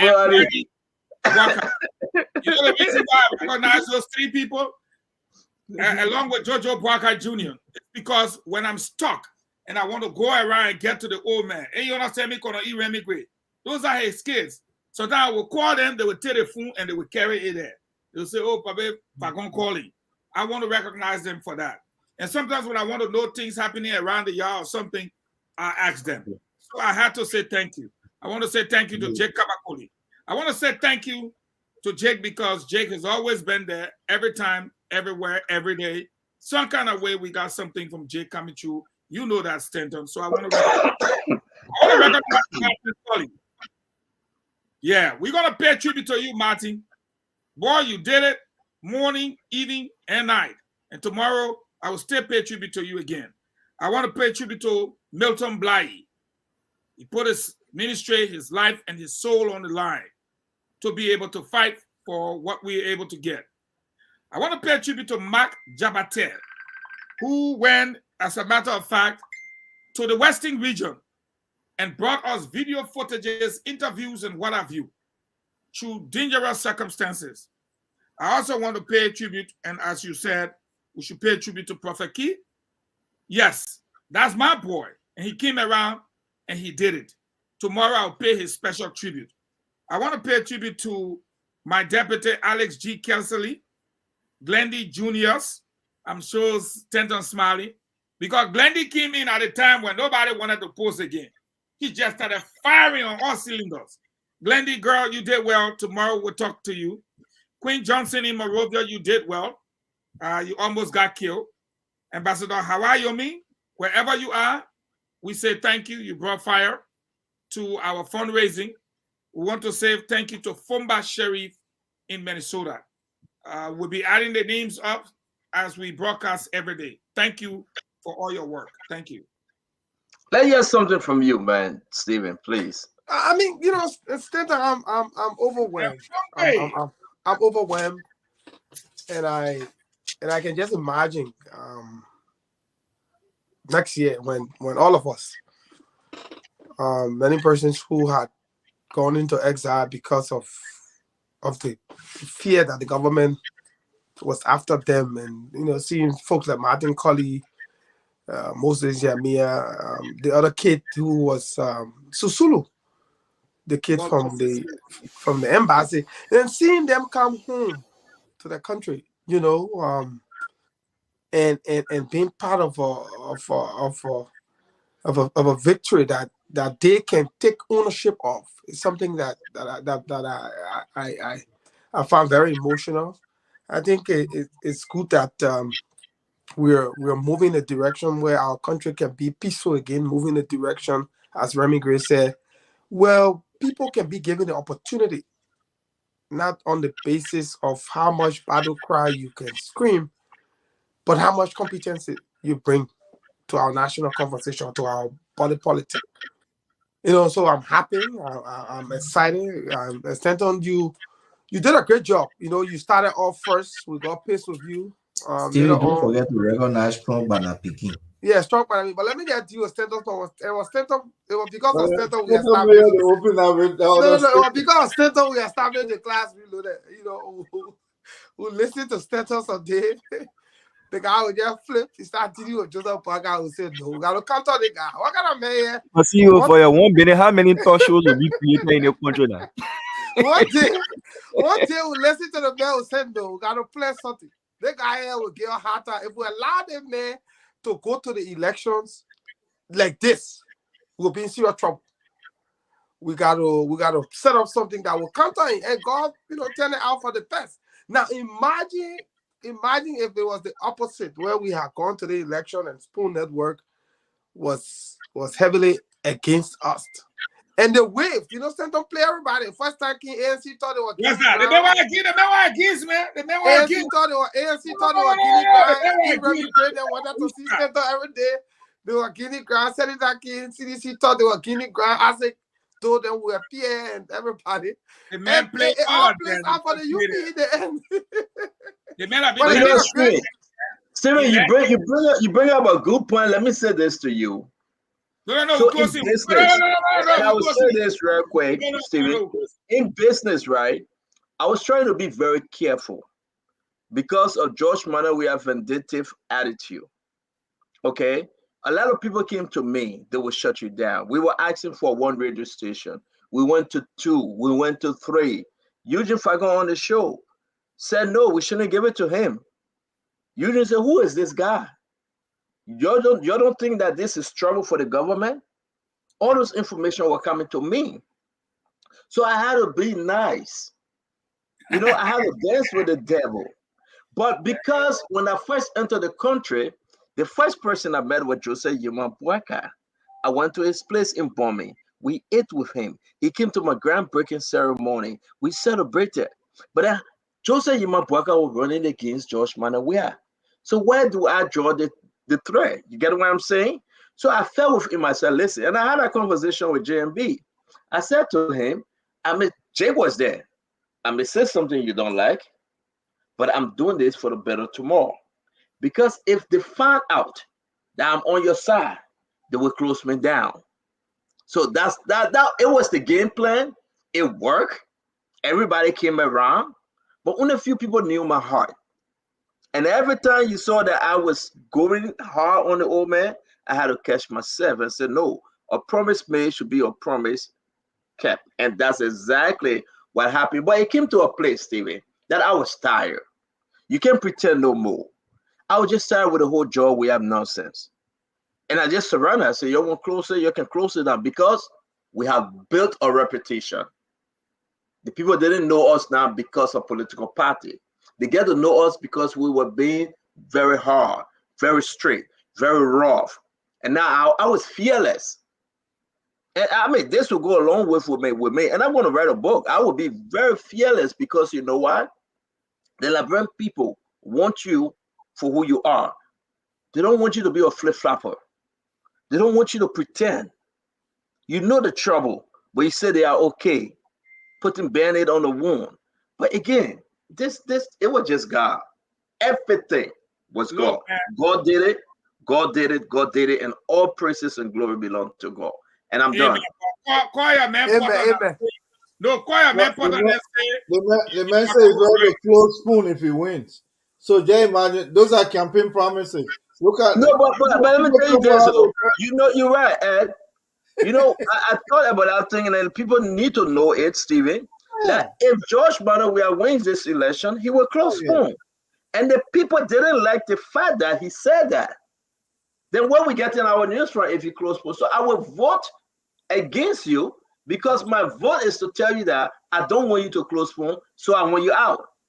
And man, people are that smart, man. But that God, it just goes. Man, father then I said, "Fagon or Rayo," and Fagon told you. When we're coming back, on? No, we'll be on so they will be over there 10 o'clock, and I don't know more. When you want us to come by, man, we gotta get some rest, though. Yeah, cause it's. See you. That particular decision there, it should come from the technical and operation. You say more, so more come 8 o'clock to start reading news, to start reading results. So based on the fact that this equipment, they will need to get some resting time, and the manpower in the studio as well. When NEC coming on? When NEC coming on? 4:30. 4:30. So we will count on at least 11 a.m. No, it's our time. okay. NEC coming on, my man. I gotta be here for NEC. We'll come with our own result. Yeah, we'll get once We'll pass a message around. We'll pass a message around. All right, Center, what will happen? We'll talk to Amara, and then we can just send message around. And yeah, let's do that. Good night, guys. Y'all take care. Good night. All right, Damo, come on. We're done, Damo. Thank you very much, Damo, to you and James. You guys started an audit team. Damo, yeah. Let me read. Audit team. Yeah. James disappear again. Man, it was great thing, Damo. Thank you very much. I gotta go sleep. My eyes is red as somebody that can. I'm in the back. Good night. But come on. My eye red as somebody that can smoke weed, right?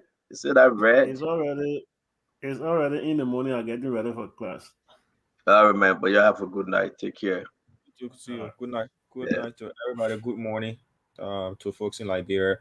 It's already like 14 a.m. That you'll be in the background. You'll be at the other shadow warrior. Okay. I did not sleep a bit. I get class coming up in about 1 hour time. So I missed that. Yeah. We've been here since 8 a.m. yesterday. I slept properly too. Yeah, I did not sleep. All right. I will join a little. See you. Yeah, all right, guys. Thank you so much. We'll be back at 11 a.m. Liberian time. Our time, our local time, will be back on air at 11 a.m. Whatever time it corresponds with at your end. Once we go live, you get a notification. Thank you so much for sticking and staying with us. Good morning to you, and bye-bye.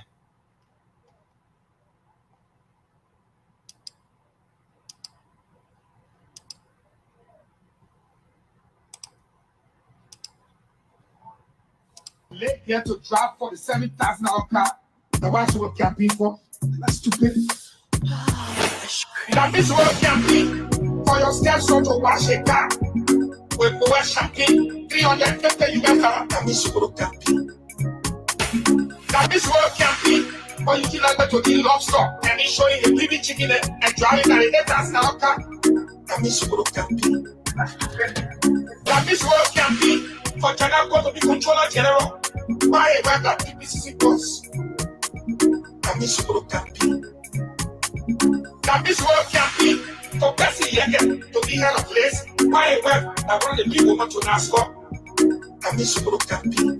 That means what campaign for Emma Castro to be the head of NAFA. My husband is a consultant to Marita. That means you will campaign. Oh, that means what campaign. So from the investing, how can I go into detail? That's stupid. That means you will campaign. Oh, that's stupid. That's stupid. That's stupid. That's stupid. That's stupid. That's stupid. That's stupid. Oh, that's stupid. That's stupid. That's stupid. That's stupid. That's stupid.